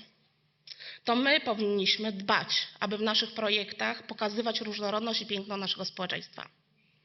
To my powinniśmy dbać o to, żeby nasze projekty były tolerancyjne, włączające, pokazywały właśnie tę komunikację pomiędzy dwoma różnymi grupami społecznymi. I tylko takie projekty tak naprawdę będą miały tak ogromny wymiar, jaki ma wymiar Radio SOWO i wprowadzą tak ogromne zmiany w ich uczestnikach. Czego Państwu życzę, a czekamy też na nowe programy, ogłoszone konkursy, w których mamy nadzieję uczestniczyć i tworzyć być może z kimś z Państwa też fajne projekty dotyczące różnych grup społecznych. Dziękuję bardzo. Bardzo dziękujemy pani redaktor, pani prezes. To społeczeństwo, jak pani powiedziała, jest piękne także dzięki waszemu zaangażowaniu i waszej pracy. Bardzo dziękuję. Serdecznie zapraszam pana Konrada Fiołka, prezydenta Rzeszowa. Pan prezydent opowie o przestrzeni miejskiej bez ograniczeń. Witamy serdecznie. Dziękuję bardzo. Na początku chciałem powiedzieć, że zawsze chciałem być radiowcem i z wielkim uznaniem patrzyłem na ten projekt, ale ponieważ radiowcem nie udało mi się zostać, to zostałem prezydentem i w związku z przyjemnością. Zawsze patrzyłem, czy Rzeszowa tam nie ma na mapie, więc muszę... Właśnie, dlatego o tym od razu pomyślałem, że muszę też pomóc stworzyć ten oddział w Rzeszowie. Szanowni Państwo, ale moją rolą jest dzisiaj powiedzieć o nieco innej formie komunikacji, tej komunikacji w przestrzeni, komunikacji dotyczącej nas wszystkich, a więc w transporcie publicznym. A w tej mierze, zanim opowiem, zanim się pochwalę, bo dzisiaj, jak powiedziała pani minister na wstępie, jest czas chwalenia się o tym, co się udało, to jednak muszę zaznaczyć, że mimo, że będziemy się chwalić, to jednak cały czas tą pełną świadomością, że po pierwsze, to jest cały czas proces, długotrwający proces i aby uczynić akurat tę sferę dostępną, to jest wyzwanie wieloletnie. Po drugie, trzeba pamiętać o konsekwencji. Tu żadne pojedyncze działanie i stwierdzenie odhaczone nie przyniesie rezultatu. W systemie transportowym zwłaszcza musi być to pewna konsekwencja i rzecz trzecia, kompleksowość. Musimy patrzeć na wiele elementów tego procesu, żeby to się udało, żeby niepełnosprawny wychodząc z domu mógł dotrzeć do celu, a po drodze jest kilka albo kilkanaście elementów do rozwiązania, do poprawy, żeby on mógł w pełni niezależnie do tego celu dotrzeć. I rzecz czwarta, bez pieniędzy, czyli bez funduszy unijnych, nic by nam się tutaj nie udało i to zawsze trzeba wyraźnie na wstępie podkreślić. Szanowni Państwo, ale no właśnie, proces, który trwa, proces kompleksowy. 20 lat temu w Rzeszowie najgorzej ocenianą usługą publiczną była przez mieszkańców kwestia transportu publicznego. To było coś, co działało najgorzej w naszym mieście. No i przed nami był proces, jak uczynić tę komunikację dostępną, a jak ją uczynić jeszcze bardziej dostępną dla osób z niepełnosprawnościami. To był wyczyn. Wtedy nikt w Rzeszowie nie chciał jeździć autobusami, a osoba niepełnosprawna, już taka jak pani Marta, nie wiem, czy na przystanek by dotarła, a na pewno nie dotarłaby nigdzie tymi autobusami, bo nie dałoby się nawet do nich wsiąść. Więc pierwsza rzecz, świadomość tego, jak daleka czeka nas droga. I wielu z nas tak tą drogę przechodziło. Pamiętacie Państwo zapewne też i tak samo było na początku w Rzeszowie. Wracam do tej myśli o pewnej świadomości, że to jest kompleksowy i długotrwający proces. Na początku zaczęliśmy wymieniać tabor, tak? Ten tabor autobusowy, który, jak pamiętacie Państwo doskonale, nie był niskopodłogowy, były schodki, był często wąski, nie dało się tam do tego autobusu wsiąść.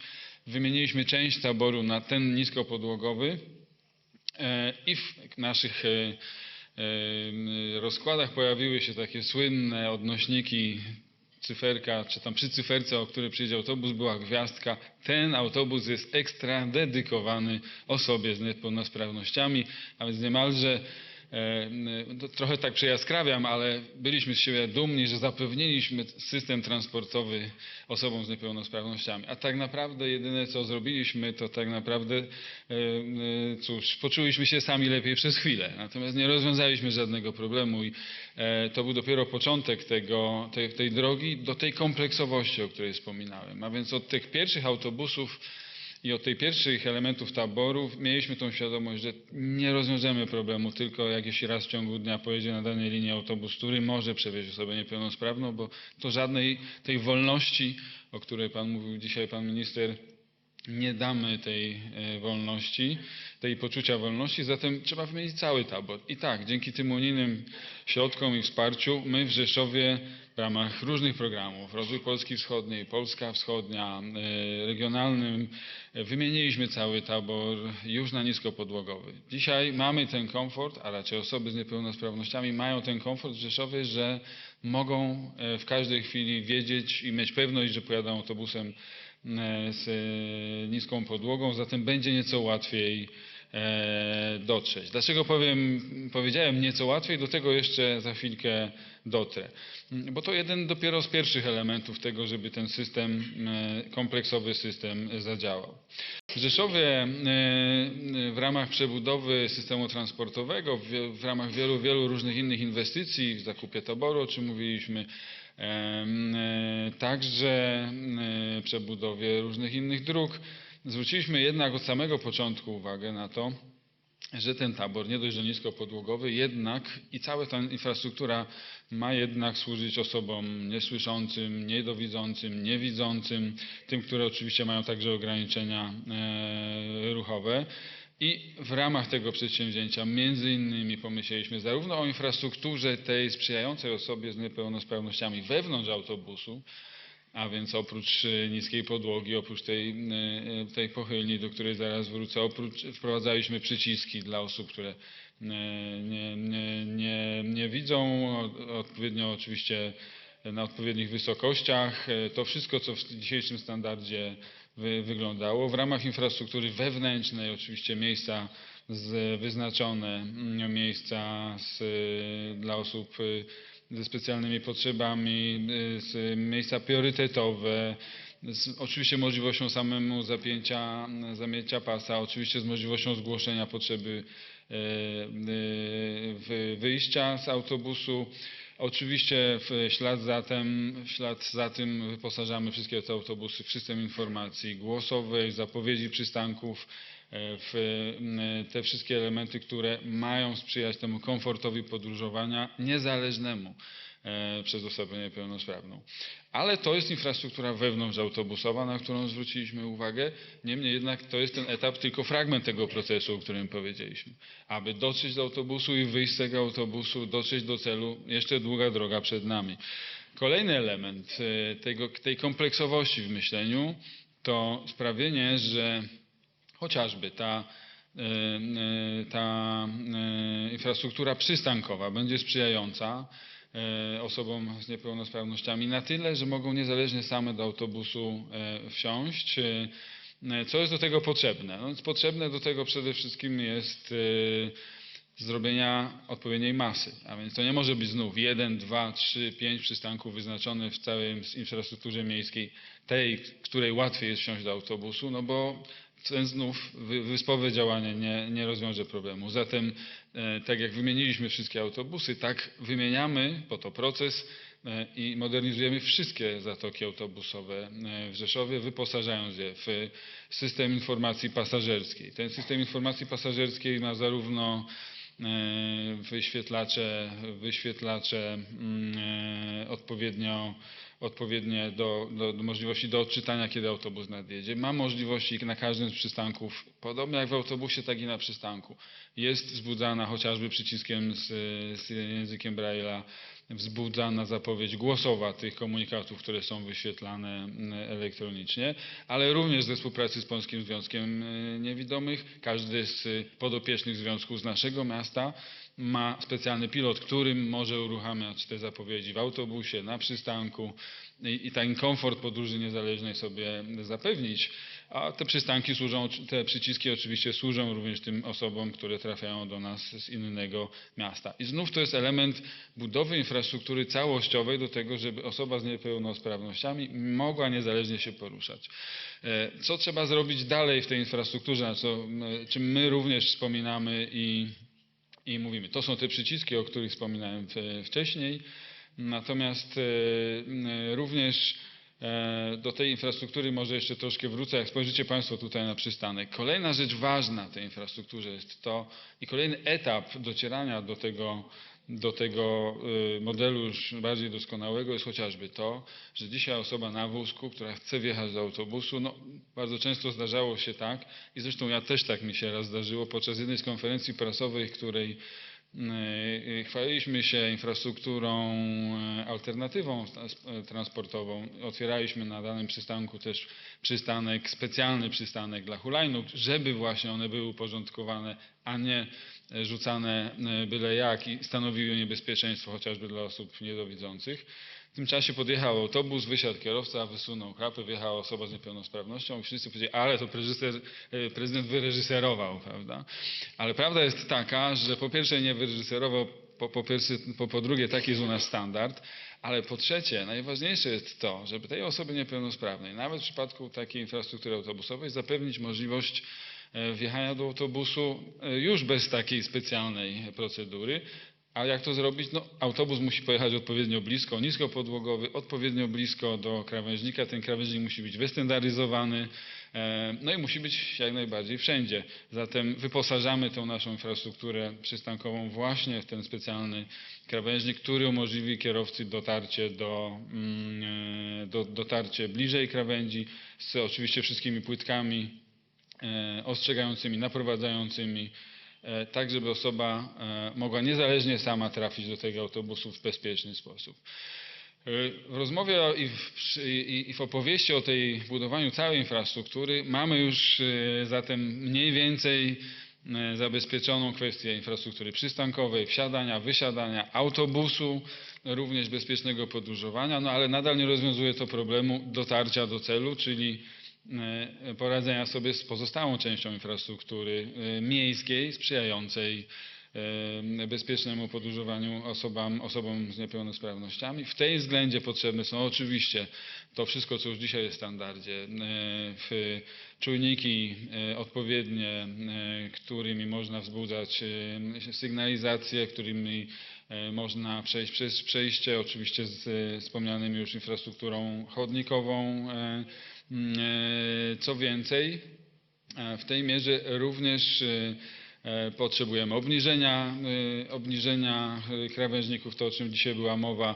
Ja sam w mieście we współpracy z organizacjami pozarządowymi uskuteczniamy spacery, po prostu zdrowe spacery, w których albo idziemy z ludźmi na wózkach, albo idziemy z mamami z wózkami, albo idziemy po prostu sobie na spacer, albo jedziemy rowerami i po drodze sprawdzamy, gdzie jeszcze jest infrastruktura do poprawy, gdzie jeszcze nie ma przy przejściu obniżonego krawężnika, gdzie jeszcze przy przejściu, nawet jak jest obniżony krawężnik, a nie ma jeszcze odpowiednich płytek,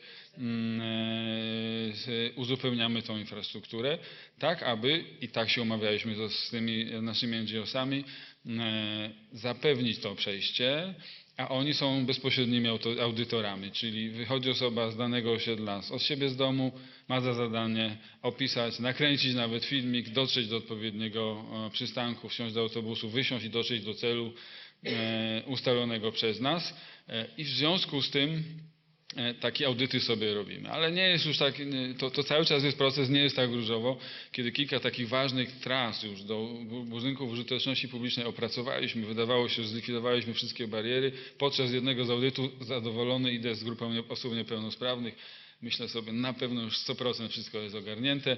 Idziemy i nagle co się okazało, na przykład przed przejściem, którym obniżaliśmy krawężnik, woda podmyła, zapadły się dwie rządki kostki, no i osoba na wózku nie przejedzie, więc cały czas jednak tej infrastruktury trzeba pilnować. A w drugim miejscu, tego nie przewidziałem, jeden z naszych przedsiębiorców kupił małe autko Smart, bo ja wypycham te auta z centrum, więc bariery stosujemy. Kupił małe autko Smart i wjechał tam nam na chodnik zaparkować. No i niestety znów osoby nie przejdą, zatem nad tym trzeba cały czas pracować i monitorować, tak aby ten system uczynić kompleksowym.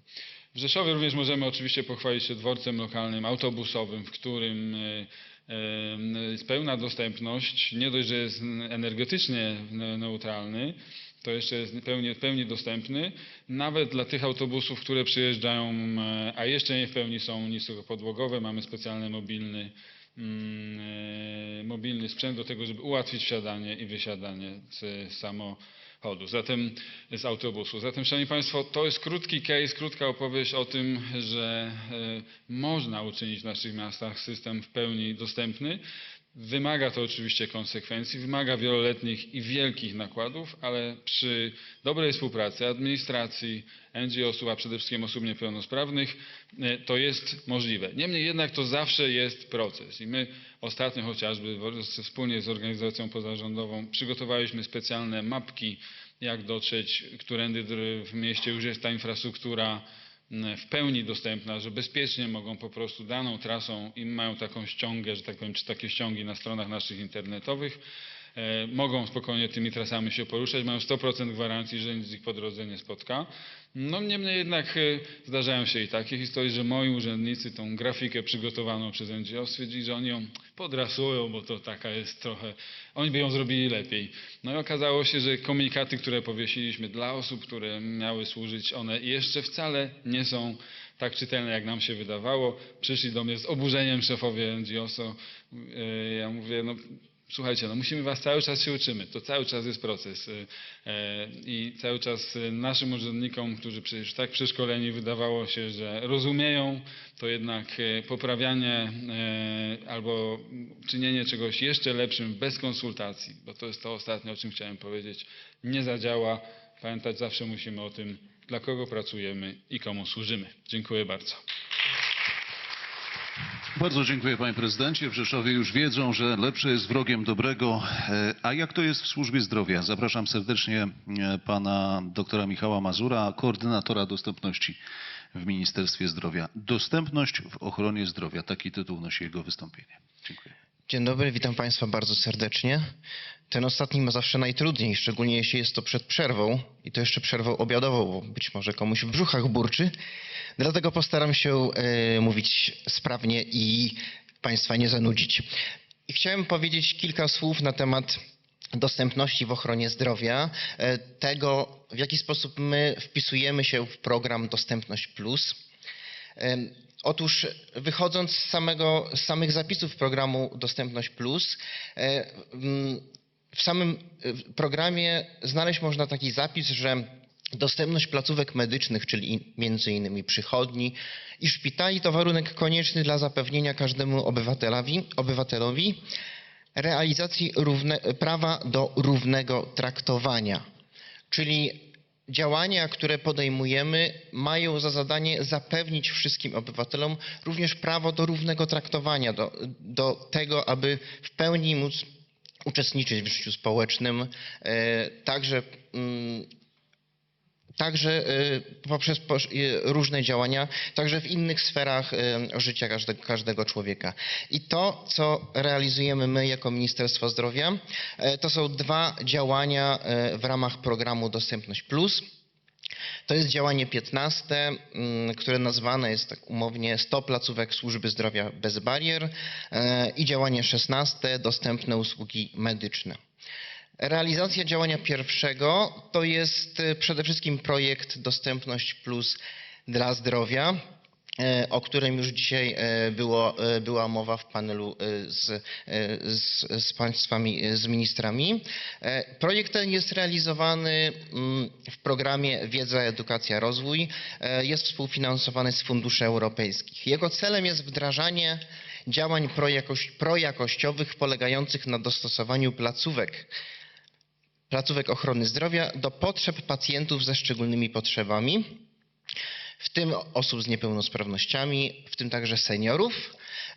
Działania, które realizowane są w ramach tego projektu, realizowane są w oparciu o wypracowane standardy dostępności. Czyli pierwszym etapem realizacji projektu Dostępność Plus było opracowanie standardów dostępności, odrębnych standardów dostępności dla POZ-ów, odrębnych standardów dostępności dla szpitali. Jeśli ktokolwiek z Państwa chciałby zapoznać się z tymi standardami, są one dostępne na naszej stronie internetowej, na stronie zdrowie.gov.pl. Podstawowe założenie, jakie jest, to takie, że wdrażane rozwiązania mają przyczyniać się do poprawy dostępności placówek medycznych w takich obszarach jak architektoniczny, informacyjno-komunikacyjny oraz cyfrowy. Czyli obszarach, które są zbieżne z obszarami, które wskazuje ustawa o zapewnianiu dostępności osobom ze szczególnymi potrzebami. Tak jak już była dzisiaj mowa we wcześniejszym panelu, projekt Dostępność Plus dla zdrowia przeznaczony jest dla dwóch rodzajów podmiotów. Pierwsze z nich to placówki podstawowej opieki zdrowotnej.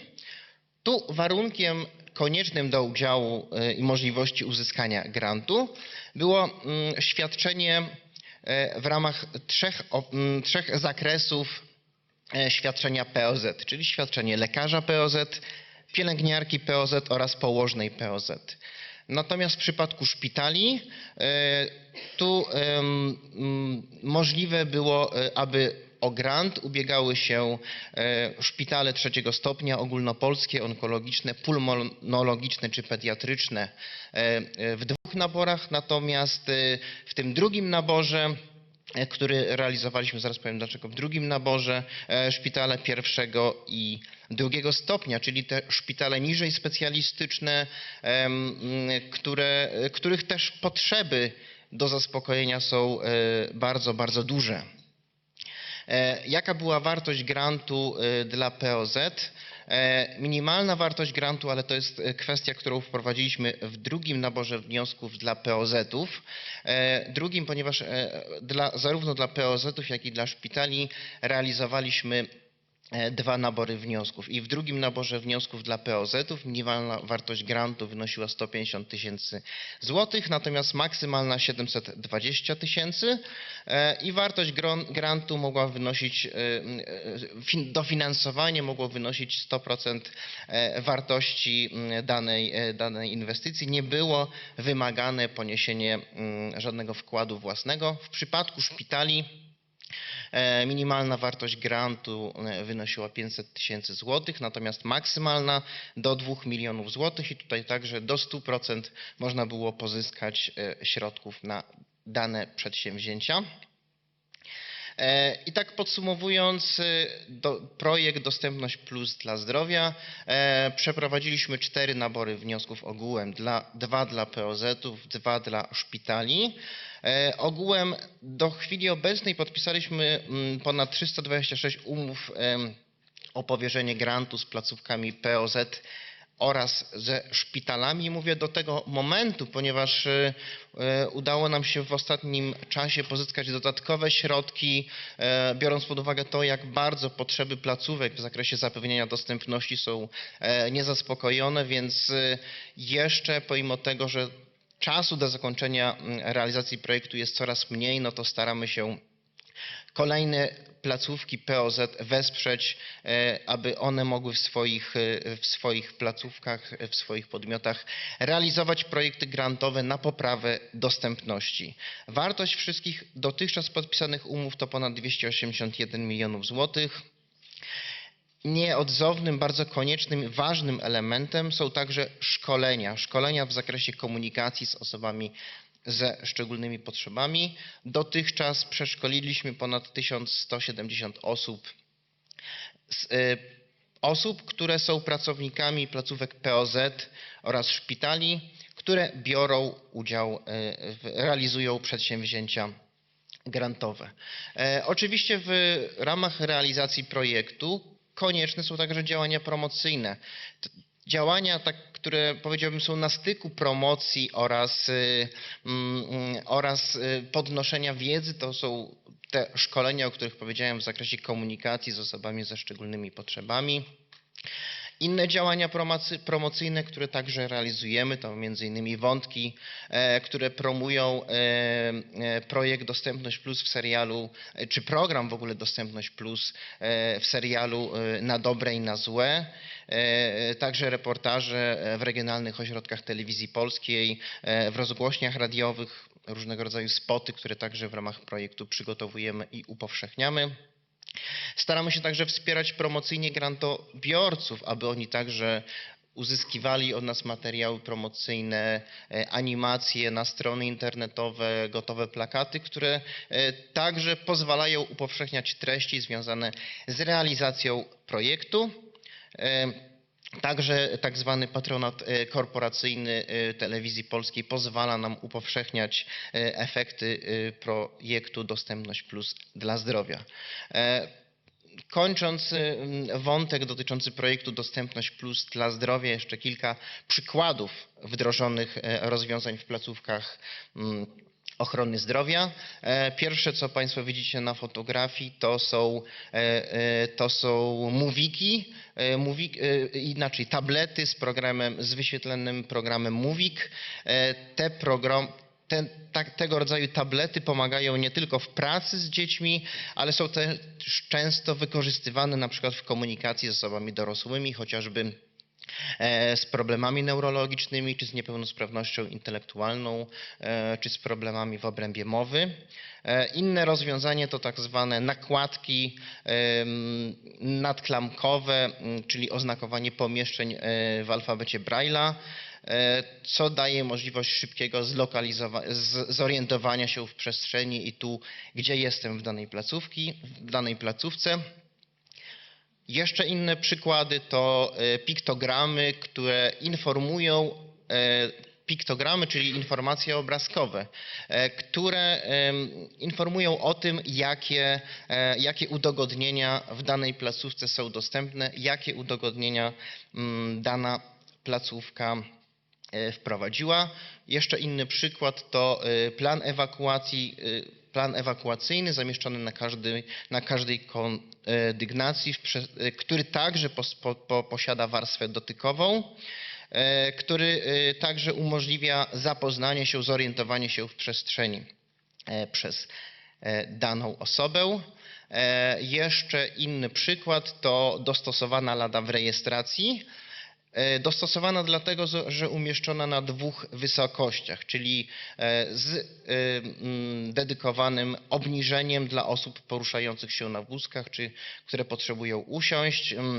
Rozmieszczenie to rozwiązanie pozwala także na przykład rozłożyć dokumenty podczas załatwiania sprawy, co też jest istotne, bo na przykład osoba na wózku nie musi ich trzymać na kolanach. Jeszcze już ostatni przykład to wydzielone miejsce na przechowywanie wózka.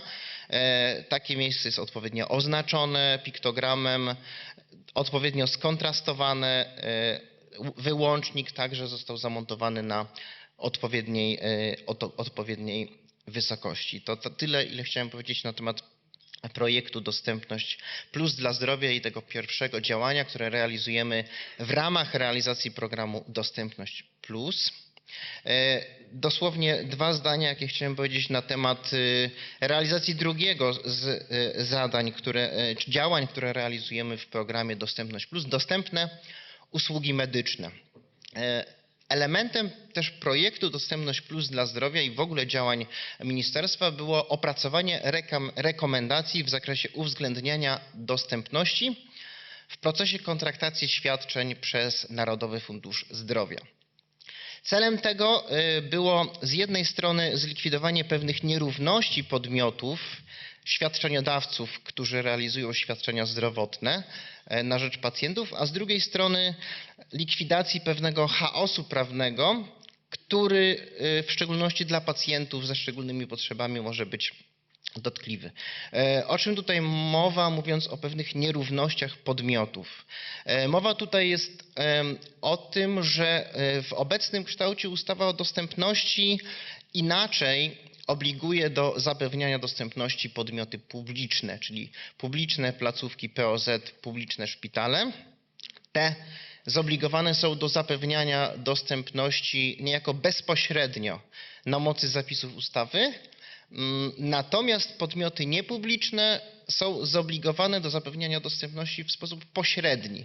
To znaczy o tyle, o ile w kontrakcie, który jest zawierany przez podmiot publiczny zlecający dane zadanie publiczne, jest zapisany obowiązek zapewniania dostępności. Czyli tutaj mamy taką sytuację, że inaczej tą dostępność mają zapewniać podmioty publiczne, inaczej podmioty niepubliczne.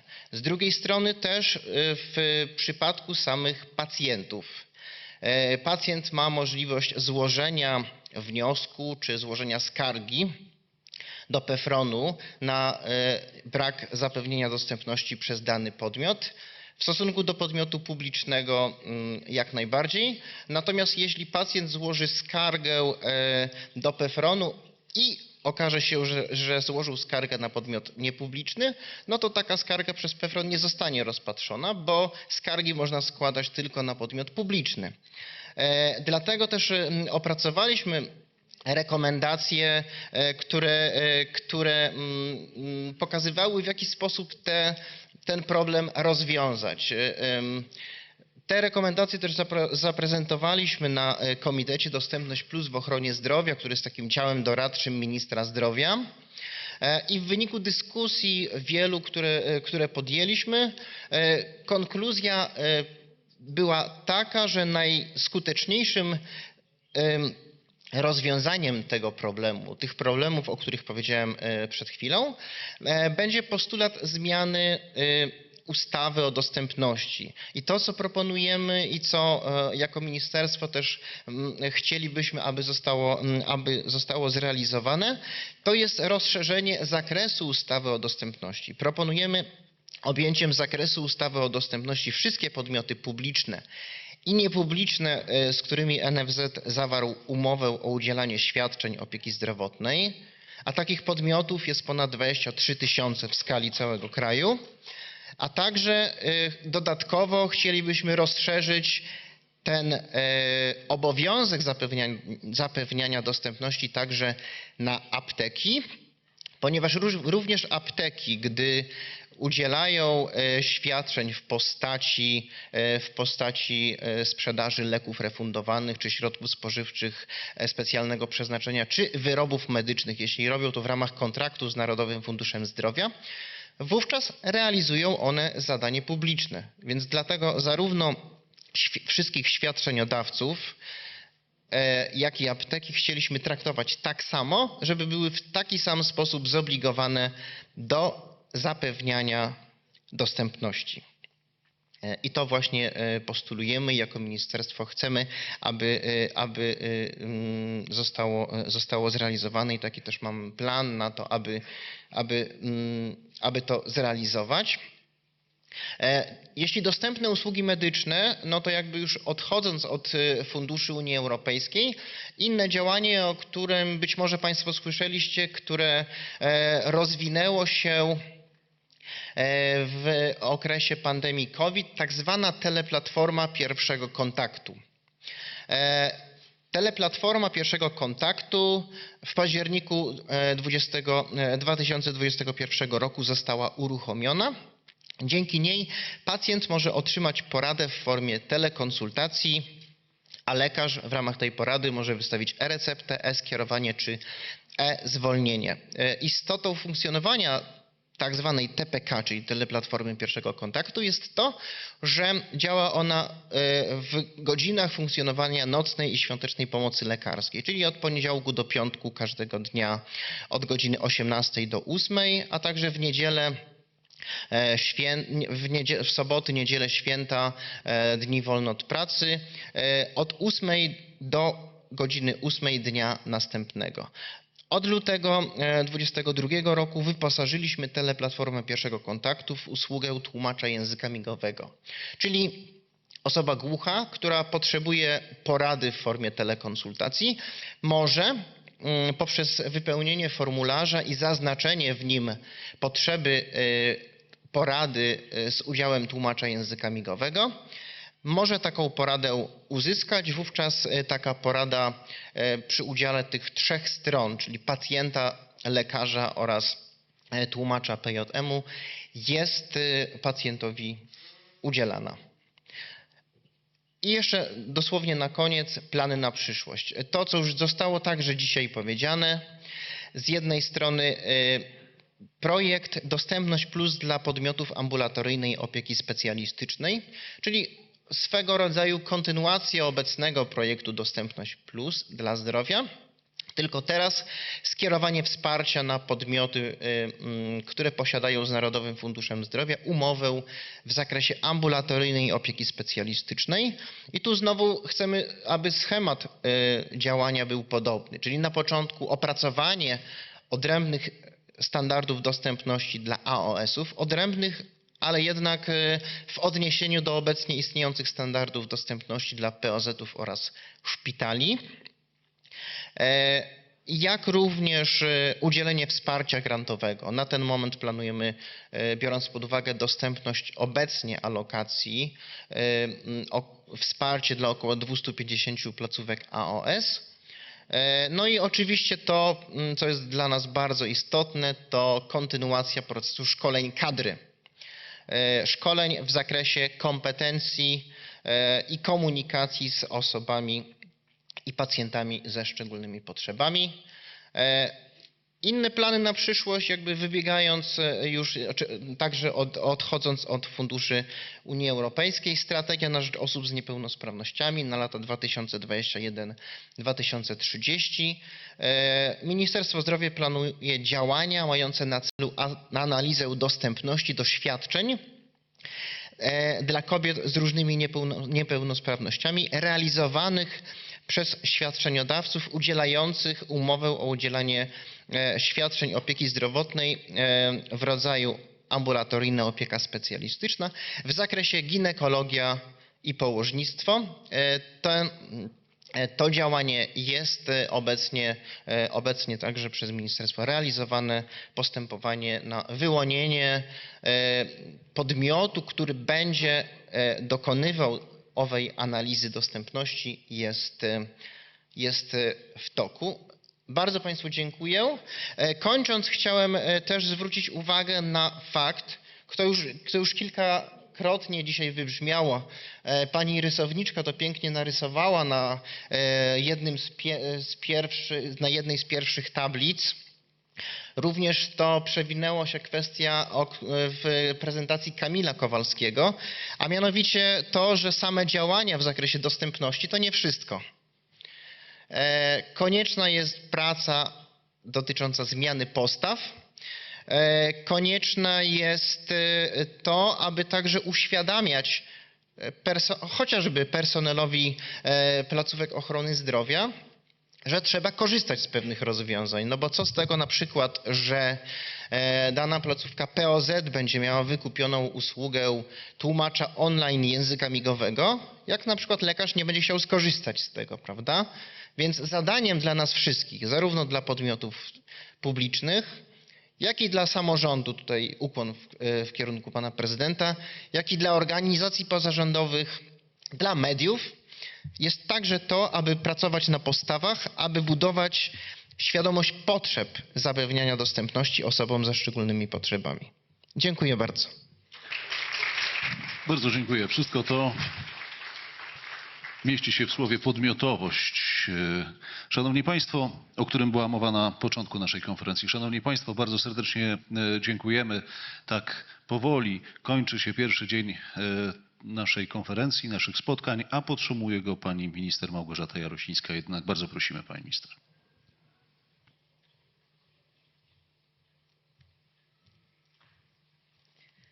Dziękuję bardzo. Szanowni Państwo, ja przede wszystkim chciałam podziękować, że dotrwaliście Państwo z nami do samego końca, ale myślę, że jest to tematyka tak ważna i istotna i jakże ciekawa. Mieliśmy okazję dzisiaj wysłuchać bardzo wielu prezentacji, bardzo wielu informacji na temat tego, jak zmieniamy tą naszą rzeczywistość. Wiemy, że nie jest łatwo, wiemy, że nie uda się tego zrobić sprintem i po łebkach, tylko trzeba podchodzić do tego systemowo, systematycznie i rozważnie.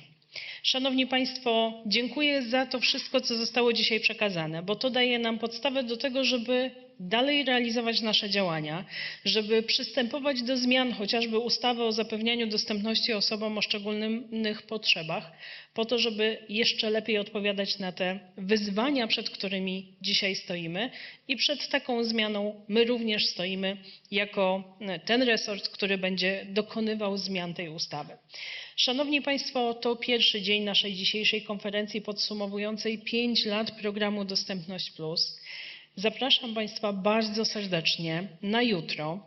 Jutro będziemy dyskutować o tym, co w ramach dyrektywy European Accessibility Act będzie stało przed nami wszystkimi, jeżeli chodzi o wdrożenie tych rozwiązań i tych standardów. Ale szanowni Państwo, ja z tego miejsca również chciałam bardzo serdecznie podziękować pani Paulinie Malinowskiej-Kowalczyk, która jest dzisiaj z nami od samego początku do teraz. Dzisiaj pani Paulina jest doradcą prezydenta Andrzeja Dudy, ale pani Paulina brała udział w inauguracji programu Dostępność Plus 5 lat temu. Dziękuję pani Paulina, że jest pani z nami. Może nie matka, bo to już ustaliliśmy, że matka jest tylko jedna, ale myślę, że matką chrzestną panią Paulinę mogę spokojnie nazwać programu Dostępność Plus. Szanowni Państwo, bardzo dziękuję za dzisiejszy dzień. Zapraszam Państwa na jutro, zapraszam Państwa również na obiad. Serdecznie dziękuję tłumaczom języka migowego, dziękuję tłumaczom polsko-angielskim za pracę. Na pewno nie było łatwo, szczególnie kiedy mówiliśmy bardzo szybko. Bardzo dziękuję. Bardzo dziękujemy pani minister. Ja tylko wspomnę, że patronem medialnym tego wydarzenia jest TVP Info, Polskie Radio 24 i Głos Seniora. Bardzo redakcjom dziękujemy za patronat medialny. Jutro więcej o biznesie, tak jak wspomniała pani minister. Bardzo dziękujemy naszym widzom, ponieważ stale oglądało nas ponad 100 osób, a czasem nawet blisko 200 osób podczas transmisji online na mediach społecznościowych i mediach elektronicznych. Bardzo serdecznie Państwu dziękuję. Do usłyszenia i do zobaczenia.